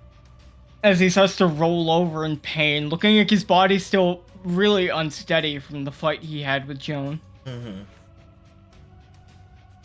It's first time having a real fight, I think. Lee says down towards Ira. Been training at a dojo for his whole life, on an island where he was one of the top fighters. Pretty peaceful place. If that boy was uninjured, this wouldn't be even close. Yeah, exactly. I figured it's a good opportunity. That kid might be injured, but he's even more dangerous, and Chaz needs to get over his fear of that in an actual fight before he threw him against any opponent actually healthy. as you see, Warwick will calm down his fangs as it looks like his eyes kind of dilate a bit. As it looks like he's going from like wild beast to hunting like his prey. Mm-hmm. As he'll just start to stalk around a bit, not going too close to put Chaz like in an uneasy state, as it looks like he's approaching this vastly differently. Mm-hmm. As Warwick will just kind of look at him. You're scared. Well, you should be. You shake like this. You shake like this wild buffalo, aware that you're going to die. So just accept it. For this is the fate of someone so weak. As he's just pacing back and forth, like taking some steps back every once in a while just to unease Chaz, who looks like he's like scared, but basically keeping at his stance, just trying to pivot ever so slightly to make sure he's in a proper position to respond. Mm-hmm. Yeah, Lee's just staring firmly, her arms folded. She's ready to intervene internally, but outward she's like a stone wall as she's watching this, thinking in her head, come on, Chaz. Figure out how your head works. Listen to your brain. As Warwick will jump to the side suddenly and jump forward at Chaz, Chaz will basically pull in his leg, sort of similar to what Alfonso was doing, and do a like short kick forward as Warwick will jump with his strong bestial legs into the air like he was doing with Joan, and start to spin in the air as he will do his unique Westo style Geppo. As you will see just a puff of smoke behind him as he just goes lunging down as he's going to attempt to tear Chaz. Similar to Joan, his goal is to grab Chaz by the shoulders and tear his neck out with his mouth. Oof. And he will land on Chaz's shoulders, and you will see him start to buckle a bit. As Warwick will try and go for the bite, you will see Chaz basically reach up his hand and punch him in the jaw. There you go, buddy. Let's go, Chaz! As Warwick will not seem too perturbed, as he will bite Chaz on the wrist. But in this moment, Chaz will basically... It seems like he took a lot from seeing Lee do this all the time. Will just let his body give out and drop to the ground to try and put Warwick, like, off his, like, pace. And as he does, he will attempt to grab him with his other hand as they're falling to put it, like, on Warwick's side of his head while he's gripping his arm to basically slam his head into the ground, attempting to basically force his arm being bitten deeper into his mouth to stop him from being able to have the, like, to basically make it so he's, like, having something forced down his, like, mouth instead of being able to be in a good position to bite. And as they slam into the ground, Warwick will adjust himself slightly, being hit by the ground, not being knocked out, to attempt to gouge Chaz's eyes out. But in the moment he does, as you're also flying at him, I can have you both react at the same time. Oh, cool. Haley will appear in between them, grabbing his hand, as you can, like, appear behind Warwick to do what you will. Yeah. Lee will appear behind Warwick, and as she's kind of like approaching at the side like a fencer with her hand formed into a flat chop, as she's going to jab forward, stabbing into the back of his head just with the tip of the middle finger of the chop, as she's going to attempt to imitate Joan's surgery injection technique, as she's going to attempt to knock him out with the blow right to his back of his neck, completely unguarded. Yeah, the same spot that she did that. Yeah, to Connor, exactly. Basically. For surgical precision. You will easily catch him off guard and hit him directly where you aim to knock him out.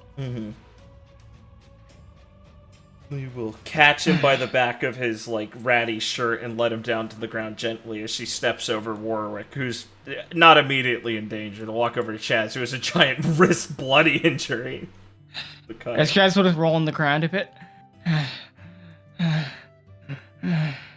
Hurts, huh? He says as she pulls up, like, from his elbow to hold it up a bit higher. Raise things like this when they bleed. Yeah. hurts. A lot of things like that at a dojo. Hey, you did good, kid. This is gonna pat him on the back. Yeah, it wasn't a bad loss. And hey, I mean, I give you one thing. You kept cool under pressure even towards the end there. That was smart, yes. I mean, Cyrus is gonna pull Warwick away a bit. you'll be bandaging and applying pressure to start sewing a bit together. Thanks. I thought, I tried to think of what you would do in that situation. I appreciate it.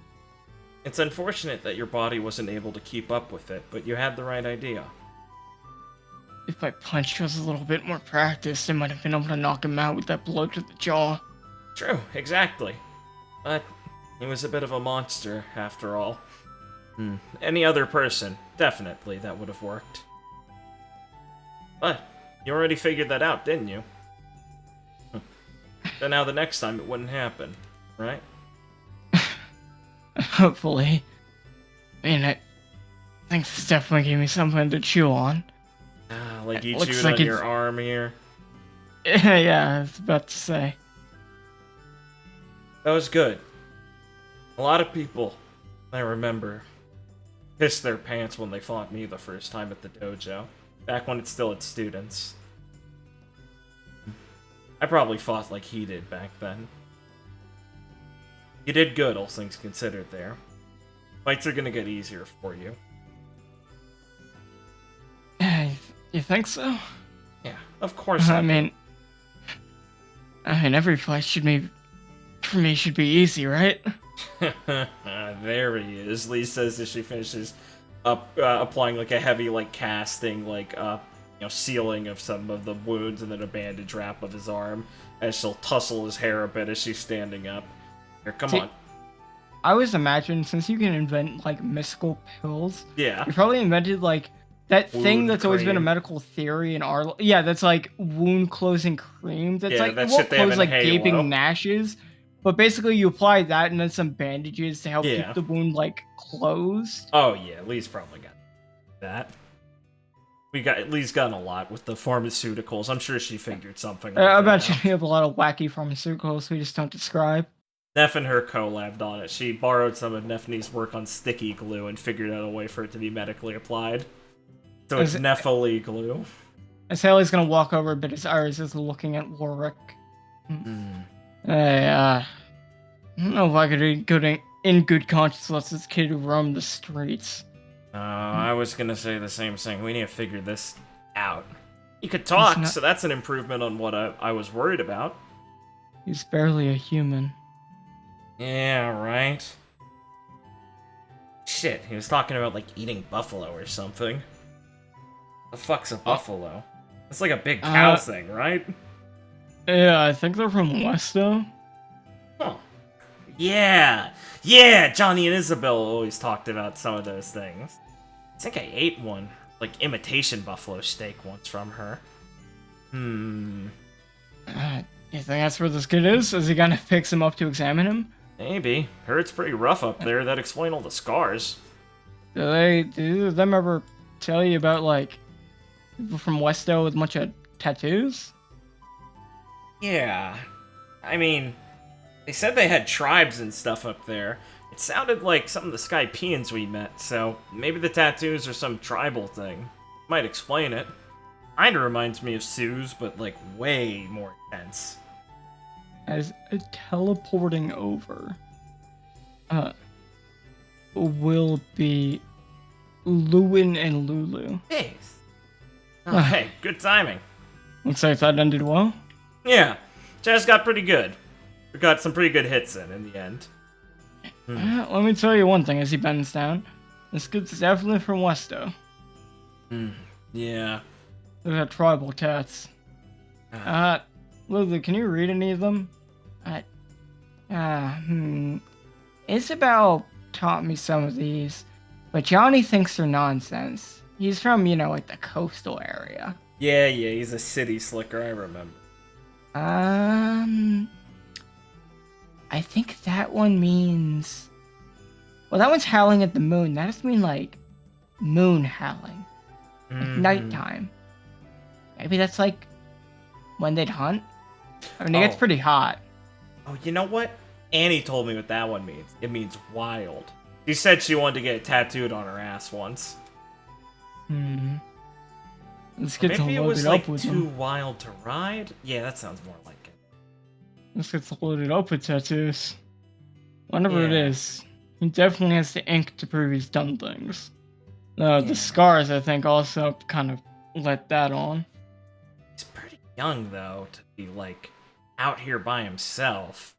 Like, how Yeah, does a that's guy what like I'm this saying. sail? Oh, I don't know that, but I've heard that some of the tribes in West L have like banishment. You know, they'll just tell you to fuck off Huh. if you like do something. Think a wild child here was too much for even the Westo tribes to handle? Yeah, maybe. I mean, we've known him for what, a couple hours, and he's Tried to maul like 4 different people. and got knocked out twice. Whatever, at least we know he can talk a bit, so we can see about figuring out what his deal is and see if there's anything we need to do before we consider letting him go. Haley's right, Well- this guy's like a beast. I don't feel like public health and safety is, well, something I want to get on the wrong side of, so Lulu starts tying him up. I think we should keep an eye on him till he's, not a hazard to society. Sounds good Oh. to me. As Ira will look at you. Our new friend would probably like that, right? Oh yeah, she seemed worried about him, huh? Yeah, I wouldn't want my, training buddy to, you know, go off and kill people. He raises an eyebrow, but then slowly nods and smiles at him, patting him on the shoulder, signaling, "Oh yeah, Chaz, that's a good decision." Ah, that settles that, right? Yep, here, I'm gonna bring this kid with me as he just kind of, like, lugs him over his shoulder. I'm gonna go find Forrest, and we're gonna build a brig on the ship. Honestly, considering it's our second captive, seems like pertinent. Man, this vacation rocks. As, Lulu is going to give you this a salute as they disappear. Wave them off. Whew. Oh man. Maybe we didn't make it in time to participate, but at least we got some excitement here. As everyone nod. The tournament didn't take place over that much span of time, so if you were here a day earlier, you would have been able to enter. Ah, well, we were busy with some other stuff. Met a master on an island who we had to, help expand his worldview after some stuff. Come on, I'll tell you about it on the way over. As you can walk with Ira back to the courtyard. Haley just patting Chaz on the back, like, job well done. Good work, kid. bro. That was sick, bro. You're fucking king, bro. That was cool, bro. You pulled that shit off. Didn't back down. Who cares if you lost technically? That was good. Good for a first fight. I mean, as first fights go, the guy's a fucking animal. Yeah. High bar. You did good. think if he this guy goes around pissing on streets to work them. Because he's like an animal. Yeah, thanks, Alex. Exactly. Because he's his own worst enemy. Works his own worst enemy.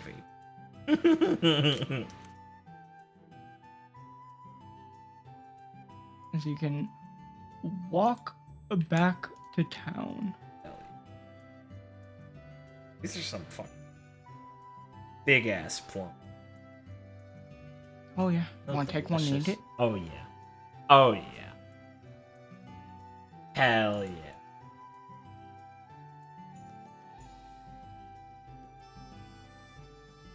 Look at the cheeks on him. So, is there anything you'd immediately like any current pertinent conversations you like to have with people as you arrive back at the courtyard? Let me take a look. Let me see who's funny to introduce to who. Does anyone I need to specifically have introduced to other? The owner already made a funny comment. Or Chaz already made a funny comment about it. That was good.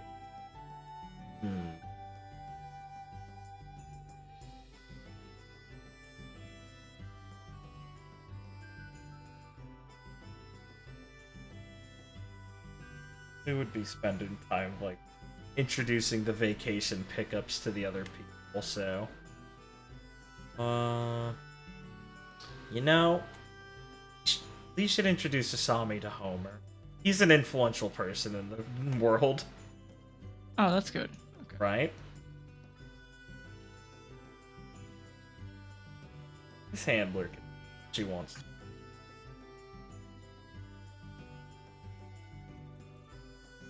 Gotta make those connect. What is...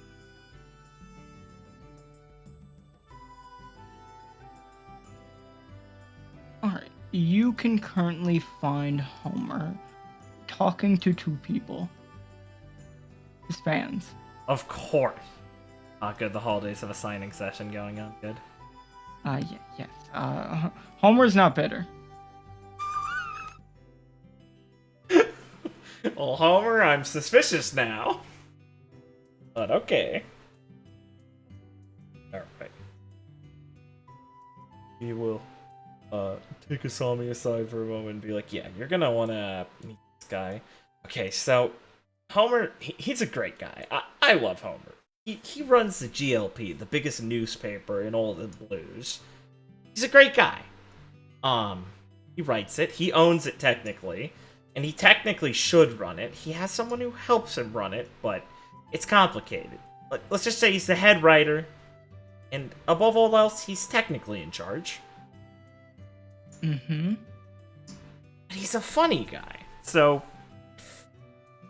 He says something weird, don't take it the worst way at first. He's... probably doesn't know what he's saying. Okay? Alright. But I figure, you know... probably important for business and all that sort of stuff. Right. Okay. No, if he's such an influential man, I would be more than interested in making his acquaintance and getting to know him the best I can. That's the spirit. Alright. Hey, Homer! Excuse me, gentlemen. As the man and his son that needed directions to the nearest bathroom I knew it. are going to head out. Oh, wow. Fan meetup, huh? Hey, thanks for, coming out. Wow, popular, huh? You know it. Oh, man, is that a holiday signing session? Cool. Yeah, they're popular. Yeah.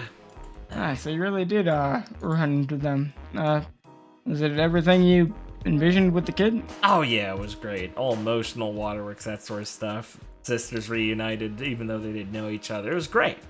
That's good. Oh, man, Homer. Yeah, I got some, Would you figure, Lee, that Plum Island, that's a dry island? Is? That's so weird. For real? Yeah, I know, like plums, you think. What a waste. But my detective intuition tells me it's more You're of a an reporter. underground thing.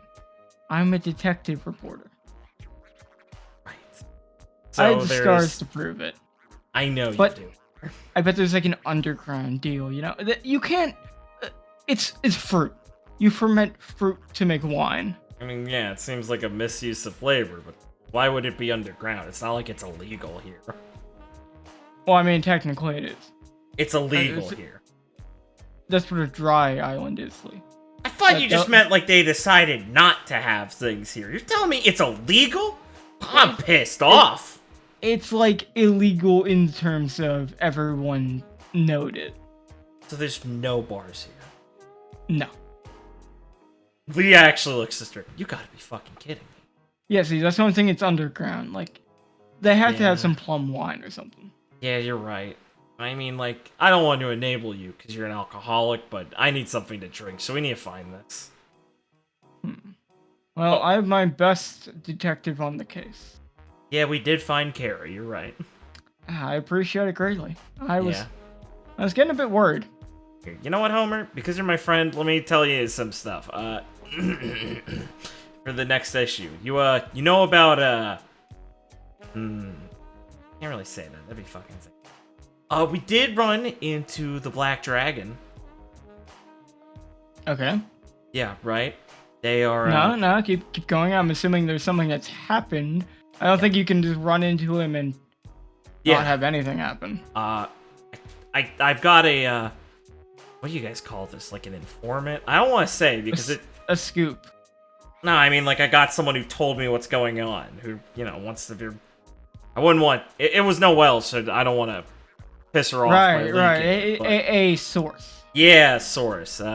Yeah, there's like a rogue Marine they're hunting down right now. That's the best I can give you, basically. But, yeah, Black Dragon.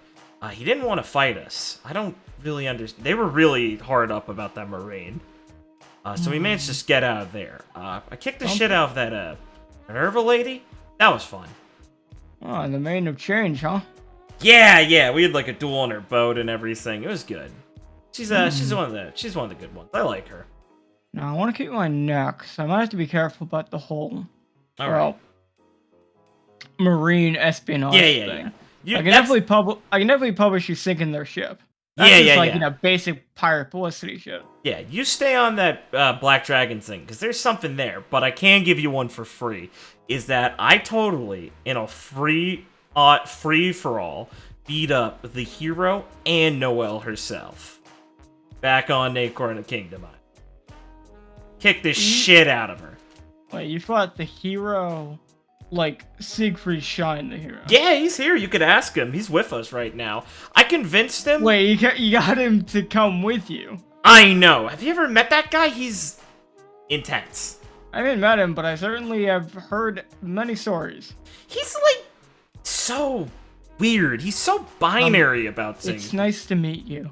Oh yeah, Homer Savant. Nice to meet you. As he's gonna extend his hand. Oh God, did I'm show sorry. up? Sorry. I didn't have a good place to interrupt. Right. Yeah. It happens. Lee and I go way back. We get sort of into it, you know? Yeah, sorry, Asami. It's been a while. Yeah, this is Asami Curran. She's from Kodai. Of the Curran group? Heard of them? They're like a really famous merchant group in Kodai, right? One of the biggest, yeah? Yes. We are one of the biggest in Kodai, and I'm currently looking to expand past that. Ooh, expand!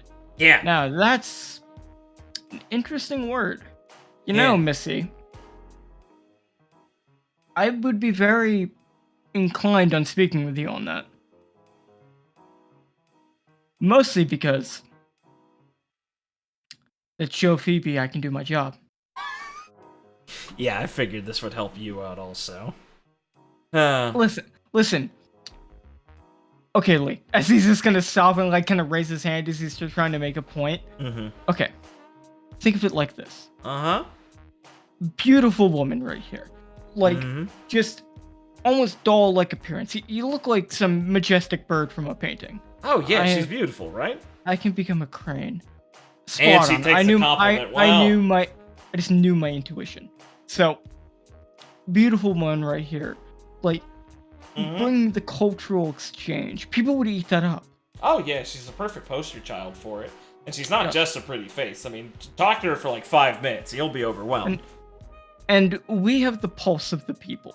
We know everything there is to know outside of that enclosed, unique place of Kodai. Oh, yeah. Think of it like this. I talked to my subordinate, who runs I won't tell you the Sunset Isle. Yeah. And we can work something out that helps culturally exchange in a much quicker manner. Oh, yeah. We can give you the lowdown on many places and groups and events, past, present, and future in the wider world. And you can give us some more pipeline of information and accessibility to the Homer, if you're worried about sweetening, trying to seal the deal on this, I already basically got it. She signed up for this. Yes, I think that would sound very interesting, Mr. Savant. Mr. Savant, I like that. That won't last. Yes, well, then I think it could be a deal. I will draw up the contract with my associates after I ring them up, and have my secretary get them ready. She should be in the main office at the top of the mountain when we get back to the Sunset Isle. Yeah, I think you and Phoebe are gonna get along pretty well, Sami.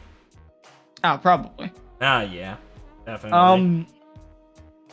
Gosh, that was just so easy. So what I was saying, Lee, He snorts and rolls her eyes at him. Yeah.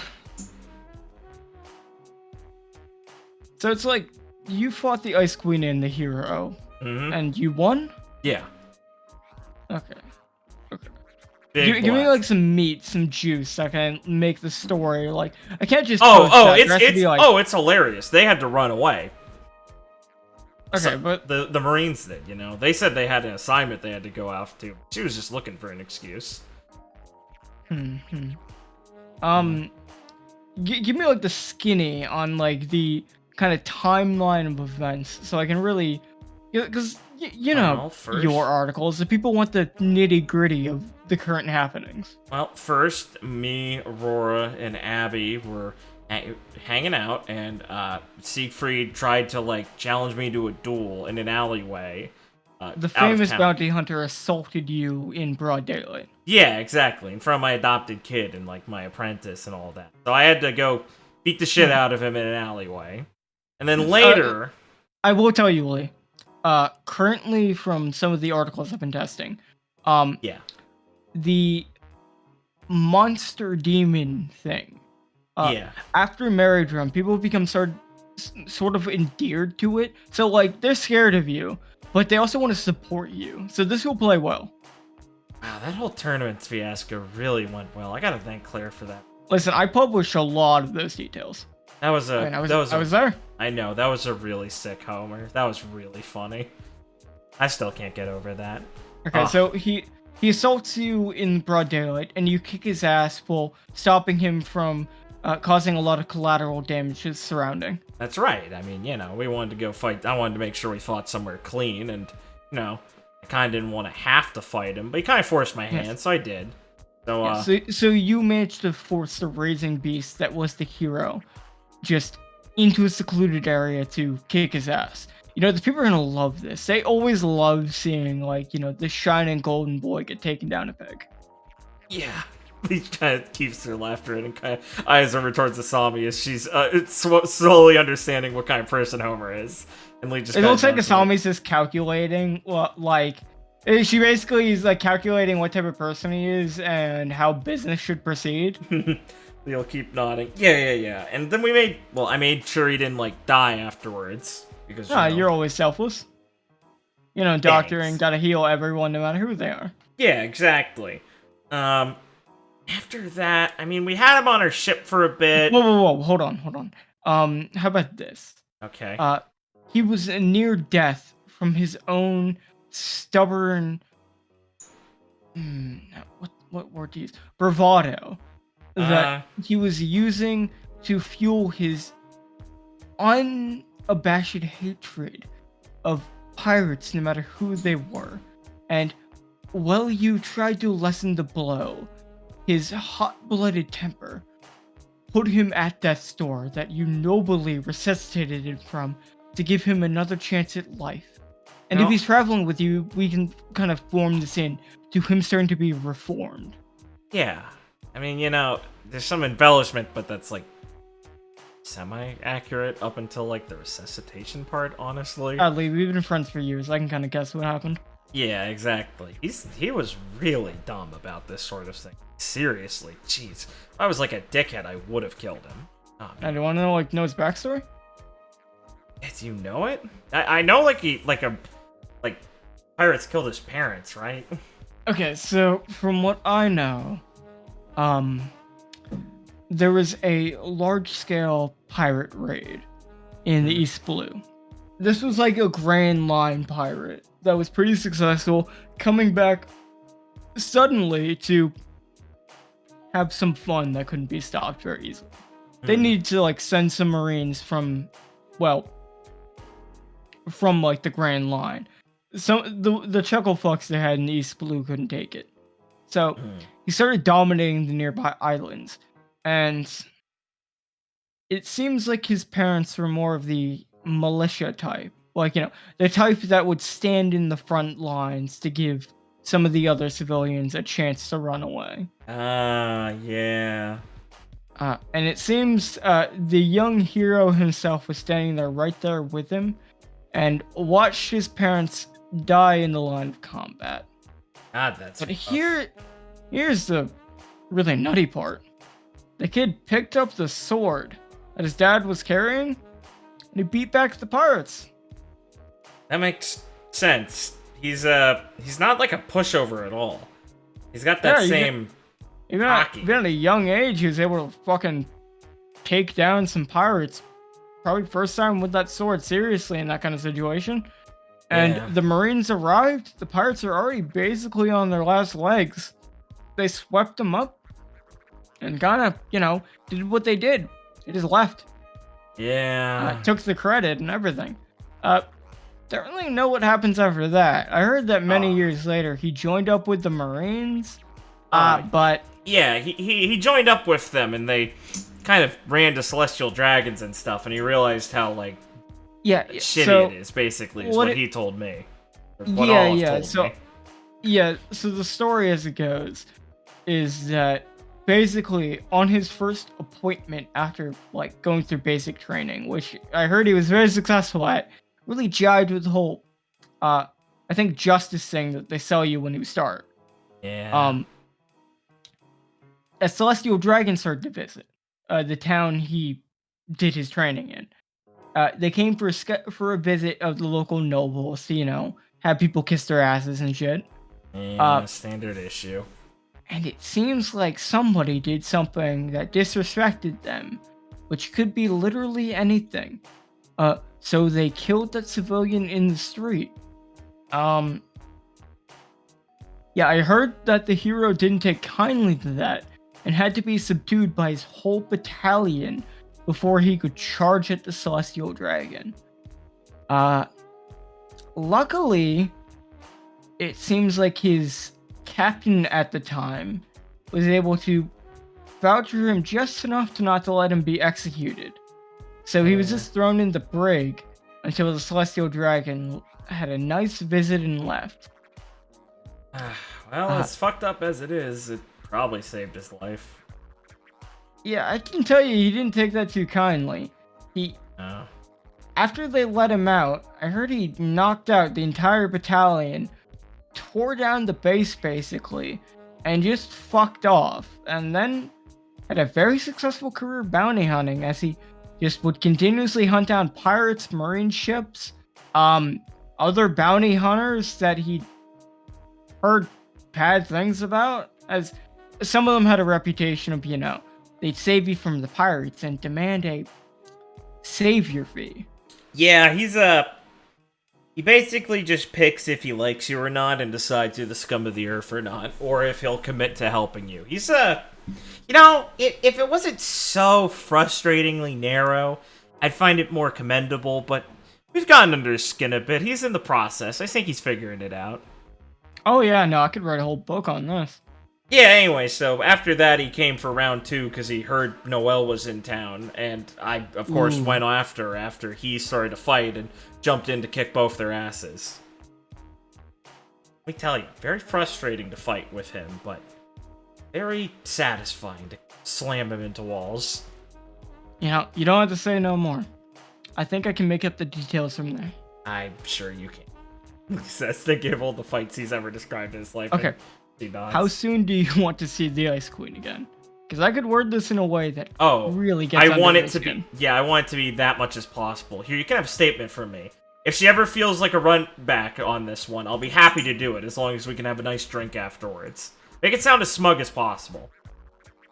I want to see her again. As much as I appreciate it, Lee, I don't think you're very good at this. So I'll get her to come back. but I'm gonna cut out the friendly chat angle that you're going for. Okay. I just thought that would make her more mad. You 'cause gotta I'm be taking more it so challenging. You gotta puff out your chest. Well, I just Kind of thought be Noelle like, gets... hey, bitch, you're gonna die. Noelle gets more mad when I ask her, like, when I act like we're friends. So Yeah, that's because you're... Lee, that's because you're in person, and she can look at your face and know you're being genuine. That's the most annoying part. Trust me. Oh. It just words on a piece of paper. She's gonna be able to disassociate that easily. It has to be as open as possible because you're not writing this to her. You're writing this to everyone besides her that Right, she Homer. knows about. You're right, Homer. Because I get she'll it. read that and be like, the world knows that Lee just called me a bitch. Well, Homer, I once again leave my image in your hands. I trust you. Gotcha. I haven't done wrong by you so far. Damn straight, Homer. As soon as possible, I want her chasing after me. Get to it as right back as right when I get home after I find a drink. My man, Lee says that she'll pat him on the shoulder and give him so he can have some of the drinking jug. Not special right here. That's good shit. Yeah. I hope you enjoy your vacation, because me and Percy gotta bounce. Oh yeah, you got more gigs?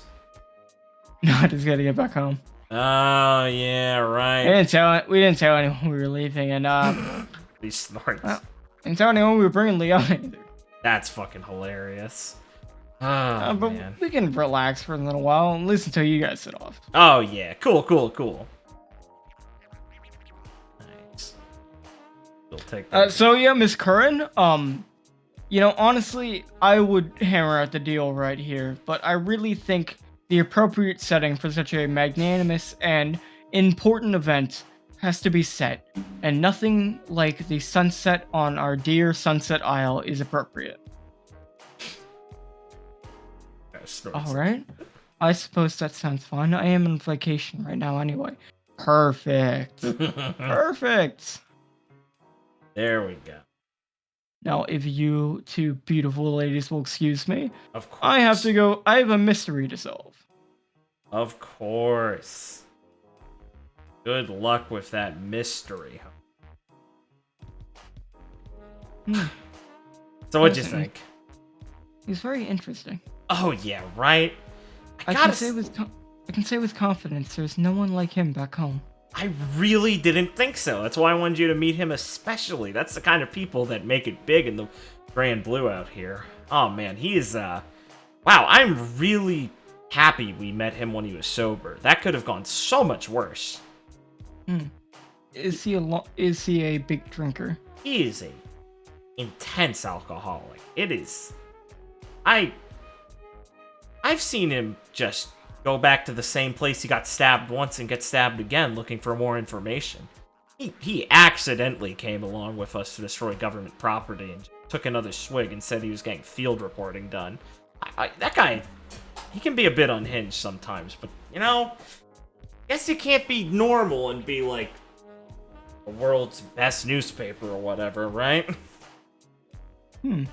Yeah, so if you ever read anything about me in the paper, assume it's not accurate at all. Oh, really? He likes to embellish a lot. Does he not run these things by you? No. Not really. I kind of gave up on that. It's, he makes it sound cool. He hasn't said anything horrible yet. He just kind of makes it sound more impressive than it really was. A little embarrassing sometimes, but I mean, hey, That's a lot of confidence he has in himself to do that in front of you so brazenly. I know, right? It's something I kind of respect from him, I used to kind of be a lot meaner to him. It didn't stop him then, and I kind of started to appreciate it. He's a real knucklehead, but he's a good guy. Really, we owe him a lot. Pays for a lot of things in the past for us. Well, I'm looking forward to talking to him and his... The woman he's speaking of is not his secretary, right? Oh, no. Phoebe, yeah, she's the mayor of the Sunset Isle, and Homer basically hired her to be his boss. He knows he's not responsible enough to run things shipshape, so he got the best woman to do it in the world, basically. Well, it does take a certain skill set to know when to delegate. Right? I know, it's pretty impressive, honestly. It's why I still have faith in him. Even when he knows he won't make it, he'll figure out a way to get someone else to do it. I think the worst trait in a leader is an overconfidence in your own abilities and an unwillingness to share responsibility. Right? It's like if someone called me a shitty cook, I'd just agree. I wouldn't get mad. Yes, that's exactly why you have someone that can do it better. Yeah, exactly. You get it. Oh, thank you. I think it was enlightening to meet him. Anytime, Miss Curran. Obviously. I'm really glad he didn't throw up on you. You know, so am I. Yeah, alright. There's gotta be alcohol here somewhere, right? No, I agree with this assessment. There is no way a town like this, whose major export would assumingly be plum wine, Yeah, is fully dry. It would be a huge waste. It would be very questionable by the decision making of those in charge. Yeah, right? It'd be insane. You gotta sniff that out. Yes. Well, I will see about talking to some of the local purveyors of goods and see if I can uncover what they sell discreetly and indiscreetly. God bless you, Asami. I'm sure you have other people you'd wish to talk to, so please leave this to me, and hopefully we'll be leaving the island with barrels and barrels of plum wine. Oh, please, I only hope. Just give me a shout if you need anyone intimidated. I can go all Miss Curran on them again. Thank you. I'll make sure of it. Her happy smile, she'll saunter off. She'll make her way over these groups. A hand on Adam's shoulder, she comes up behind him. So, kiddo, what'd you think of the fights? Well, I think I know who was stronger from everyone. Yeah, I'll say. The lady's the strongest, I think, by far. Oh, yeah, definitely. Then that kid. Yeah. Then it's hard to call. I think strength-wise, that big guy with the tattoos is stronger. But the other guy definitely knows how to fight better. If it's an actual fight, you said, that doesn't have any rules. Oh, easily, definitely.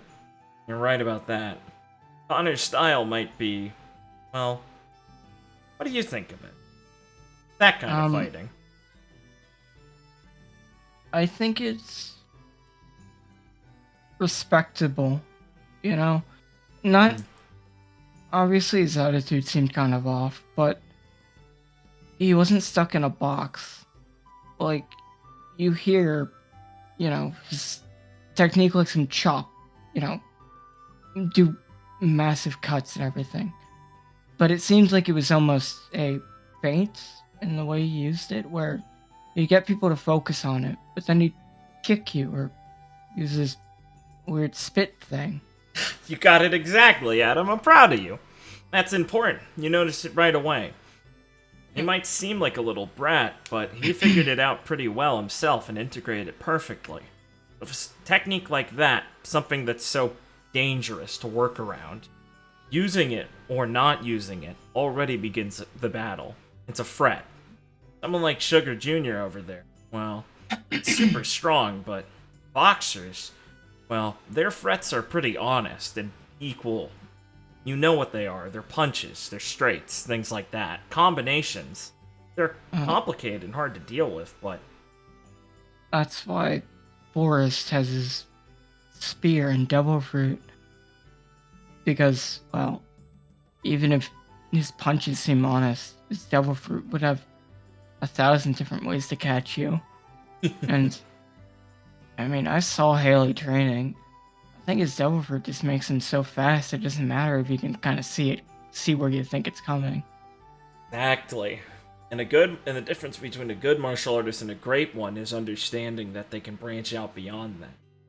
Once you've established your threat, It becomes a whole new battle. That's what I was thinking watching you and Mr. Valerio. You guys just seem to do whatever it takes to kind of win the fight. So whether it be techniques or just, I guess, attacks in any measure to respond to people, that seemed to be what that jerk kind of did. Where he was more playing to win than playing to spar. Exactly. Sugar was caught in a different mentality. He didn't realize what it'd be like to go against a master of a martial arts style. A master doesn't limit themselves so wholly to it. It's a tool, like a sword is. The swordsman doesn't just use that blade normally. At least a good one. I guess it catches someone off guard. It's not what I thought about. Where the moment you master it is the moment you realize you don't fully need to rely on it. That's the whole step to it. Exactly. After but that... No, he can go. I think I still have to master the basics of what I'm doing before I can start branching out like that. Oh, yeah, definitely.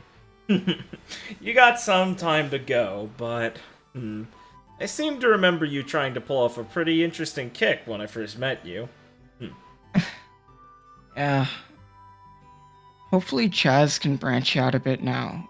I mean, you've seen him. He's, I think, got the basics down pat. He does. And I think he will. He says, thinking about his fight in the alleyway. Your brother might have a bit of an ego to him that gets in his way, but when it comes down to it, I know your master wasn't wrong about him. He's a good kind of student. He's going the right direction, I think, so... Yeah, I just think you have to think what you're doing is right with him. You just have to keep hitting him and being, forceful. It's even obvious to a kid like you, huh? My brother's kind of stupid. Well, I didn't want to be rude before, but yeah, he is. It's an admirable quality, though. I like stupid guys. They're honest.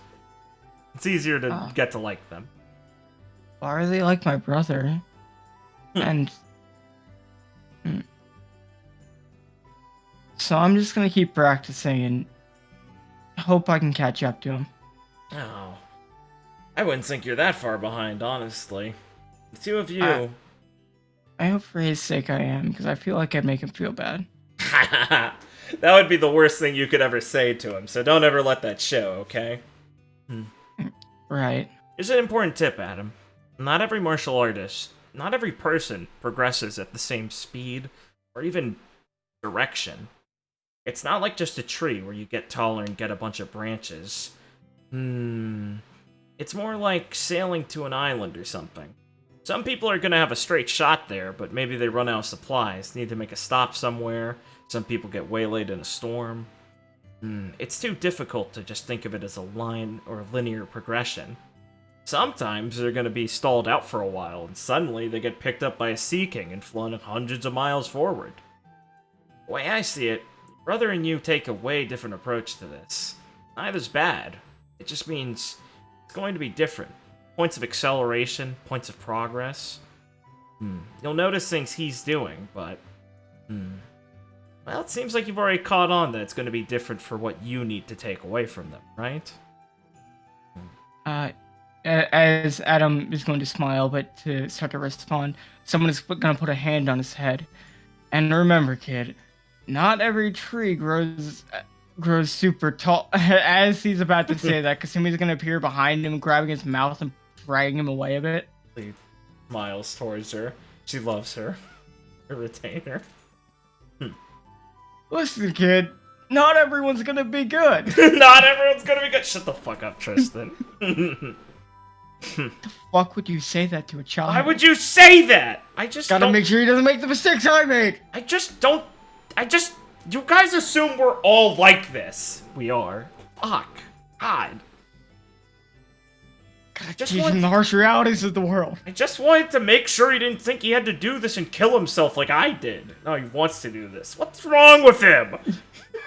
Jesus, Tristan. kids are dumb. Or Tristan. He's the only normal Save guy. yourself! He's the only normal guy here. Look at him.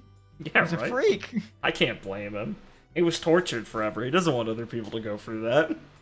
I hate it worse off than Lee. True. Kind of. Yeah, probably. I don't know. No, probably not. There's a mental angle you were missing, Tristan. Like a world-ending, you're dead eventually angle. But You know, I think having a harsh grandfather that just like It's- beat him up, it wasn't the same. yeah, but Lee's humble. I thought we were speaking objectively. Oh yeah, fuck Tristan. Smile. Yeah. All right, what was it? So Adam will smile at your advice, looking like he's attempting to learn as well as he can. Mhm. On it looks like he's trying to take the steady route forward, as Chaz is taking whatever route Chaz takes. Exactly. Hustle is here. Good kid. Wait, Oh, hey Carrie, what's up? I have been informed by my boss that I have duties I must attend to, so I will be taking part in a journey with them back to our homeland. It's regrettable, but you have delayed your return to it for so long. Yes, I know. I've heard that there have been streamers that have been ready for Boston for many a month now that have all but gone defunct. You know how many cakes Ivy would have to make and throw out when we were expecting for you to come back? Like a Yes. graveyard of them. Yes, it is regrettable, but it is the way that it must be. Mm-hmm, definitely. I now aim to be the supplier, not the supplisee. That's pretty good, Carrie. Yes, I know. I already have the supplisee badge. I'm looking for the other one. Ah, of course. Well, Carrie, I can't give you that yet. You'll have to get that from the captain. But here, I got these acorn spices for her as a joke. Can you deliver these to me for her early? Yes. Thank you. Oh, and also say, nah, I got to you first. I know she wouldn't be the one to find you. I understand. Gotta rub it in, you know? It's a vacation. I am on the case of finding the wine. Thank you, Carrie. She jumps up onto the stage. Everyone, if you have wine that you're hiding, tell me now. You look nervous. Come back here. Oh, that poor soul. He's gonna get folded up into a... Adam looks uncomfortable, but understanding that there's nothing that can stop it. Nothing. Good. It's good to It's good to learn early. All right. Anything else you want to do? Let's see. Let's see. Thank Kasumi and let Tristan stop being choked. He'll go. Oh. Percy and Abby looks really funny, but I don't know how much of substance there is currently. I want to talk to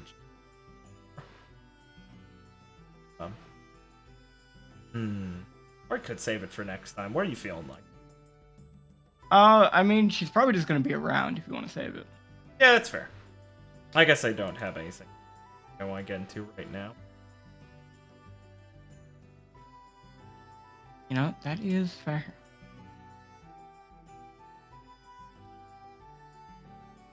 I will say that before we fade out on the session, Okay. waiting in an alley nearby, Baby.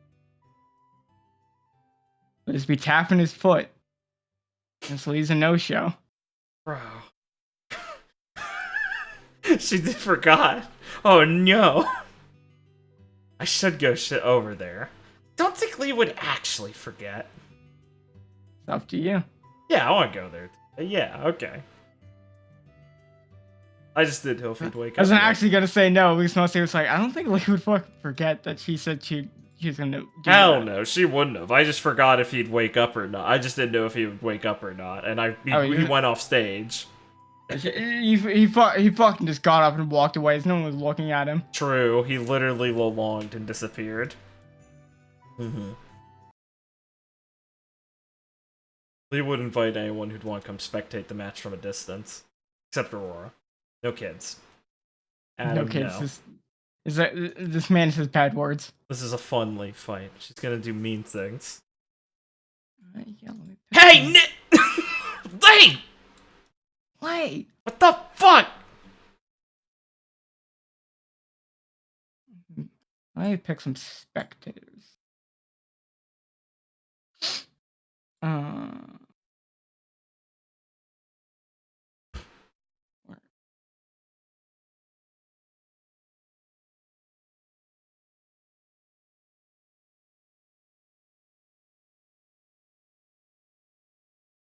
Nice.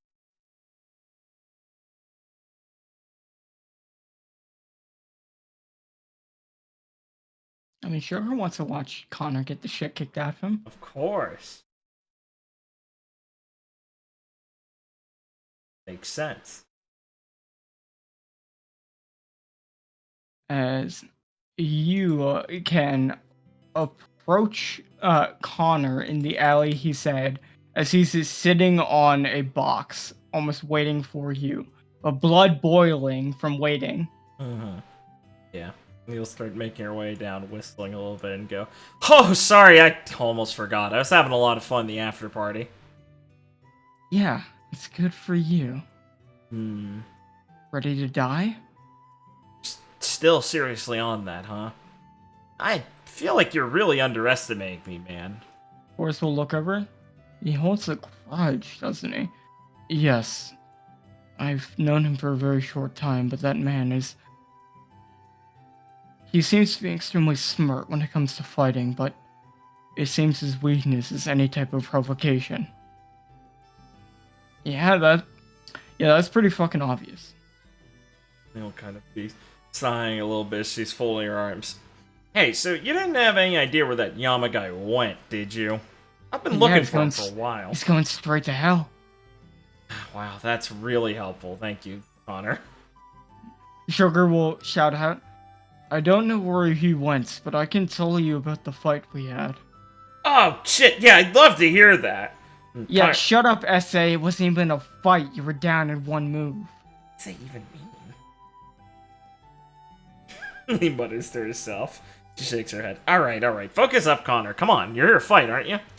Not chat. He's just sitting down in his box. I'm ready whenever. Oh, right. Yeah, that figures. Okay. Lee nods. Yeah, likewise.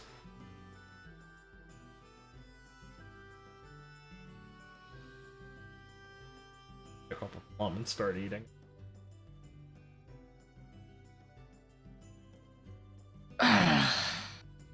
See, this is why I fucking hate martial arts. At least that rat bastard. Lee's gonna shoot forward and try and punch him in the forehead with her phantom pace punch where she turns into like a heat mirage. You're gonna see him puff his cheeks and spit out just like a bunch of fucking, like, he's just gonna spit out alcohol straight at you. Yeah. Lee is going to... Lee is going to stop in place and shoot her hand forward, sparking with her devil fruit and lighting it on fire midway, burning it up in the air. As he's going to duck low and use rising leaf cutter, as he's going to try and swipe the air in front of you, doing a longer range attack that will cut the air in front of him and you close enough to him. Ooh. Vacuum cutter. Cool. Okay. Lee is going to just is going to get low and stick her clawed hands into the ground, breaking the stone, and just anchoring herself to the place for a second so she's not yanked forward. What? Unfortunately, Okay. when you stick your hand in the stone, he thought you might do that from watching your previous fight, So you're going to stick it directly into a makeshift explosive. That's awesome. That's sick. So you're going to... It's not very, like, a large explosion, but it is going to blow up, damaging your hand, and probably sending you, like, backwards, just jumping. Oh yeah, Lee's like in a cloud of smoke as she's flying backwards, reaching over to her hand, looking at some of her fingers all like bent back and dislocated. As he's gonna sit back down in the box. What's wrong? Scared.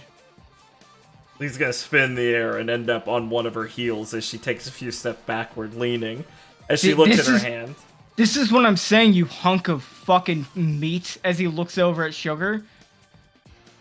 I could beat that guy, no problem, if he didn't fucking rush me like that and take me off guard while I was honorably letting him take his stance. He just happened to not use one when he fucking rushed me. As he's talking, there's a loud sound as there's like a cracking, popping sound as Lee starts to relocate all her fingers and they start moving again as the blood leaks out from some of the cuts between them.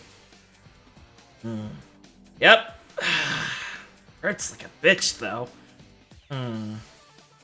That was good. Well, at least you're taking this seriously, Lee says, warily of him, a bit more wary of him now. He's gonna take off his jacket and stand up. Yeah. I'll give you one thing, hot stuff. You're not a pushover. That's why you're gonna lose. That's why I'm gonna lose. What do you mean? You know? I guess you can just see. Getting me excited, Lee says, smirking towards him. And she'll start pacing towards him also, keeping a small distance. As he's still holding his leather jacket, he's just standing where he is. Yeah, Lee's pretty cognizant of the leather jacket, but is also trying to keep herself unfocused enough so she doesn't, like, fall into another attention play. As Lee is going to be getting closer towards him, she is going to snap one of her hands to the side, the one with the broken, dislocated fingers, as it's going to turn whip-like, and she's going to lash it out towards him, doing a bunch of whip strikes at his, like, chest area for extendo arm. You will see him dodge slightly backwards, but not being able to properly gauge your wacky inflatable reach. You will basically lash his chest a bit, breaking the skin and causing him, like, minor damage. Cool. You really are a freak. I'm the Ashura for a reason. I'm not just a normal martial artist, but I don't think we're. Hold on, stop. Am I supposed to know what that means? Maybe like, crack I know book that. open. I know. What book? I know that's your, like, title because you're a pirate. But oh yeah, very scary, by the way. It's a kind of demon. God, do you not read anything? I don't read fantasy. I'm not a nerd. No, now you're actually kind of pissing me. Why wouldn't you read this if you know devil fruits can turn people into this shit? It's common research tactics. Yeah. All devil fruits do this, yeah. Help me deal with the vampire, okay? Lee's gonna say as she's gonna switch from her loose arms to her trishula, where her legs down from the knee and arms down from the elbow get all armored. As he sees you switching, he's going to run at you. Knowing that it at least takes a fraction of a second, it takes at least a bit of time for normal Zoans to switch between forms, like, accurately. As he's not aware of the power of drugs. Unfortunately for him. As he runs at you, he's going to throw his leather jacket into the air, like, without looking at it, and charge forward, puffing his cheeks and spitting out what seems to be blood at you. Yeah. Unfortunately for him, he doesn't know about Liao Li, the Master Zoan medical user. As her now armored fist is going to shoot out with lightning speed, same speed of the whip jab, forward with like a 2-knuckle extended strike into his stomach, sending piercing through like the jacket towards his stomach, sending a shocking burst of power as it cracks through the armored enhanced Trishul hands and does a crushing stab forward into him, trying to perform an injection technique. So are you stabbing into him? Like, what exactly is the specifics? Is it full hand, a finger or two? No, it's it's a clawed knuckle thing. So it's like a middle finger and index finger knuckle bit held forward as she's trying to do like a collapsing fist style strike, like she would normally do a crushing palm, trying to refine it into a spear. That's like the type of thing Yama did, but to his hand. Yeah, exactly. So you're not like actually piercing him, as in like you're like hitting him to pierce him with the damage, but not like the actual hand. Yeah. Okay. It's gonna break a rib or something if it hits him potentially, and then disperse inward to his body, trying to hurt his organs. You will hit him as he'll take a step back. You'll see him point at the ground, and spit, and basically spit flames forward, as it seems he has a very robust diet. That's awesome. As he's going to spit flames on not blood, but it's actually plum wine on the ground, igniting it for just a second to distract you. As I don't know how aware of the jacket you were, you stated you were. Yeah. So you can react as you will, as a bunch of small black pellets will fall from his jacket pockets that are actually high impact explosives. Ooh. They're basically surrounding you, and once they make contact with the fire, it's going to go bang bang really, really, really bad. Yeah. Lee is just going to, both of her arms are going to spin in that, like, karateka, like, block spin move, where they do the sort of bring the hands together and, where the arms go out, as she's going to knock all the explosives across into different buildings before they hit the fire. And as she brings her arms together, she's going to flick one towards him with her middle finger, as shooting with a burst of flame, just contacting it so it blows up in his face. As it blows up, or as it goes like towards him, you're gonna see him just in like a flash, use his leaf cutter, to cut right through it. As you see, it kind of go right past him in two separate things and explode behind him. Nice. Lee is going to bend back as the thing is cutting, exploding, and she's going to shoot out another whip strike.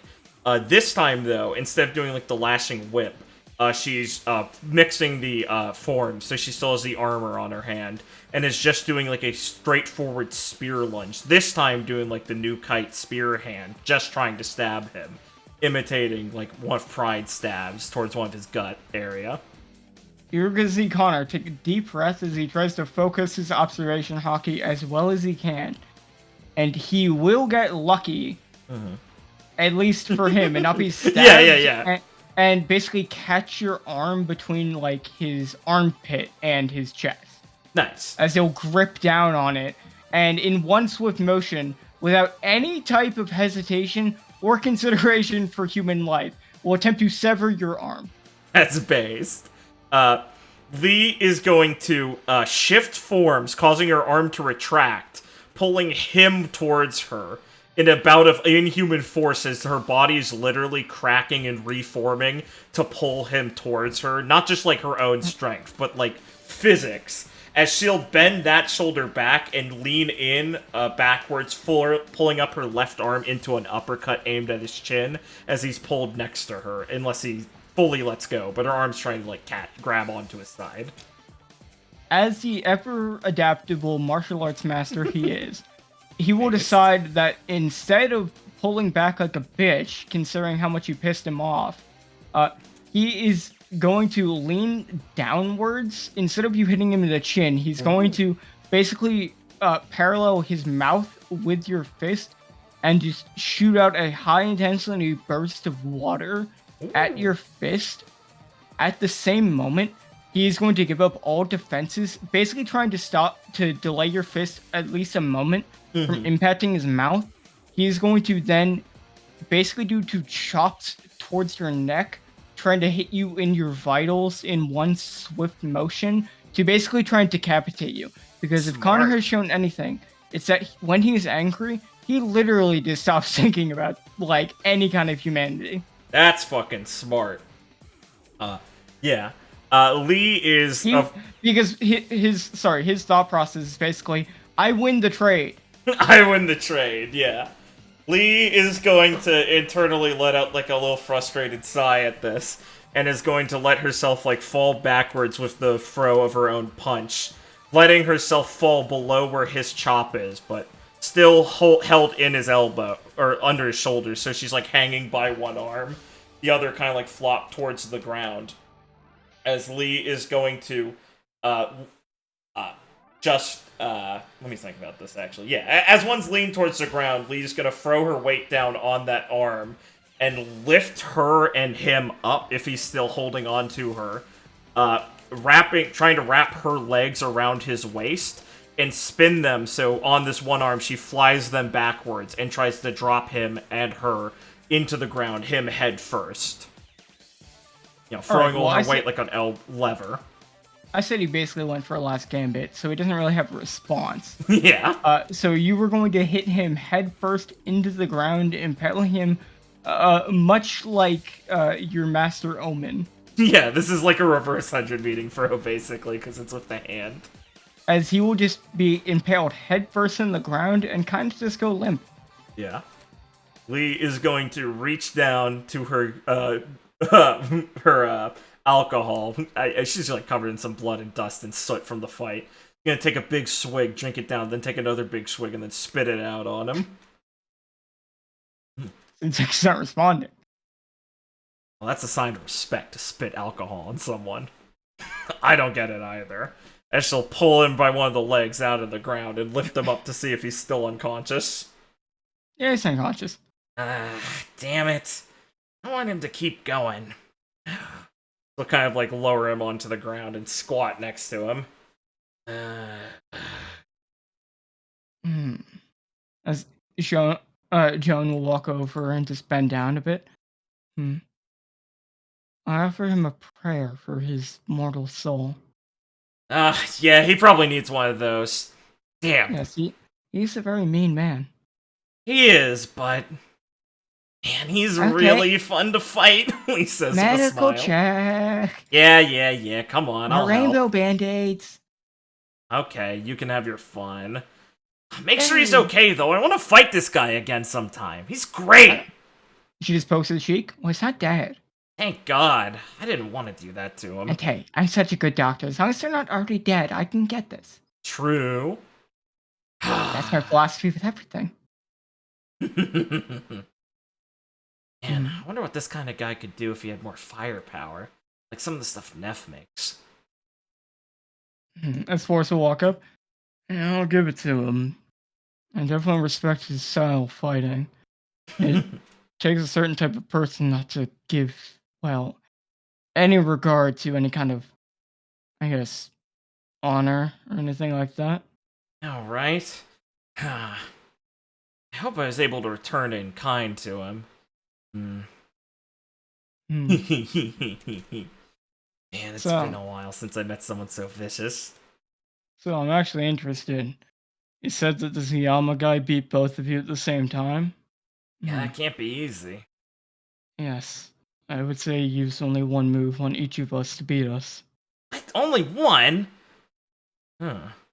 Yeah, that's kind of embarrassing, actually. They were both counters. He would rush us straight on, and the moment we'd attack would be the moment we lost. Oh. Though, if I was being honest, I had no options. I was too inexperienced.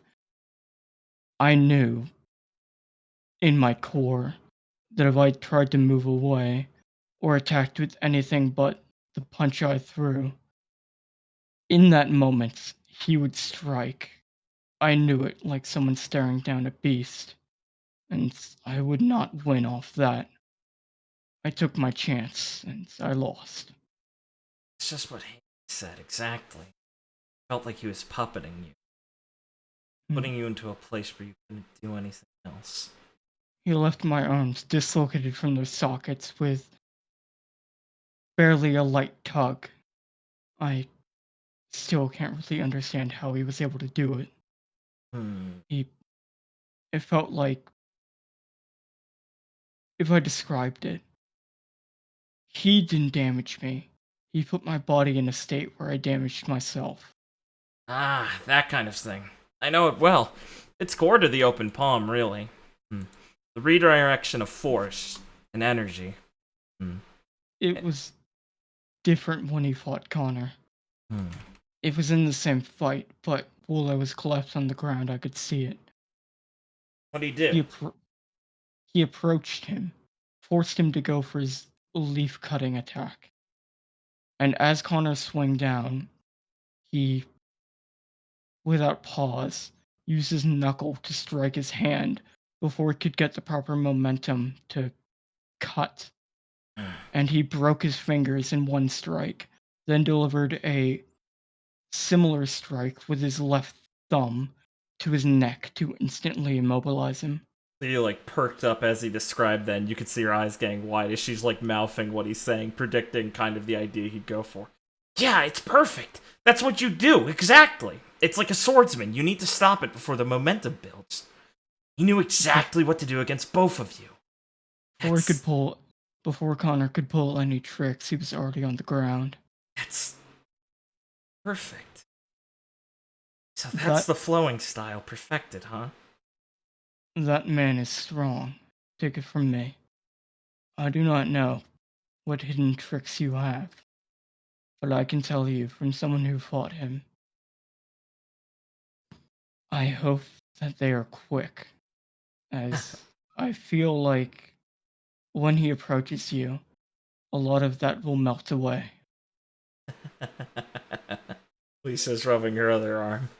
Oh man, you're giving me goosebumps here, sugar. Lee has like a little, like a fucking sick grin on her face. It was one of the first times since I met Master Cliff that few months back that I felt like I truly met someone else that was far beyond my understanding. That man had such a complete grasp of how he would fight and how he'd approach any opponent that I'm ashamed to say I don't even understand it myself. Man, I think I'm wet. This sounds too good. And on that, we can cut it off. On that cringe shit. Yeah, I'm ending the session there. Gay. But before we cut off, I have one last cutaway. Oh, cool.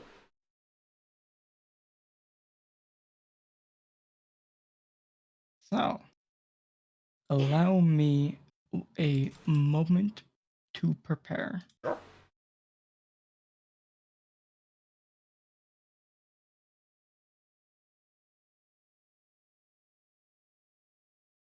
As we will cut away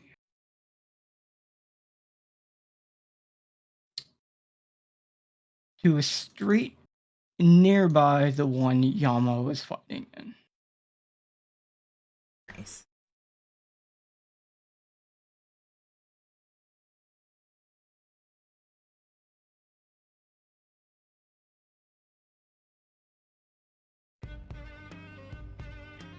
As we see a Corday, without his sword, his right arm looks completely twisted and broken and shattered. As his face is pale with numerous bones broken all over his body. It seems he's using all the strength he has left to carry him, running throughout the streets, far away from from where he fought.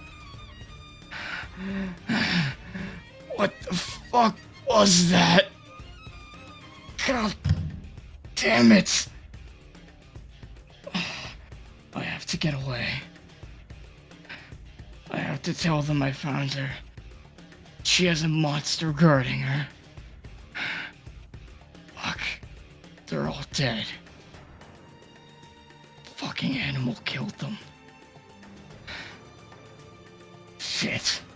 As the bleeding Corday is going to run as fast as he can away from Yama, who we will cut back to as all of the government agents are on the ground, either unconscious, nearly dead, or some of them currently dead, as Yama is standing there, the circle untouched, as whatever technique the Mirror of Water was, it dealt with the numerous opponents approaching him without fail.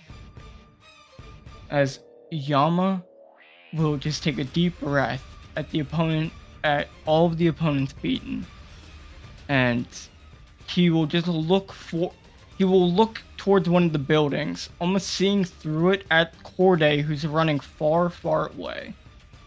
And he will just take a pause, considering the approach, but deeming it unreliable to actually get towards him from the great distance he is.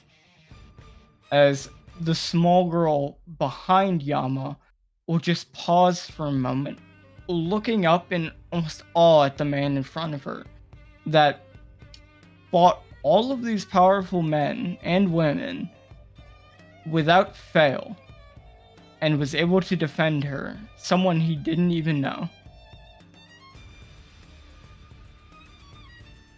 And the girl will break herself away from her just awe at what happened to compose herself extremely quickly. Thank you. I don't know what was gonna happen, but I promise I will repay this debt. As she'll give him a deep bow. As Yama, seeing all of the foes defeated, will turn around and look at the girl with his normal cold eyes instead of the seemingly serene ones he used with his last technique. No need. I told you I did this by my own choice. I can't accept that. I won't accept that. I swear on my name of Ileana D. Mulberry that I will repay you. I am the princess of my kingdom, and I've been taught to never repay someone's kindness. So no matter what happens or what you say, I will honor this debt. I swear it. As Yama will look at her and pause, as he is known to do, she will stop for a moment and kind of look, instead of at admiration, in a bit of fear at just how much blood Yama seemed to lost, and his left arm looks almost immobilized from the numerous sword strikes it's taken, looking like it's hanging limp at his side.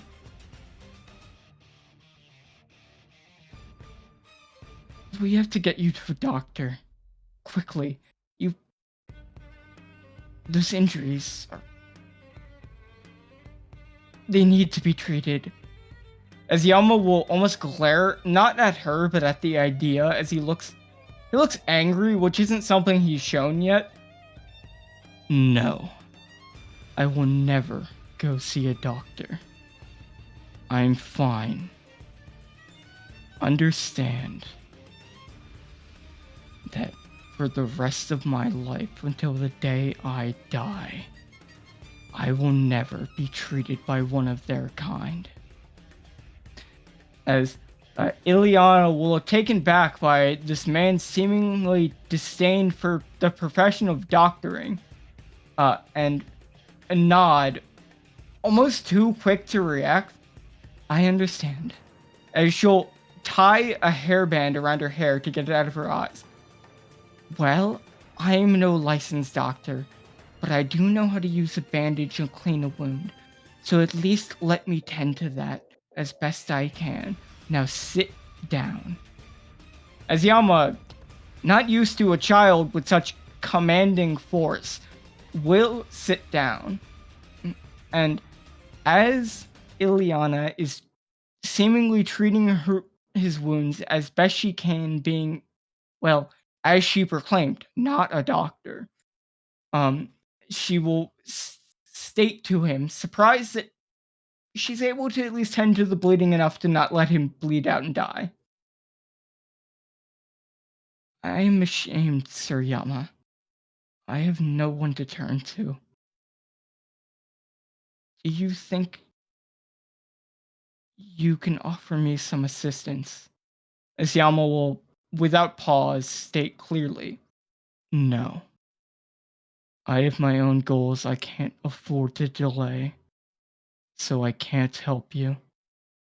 As the young girl will look very understanding, very trying to hide that she's very sad because she wanted to travel with this man and get to know him a bit, and also felt very safe next to him as he was telling her to stand completely still as he would fight off this horde of agents. Yama will speak up yet again. But if you wish to follow me until you find someone to help you, that's alright. As Ileana will get a brighter smile as she will then begin to focus even more heavily on not letting him bleed to death, we will fade out from there and the session. He's just like me! He's so cool. He's just like me. He hates pedophiles. Loves little children. He's so cool. He's a Sigma, just like me.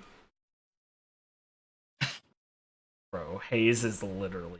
Yama is literally me. Jesus Christ, every time. He's literally me. Holy shit, let's just get out of here. I can't believe he's an anti-vaxxer. Jesus Christ, Yama. Yikes, am I right?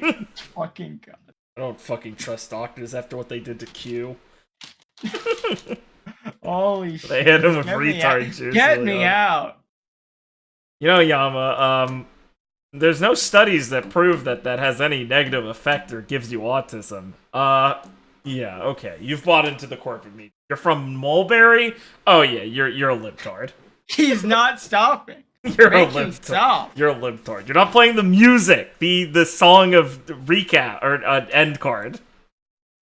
Yeah, see? I play different songs every time. No, you always play Big Sake at the year. Well, did you have a good one, Blake? Yeah. Or you just gonna say no, not anymore? No, I had a lot of fun. I really liked Joan and Connor and really everyone. It was a fun session. Yeah, I really like him too.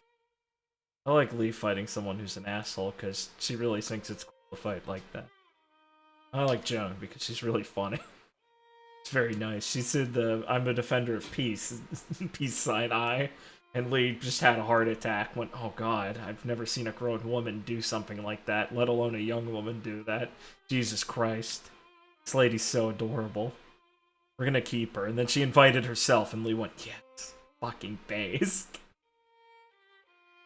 Yeah, but if you guys liked it as well, you can hit that subscribe button and leave a comment telling how much you liked it, and you can fucking hit us with a like. We'd appreciate all of those. So if you could do at least 2 of them. How about 2 of them? We work for 2 today, 3 for overachievers, and you get a big smile by me.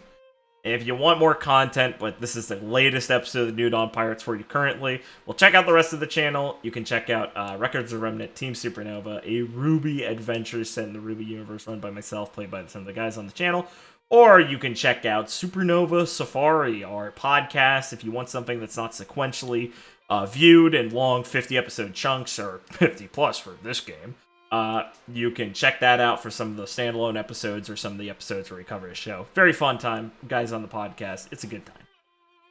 That, I gotta say thank you for watching. Thank you, Blake, for running. It was a very fun time. And, peace sign. Yeah, we will, peace sign. We will see you next time. Bye-bye. See ya.